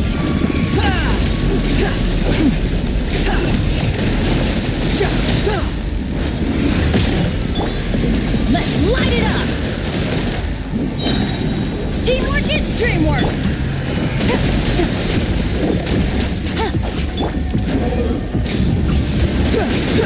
That's far enough! Gotcha!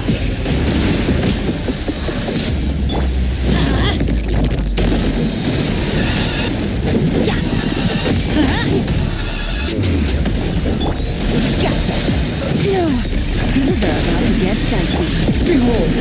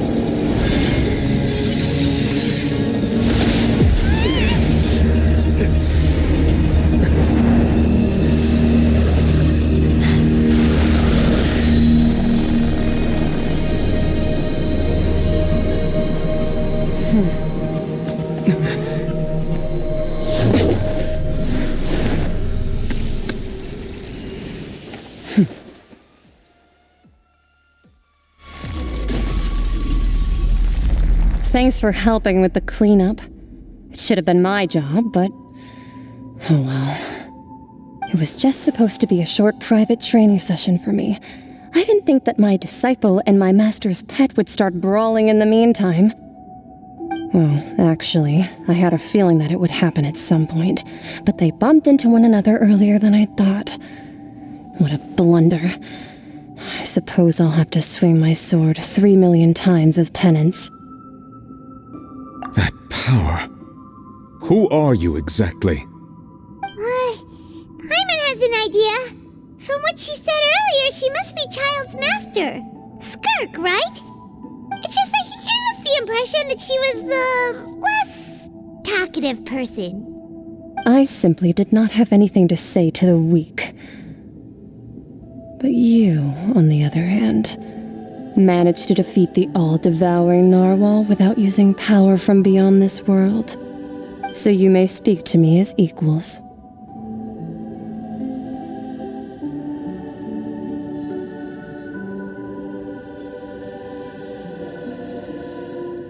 I have to agree. It's a strange use of a planet's primordial waters just to raise an all-devouring narwhal. That kind of power is wasted on it. It's not cooperative, it eats too much, and I have more important things to do with my time than pet sitting. The only thing that creature has going for it is its looks. All in all, it fails as a pet. Miss Skirk? I think you might have missed the point. The point being? Well, being that this pet almost destroyed an entire nation. So what sort of person is your master? Well, Child's master's master. Wait, is that right? Oh, right. So you don't know him. Sorry, I assumed you did. His name is Sertologi.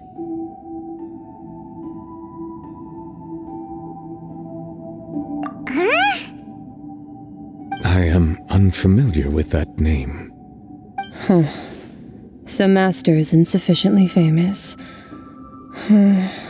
How should I describe him then? Have you heard of the name The Fowl? The Fowl? Still nothing? Well, how about the Visionary? Vetterfulnir then? Or Gold Rhindaughter? Ooh, that one we've heard! Rhindaughter's part of the Hexen Circle. She's Albedo's mom, right? Oh, so you do know that name. To be honest, I also heard all of those names and titles from my master. I don't actually know them either. But I suppose you understand now, yes? My master is likely a similar sort to Rhindaughter. They are both pursuing some form of perfection. Wait! Didn't you also mention a visionary person? Paimon didn't quite catch their name. Actually, never mind that. I believe it expedient to inform you that the all-devouring narwhal used up nearly all its strength fighting you. Such roiling hydro energies will prove difficult for the planet's deep seas to digest. As such, the Fontaine back on the surface has most likely been thrown into chaos. In other words, the prophecy that you've been fretting over should now be in full swing. What?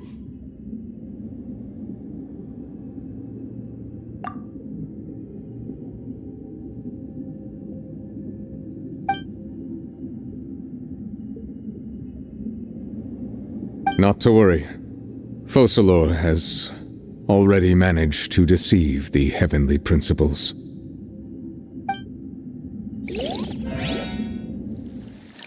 In the end, the people will all be dissolved into the waters, and only Farina will remain, weeping on her throne.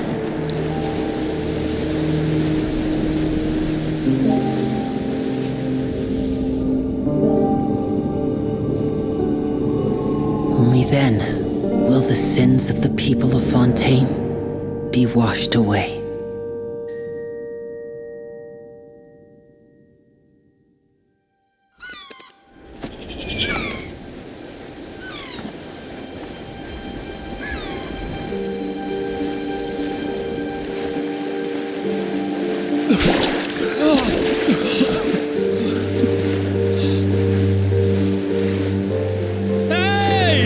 How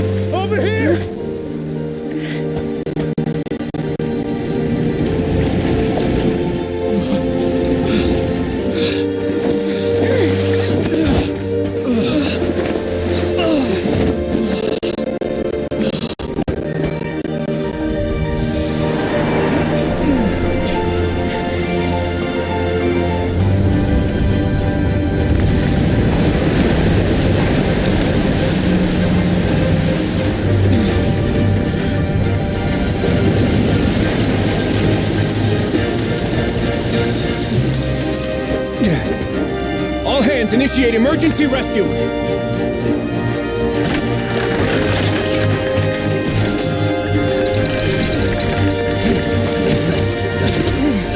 Hurry!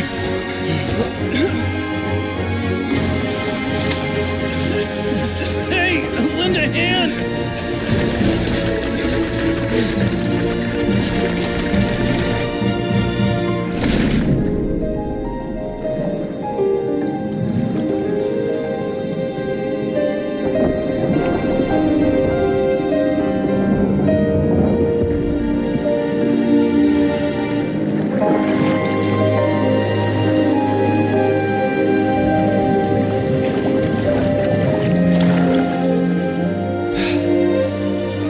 Look! The water's receding!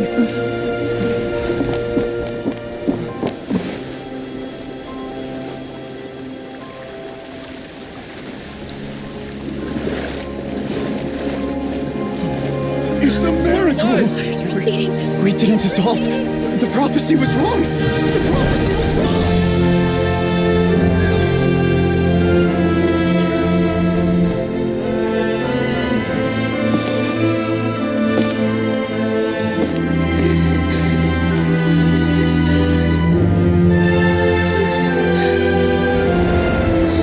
Are you alright? Yeah. We're safe. The prophecy was wrong.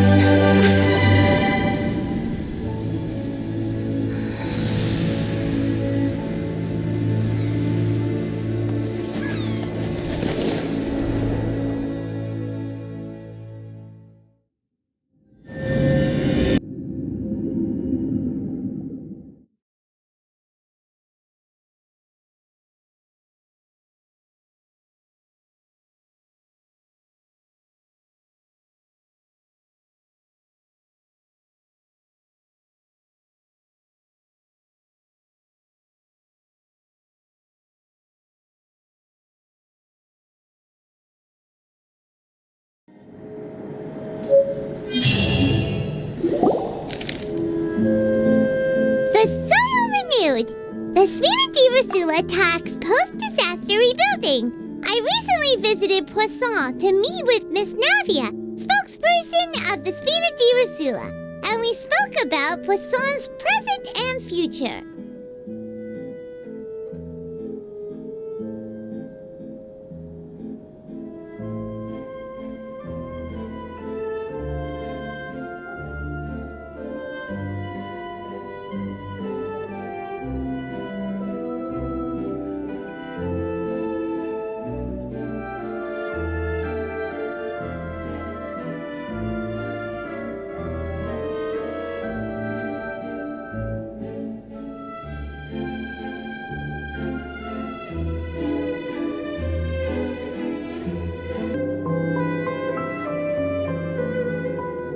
Old soil can still give birth to new bloom, Miss Navia stated.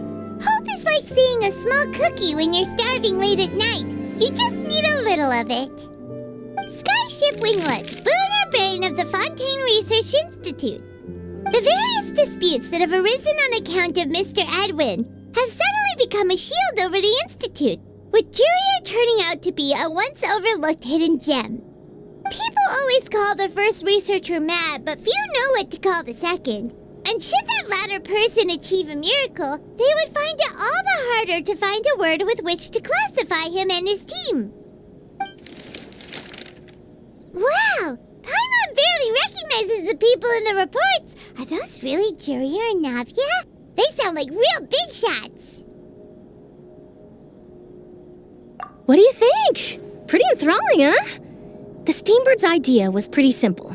With the disaster just having passed, we would print a free edition packed to the margins with good news to calm people down.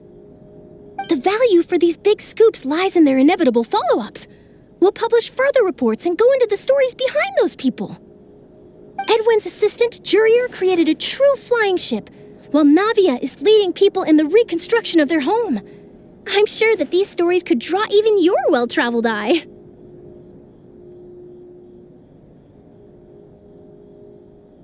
Paimon's curious too! Wait a minute. Didn't we watch everything happen from start to finish, what's there to be curious about? And that's exactly why I'd like you to come conduct interviews with me. You're the best incubators of news, if you haven't noticed. And also, with you around, I'm sure I'll get to see that Duke. Are you sure? Hasn't he turned you down several times already? Oh, this time will be different. Come on, let's head to Poisson first, and then make a trip to the fortress. There are some things you'll only know when you get there.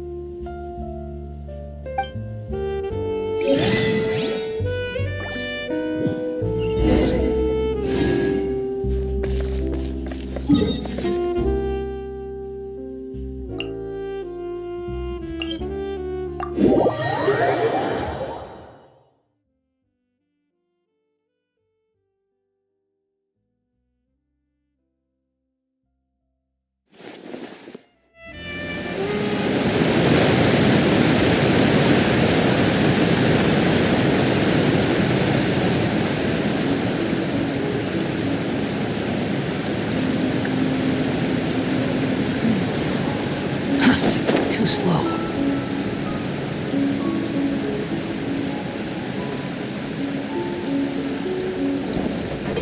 Quit following me.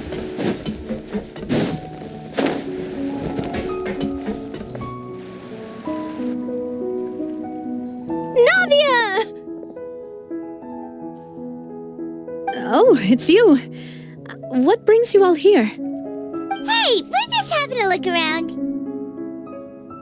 I'm here to update myself on how things are going here. Oh, the Fatui are here too! Let me introduce you. This is Mr. Garunt Snezhevich. He represented the Knave in sending us a large amount of supplies, and is helping with our work. Our residents are hard at work as well. Thanks to everyone, work is progressing nicely. We've lost a lot of people, but we're moving forward. That will have to be enough. Hello, Miss Charlotte. I'm a big fan of yours. I especially like that article you wrote last year about Fontaine's stray cats. But if you don't mind, could you not emphasize our role too much in your report? It's not charity we're doing here. We just happen to share the same interests as the Spina. I get where you're coming from. I'll keep it as simple as possible. Or would you be willing to feature as friendly neighbors? That would be fine. Thanks. Oh, you're back too. How are things? We finished laying down the construction materials. It'll be another hour before the workers are able to go over there. Huh? You're here too, Clorinde? Well, her reputation's greatly risen after that whole duel business with Miss Farina, so she's here in Poisson to wait out the heat. All right. She really came here to help me out. There's too much to consider in the reconstruction of Poisson. The Spina has need of more decision-makers. And, well, I do already happen to be connected to Mr. Callis. Oh, wait just a moment. Do you mind me asking a few questions? You know, about how you felt before the duel, about what it was like facing down a god. There's lots of exciting material there, I bet. Forget it. I'm sure you can find a better theme than that, Miss Charlotte. I see you're the same as always. Couldn't you do me a favor, for Navia's sake? Well, if we're talking about doing things for my sake, you might as well just take a few more photos of me.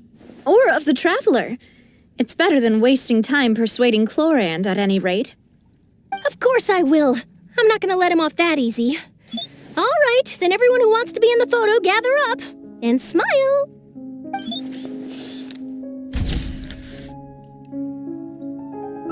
How did it go? Was it a good shot? Did Paimon look cute in it? Not bad. Your addition really helped the composition of the picture. All right, hang on a moment. Let me snap a few more shots.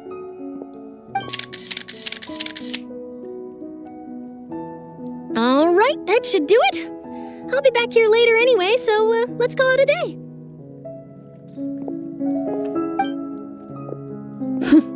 You're very quick. Speed is of the essence when it comes to the news, and freshness is the key. Also, not to brag, but I'm pretty good at building connections. Who knows? I might eventually get that interview with you after all, Miss Clorinde. Wow, You really do have that never say die spirit. I'm impressed.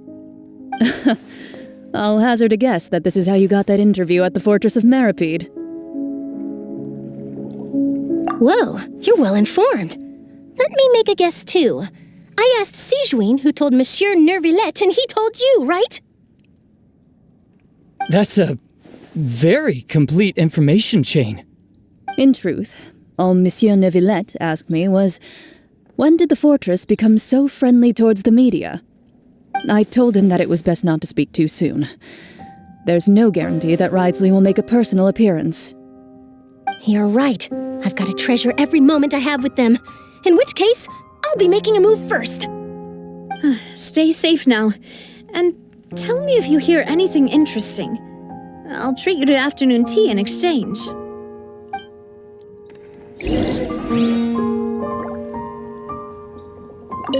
You seem curious about the fortress. Of course.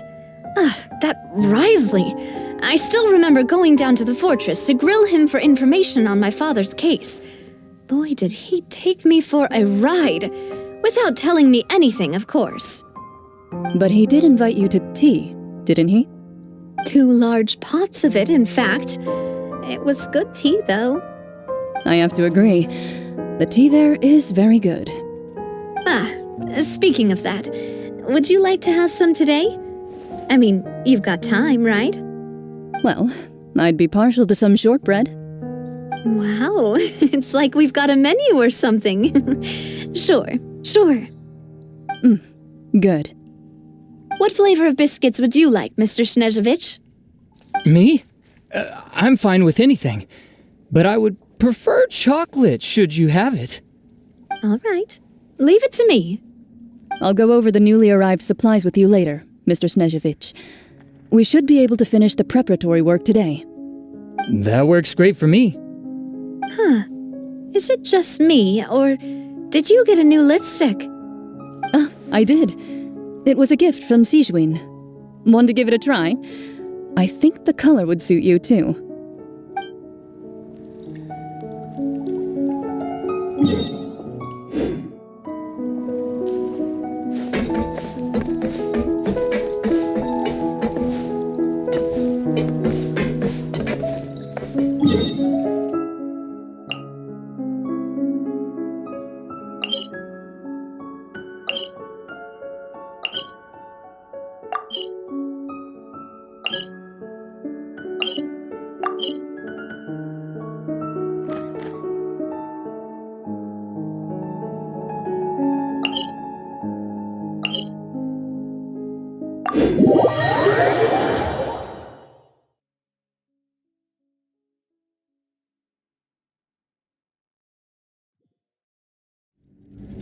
The wind rises.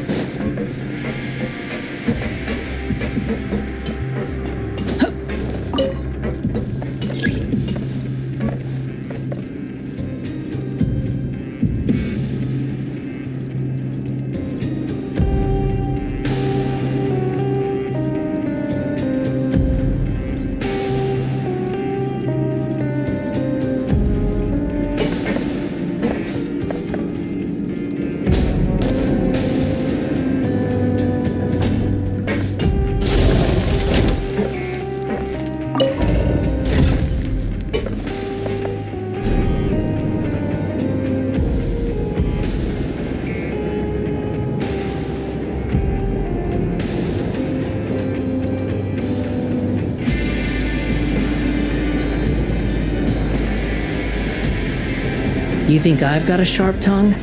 I just tell it like it is. If someone can't handle it, maybe that's their problem.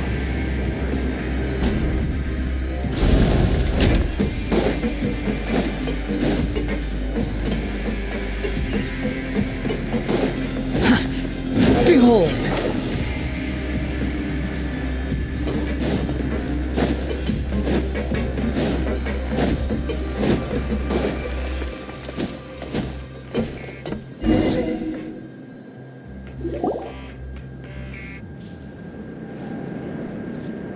Wow, guess we're here again, huh? There's a real nostalgic feeling to this place. Looks like you've been missing us. Duke! Did you come all the way to the entrance to greet us? Of course. I'm here to welcome you and our dear Miss Charlotte, whom our good head nurse recommended to me. It's an honor to finally meet the much-rumored Duke. Thank you for consenting to my visit to the fortress, sir. No need to thank me. But that said, I shouldn't be the focus of your interview. I trust you recall our agreement? Of course, of course. All right then, this way.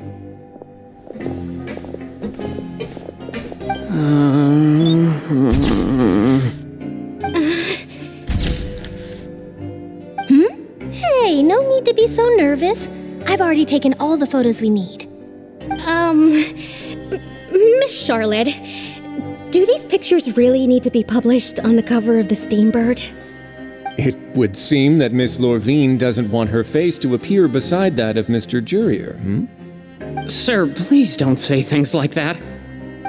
But it looks like dear Mr. Jurier denies it. Might this interview be very important to you then? No, I just... This is my first time being interviewed, and I'm very thankful to the Steambird for... Now, I might not look it, but I actually did meet Mr. Edwin once. And I'll be honest, I enjoyed chatting with you more. You've definitely got more of that genius vibe going on. The boat that brought about a miracle, the ark that saved the people. Why, you recreated a myth back there, like an emissary of legend.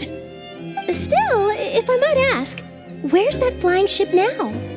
Huh! Looks like Charlotte's trying to get herself another exclusive scoop. I have to apologize, but that ship is presently in the bowels of our factory.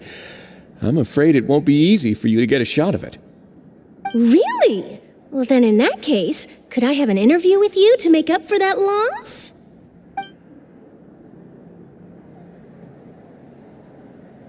You already know my answer, I'm afraid. Best you interview our head nurse instead. Or perhaps you'd like to take another photo of this couple of researchers? Did you really have to use the word couple? Well, then, 2 solo photos will do. Is my hair messed up? Please, someone help me have a look. Things sure are getting pretty lively here. We've seen this kind of thing before. Oh, seems like everyone's here. Would any of you like to try this new drink I came up with? Ah, Sigewinne. Hey, Miss Charlotte. Why don't you, take some pretty photos of our head nurse? Sure. Come on, Miss Sigewinne, over this way. Let's find a brighter spot. Huh? Sure. Do I have to smile? So, how have things been at the fortress?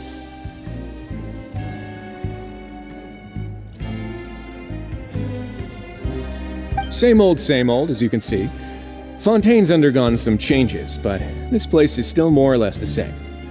Other than that flying ship, it got a tad too much attention, I think. That's why I decided to let the interview go through. We should direct more public opinions toward the behind-the-scenes heroes. Am I right, Mr. Jurier? Miss Lorvine? You're too kind, sir. I believe that you too should have your day in the sun. Not that you would want that, which is a pity. I'll just leave the spotlight to you two.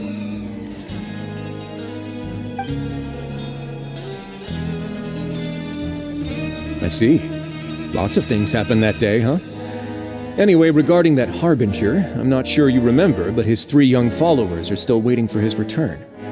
He sure did win them over, huh? I'll tell them that there's good news and bad news. The good being that their boss seems fine, and the bad being that they must face extended sentences for abetting his escape. Oh, actually, what about you? Are things gonna change for you too? What change can there be? The fortress will keep chugging along, and so will my duties. As to what Miss Farina's departure will mean for the nation, and if our laws and governance will be transformed, we'll leave those to the folks in the overworld.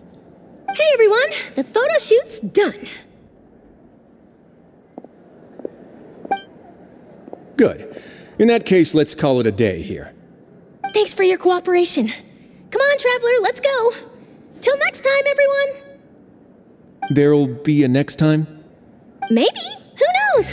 I might write a story about the underwater factory next time. Until then. All right. Last stop, the docks. Oh, you know, I'd love to see you in one of Charlotte's photo shoots one day. Is that really necessary? Our line of work doesn't really require much photographing. It's precisely because we don't need the picture that they'll have value as keepsakes. You don't really look all that opposed to the idea, you know. Maybe I'm just happy that I managed to once again avoid the spotlight. I think this interview went well either way. Yes, you successfully kept prying eyes away by using Mr. Jurier and Miss Lorvine as shields. Very good. You should be happy for them. They have a bright future ahead of them.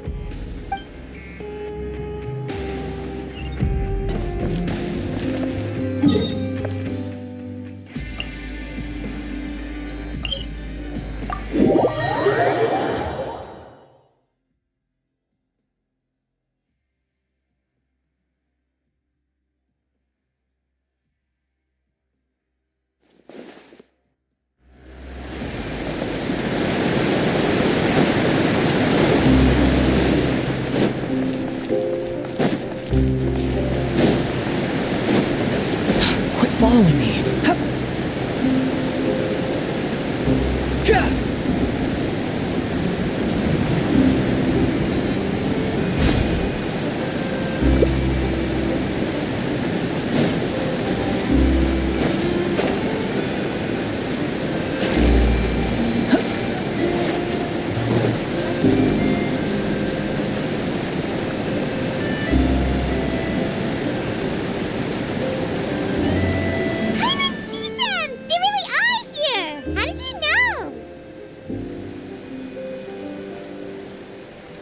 Navia mentioned that she stayed in touch with Linny and the others after working together. Apparently, they've been at the docks distributing these strange pockets the whole time since. Traveler, Paimon. Ah, and Miss Charlotte, too. Would you like a magic pocket? What sort of gadget is it?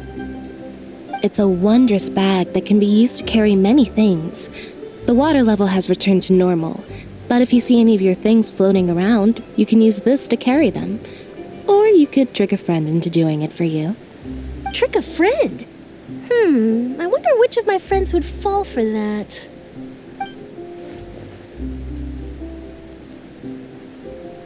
You could just make a friend like Fremine here. Isn't that right, Fremine? Is this what you meant by, I'll help you make some more friends? To be honest, that sounds pretty sweet. Could I have your contact, please? Sure. Please, write down my address. You sure are working hard to help Fremine socialize. He was the one who proposed doing this. He even wants to assist in our magic shows. Yes, I was planning to first introduce Pear as an assistant, and later Fremine himself. In the future, I think we can leave underwater escape magic to him too. That said, would anyone want to see a diver escape underwater? Oh, it'll work out. Every journey begins with the first step. He'll become a part of our show eventually. Lynette, could you come over? Miss Charlotte says she wants to take a picture of us. Got it. My, that Charlotte is rather perceptive. She got rid of everyone the moment she realized I had something to say to you. So, how have things been, Traveler? Father says that you did a great deal during the latest events.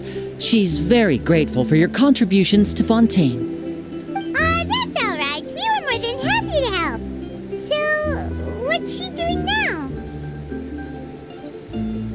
Oh, I guess you haven't heard. Well, After Lady Farina left, Father and Monsieur Neuvillette opened negotiations, during which he gave Fontaine's gnosis to her as a diplomatic gift. A diplomatic gift? A gnosis? Yes, I was quite surprised at first myself. But when I thought it over, there were actually a number of things going for it. It could have been done as an apology for the incident with Lord Child, or as thanks for his help in tying the all-devouring narwhal down. Furthermore, Father did also lend significant aid to Fontaine and Poisson. Well, that's true, but this is a gnosis we're talking about. Doesn't this seem a bit irresponsible? I would agree, but I've also heard that it seems that Monsieur Neuvillette has had a significant change of heart regarding the matter. So there's some reason for this that only Neuvillette knows about? I suspect you'll have to ask him about that yourself. Ah, yes, speaking of which, I did see him strolling around the entrance to the fortress of Maripede a while back. Isn't he real busy and stuff? Paimon didn't think he'd have the time for that. But back to the topic. The gnosis was given to the knave, right? What about Child? They say that he's returned to Snezhnaya to recover from his wounds. I hear that the recent disaster really did a number on his health. That's true. When you think about it, we've had loads of run-ins with the Fatui. To think we'd be allied with them this time. So shocked by such a simple switching of sides?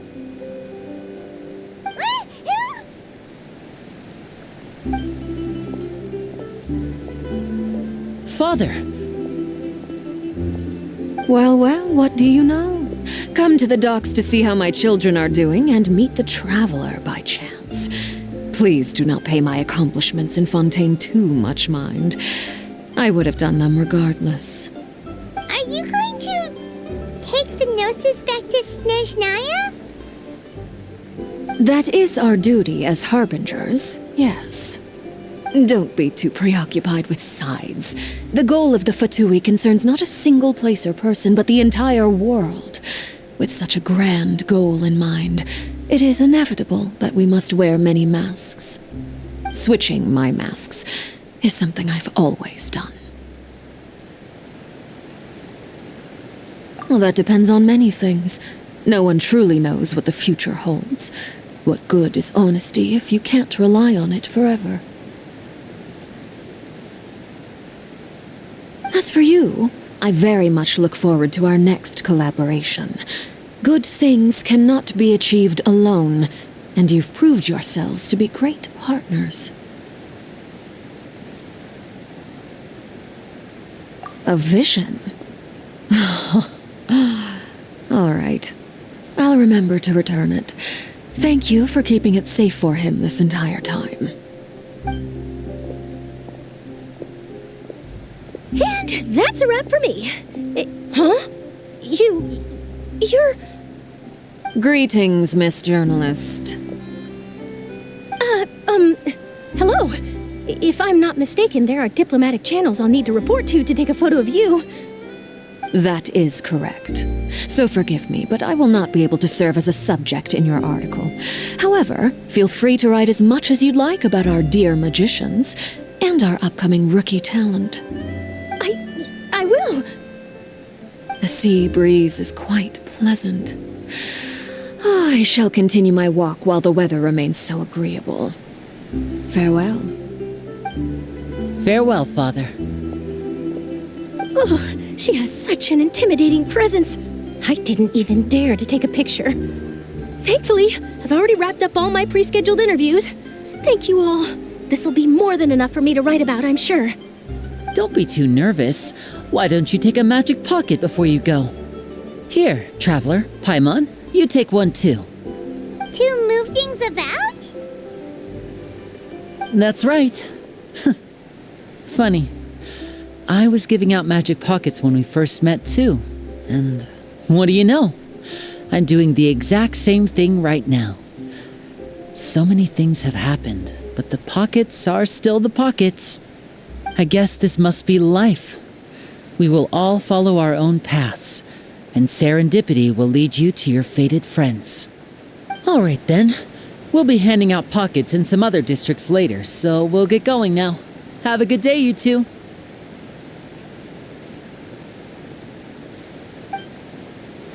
Well, guess we said Charlotte, huh? Shall we go see how Nivelette's doing? As long as he's not so busy that he doesn't have time to chat anyway.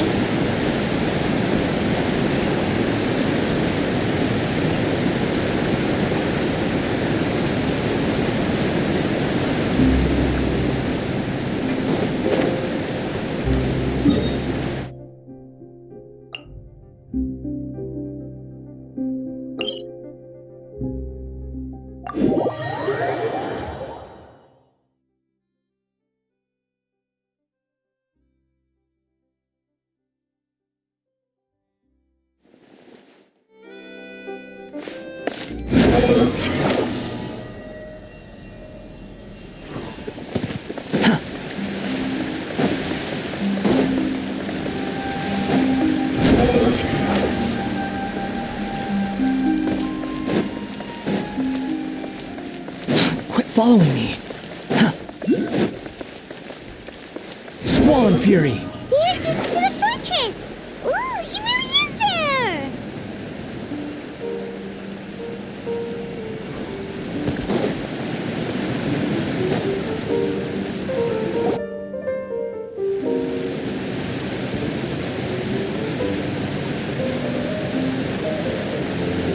So, you really are here, Nivelette! I didn't think you were going to have free time this hour of the day. Really? Oh, I suppose you must have met Mr. Linney. He took the time to greet me earlier when he passed this way. In any case, you came at a good time. I was just considering reaching out to you to set up a meeting, so I may explain some things that I haven't had the time to before. Aw, Paimon's glad that you remembered. Thank you for keeping us on your mind, what with you being busy and all. Alright, let's have it then. How was Fontaine actually saved? The whole business is still quite the mystery to us. It is strange how words can often leave a bitter taste in the mouth when it finally comes time to say them out loud.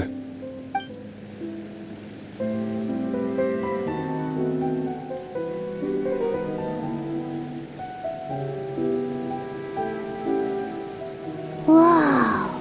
So that's what happened?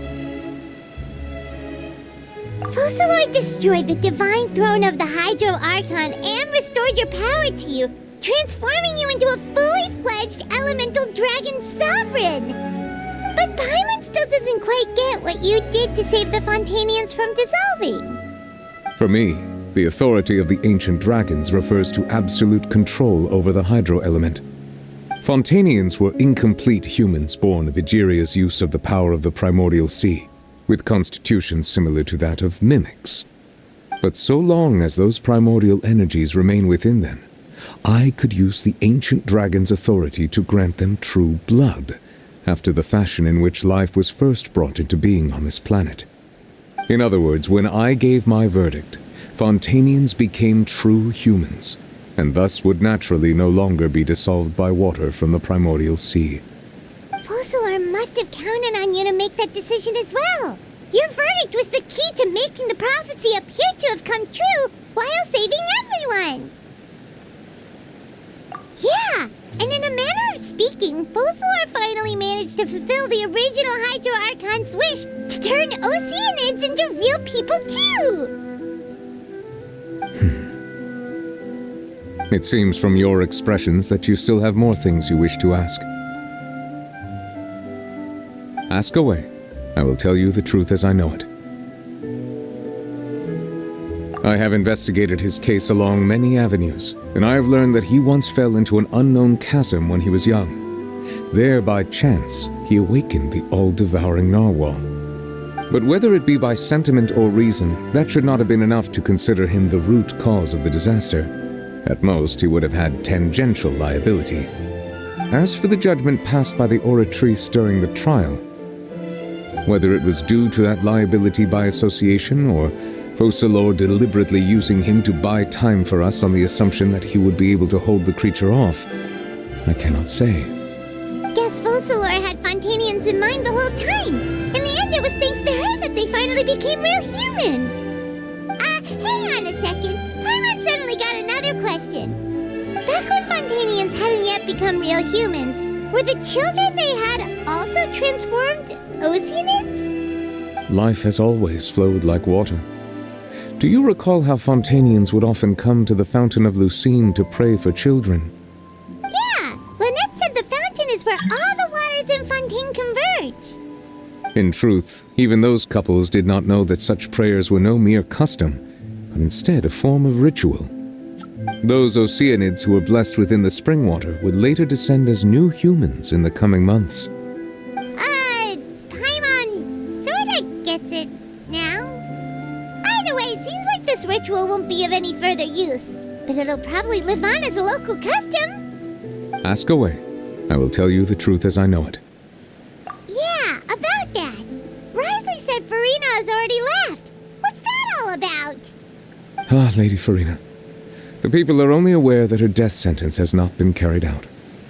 She abdicated the post of Hydro Archon and left affairs related to that title to me, before leaving the Opera House.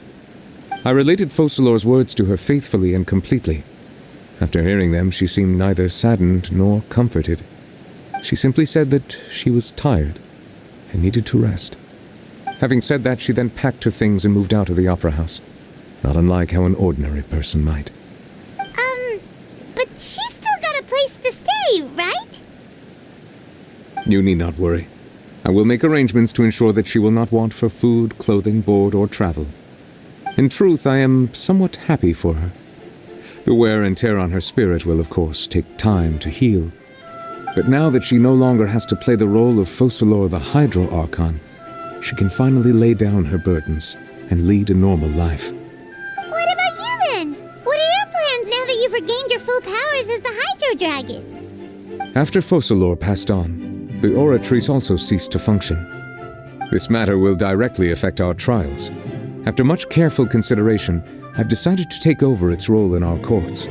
From now on, I shall hear cases and pass verdicts by myself. Looks like you're still considering stuff from the perspective of the Udex, huh? As an elemental dragon, there are indeed many things that I must do.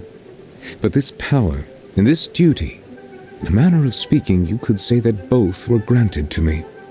As such, before I attend to my other responsibilities, I must first and foremost continue to serve Fontaine as its highest judge. The duty of the Hydro Sovereign and the duty of the Udex shall coexist within my person. Additionally, the Hydro Archon's departure has brought about another problem, which is that the Opera House shall no longer produce indemnitium. That's true. That power was derived from the people's faith in the Hydro Archon, wasn't it? Wait, but the various mechs and machines in the city are all still okay.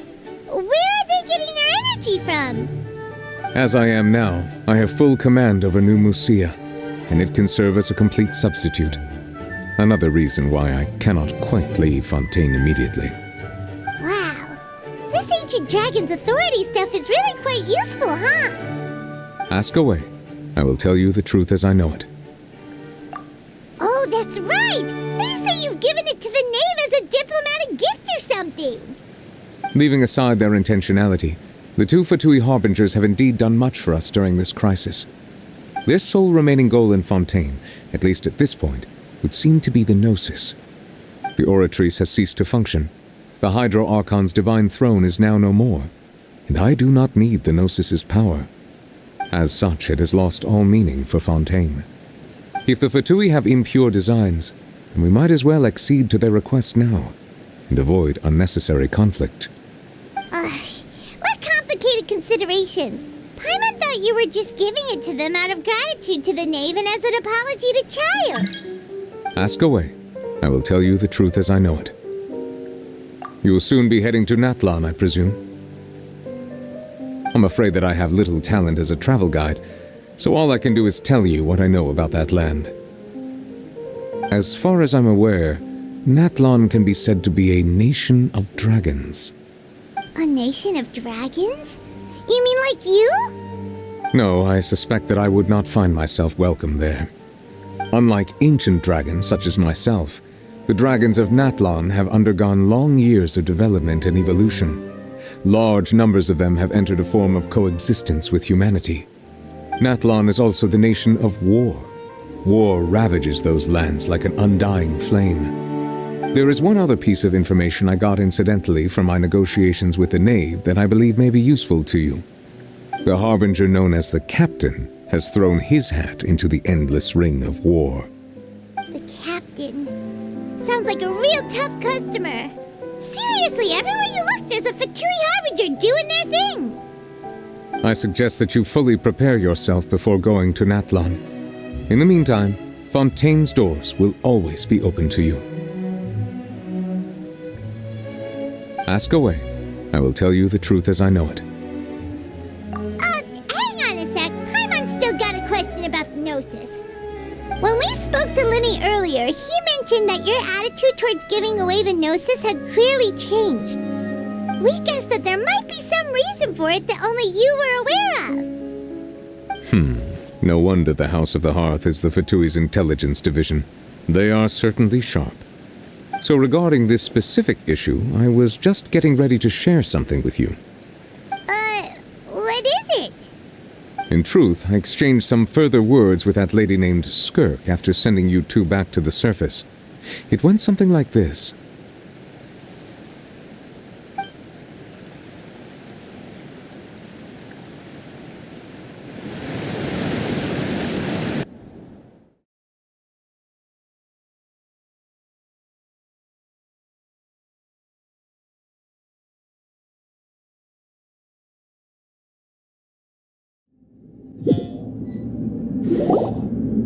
Well, we're going to head topside to see what's going on. You hurry over soon as well, all right, Nervalet? What next? The all-devouring narwhal isn't here, so I'm no longer getting any interference. I can finally catch the scent of your power, what it's made of. It is the authority of the planet's primordial dragons, but with something very similar to a god's curse mixed in. It's quite a novel blend. I'm sure I've encountered something like this before. What was it again? I do not know what you speak of. Of course. How could I forget? You should have the remains of the third descender on your person, yes? Remains? I've never heard of any such thing. According to your parlance, I believe it may be called a gnosis. Well, that much is true. After Focalor's divinity faded, she handed her gnosis to me. But I fear I have never heard of it described in the manner that you just did. I've been training with my master, the Foul, ever since I was young, and I have never returned to the surface since. So most of the information I possess, I got from him. It is only natural for those who are greater than humanity to possess a different sort of common sense, which is why there are so many problems in our attempts to communicate with humans. Regardless, you should probably get rid of objects of misfortune to prevent any disasters from befalling you. To live in itself is a blessing, but once a person dies, the bonds he once had with this world shall all turn to curses. What do you mean by that? No need to fret. These are just my personal thoughts, and my reason for no longer wishing to return to the surface. This third descender you refer to, who are they? And when did they die? Master never mentioned them to me. Perhaps it just wasn't that important for me to know. If you're interested, though, I could ask him. I'll be sure to pass the answer on to you next time. Next time? You believe we will meet again? I do. Wait. I have a disciple of my own, don't I? He can be the messenger then.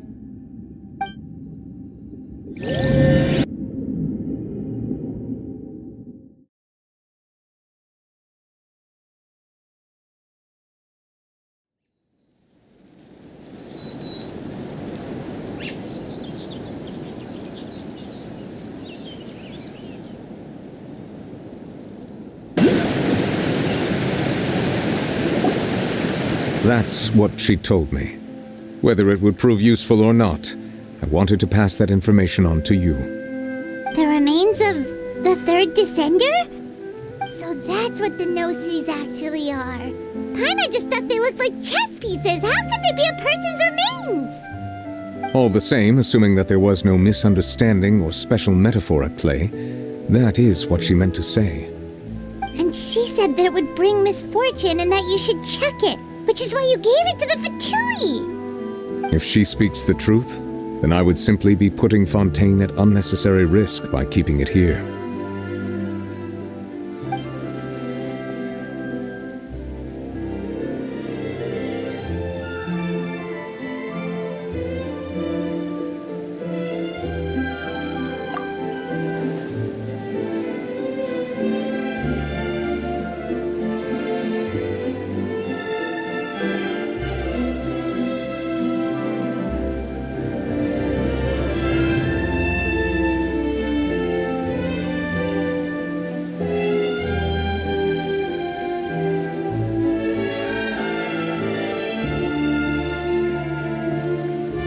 I had guessed that you might already be familiar with this concept, but I did not expect you to be one of them.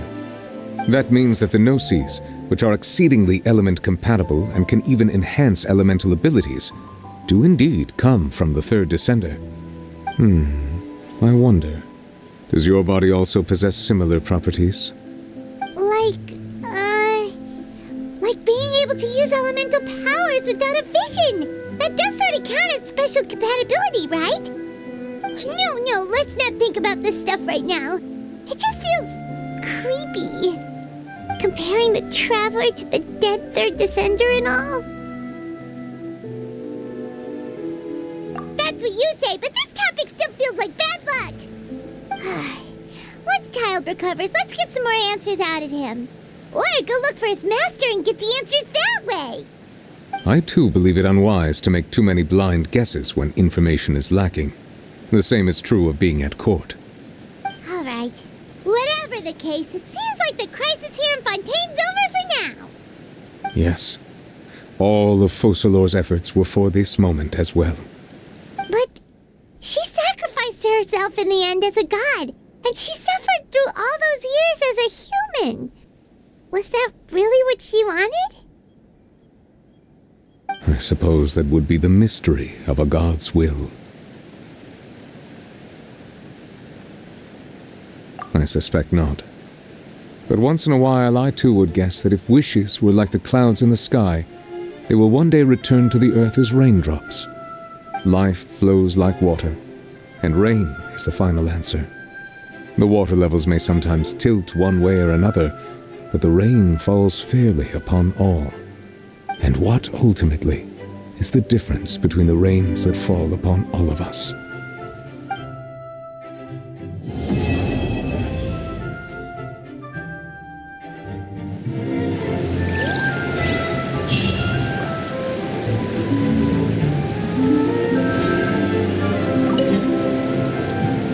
It seems from your expressions that you still have more things you wish to ask. Ask away. I will tell you the truth as I know it. I suggest that you fully prepare yourself before going to Natlan. In the meantime, Fontaine's doors will always be open to you.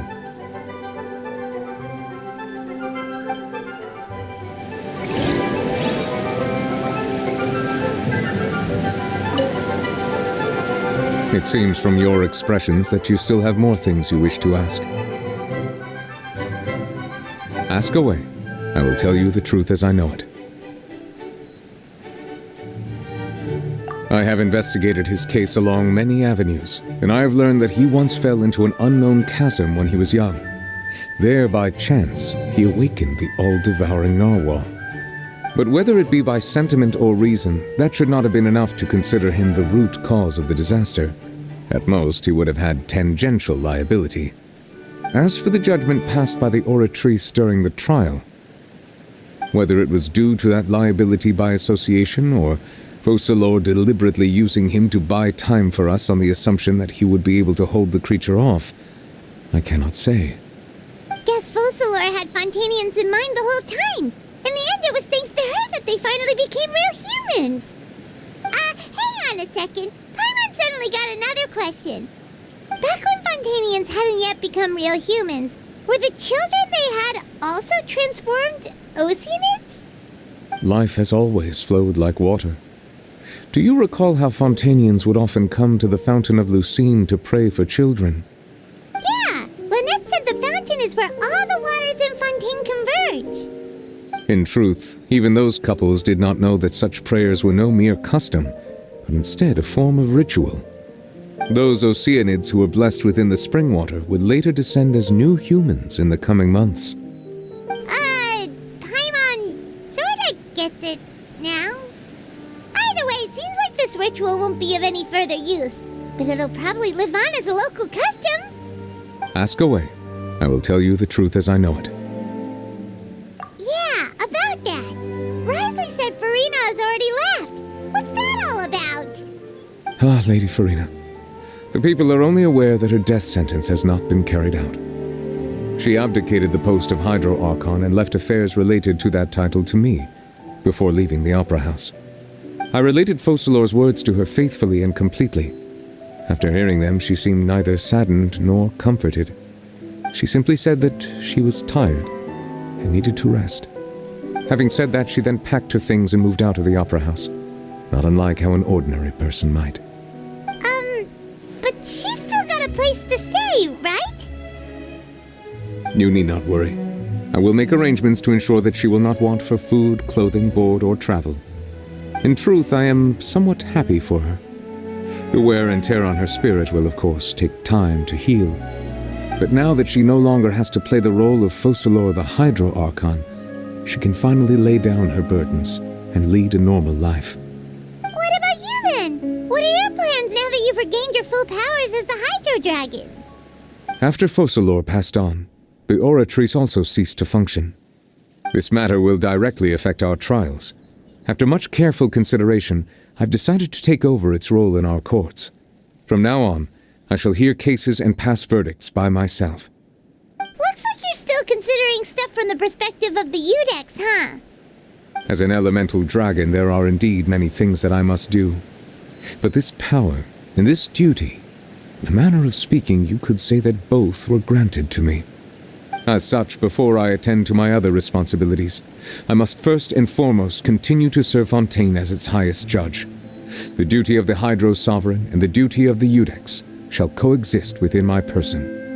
Additionally, the Hydro Archon's departure has brought about another problem, which is that the Opera House shall no longer produce indemnitium. That's true. That power was derived from the people's faith in the Hydro Archon, wasn't it?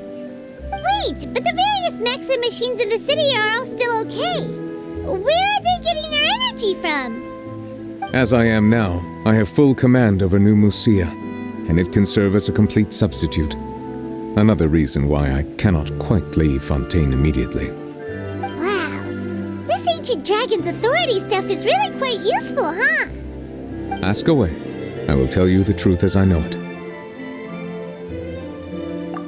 Oh, that's right! They say you've given it to the knave as a diplomatic gift or something! Leaving aside their intentionality, the two Fatui Harbingers have indeed done much for us during this crisis.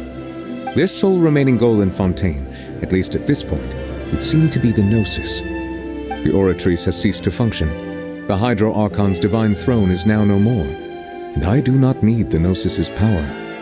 As such, it has lost all meaning for Fontaine. If the Fatui have impure designs, we might as well accede to their request now, and avoid unnecessary conflict.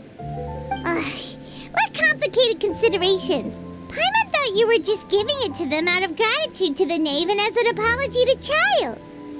Ask away. I will tell you the truth as I know it.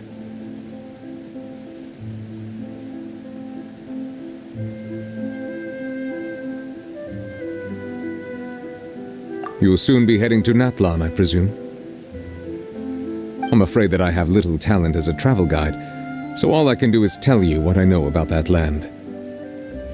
As far as I'm aware, Natlan can be said to be a nation of dragons. A nation of dragons? You mean like you? No, I suspect that I would not find myself welcome there. Unlike ancient dragons such as myself, the dragons of Natlan have undergone long years of development and evolution. Large numbers of them have entered a form of coexistence with humanity. Natlan is also the nation of war. War ravages those lands like an undying flame. There is one other piece of information I got incidentally from my negotiations with the Knave that I believe may be useful to you. The Harbinger known as the Captain has thrown his hat into the endless ring of war. The Captain. Sounds like a real tough customer. Seriously, everywhere you look, there's a Fatui Harbinger doing their thing. I suggest that you fully prepare yourself before going to Natlan. In the meantime, Fontaine's doors will always be open to you. Ask away. I will tell you the truth as I know it. I suggest that you fully prepare yourself before going to Natlan. In the meantime, Fontaine's doors will always be open to you.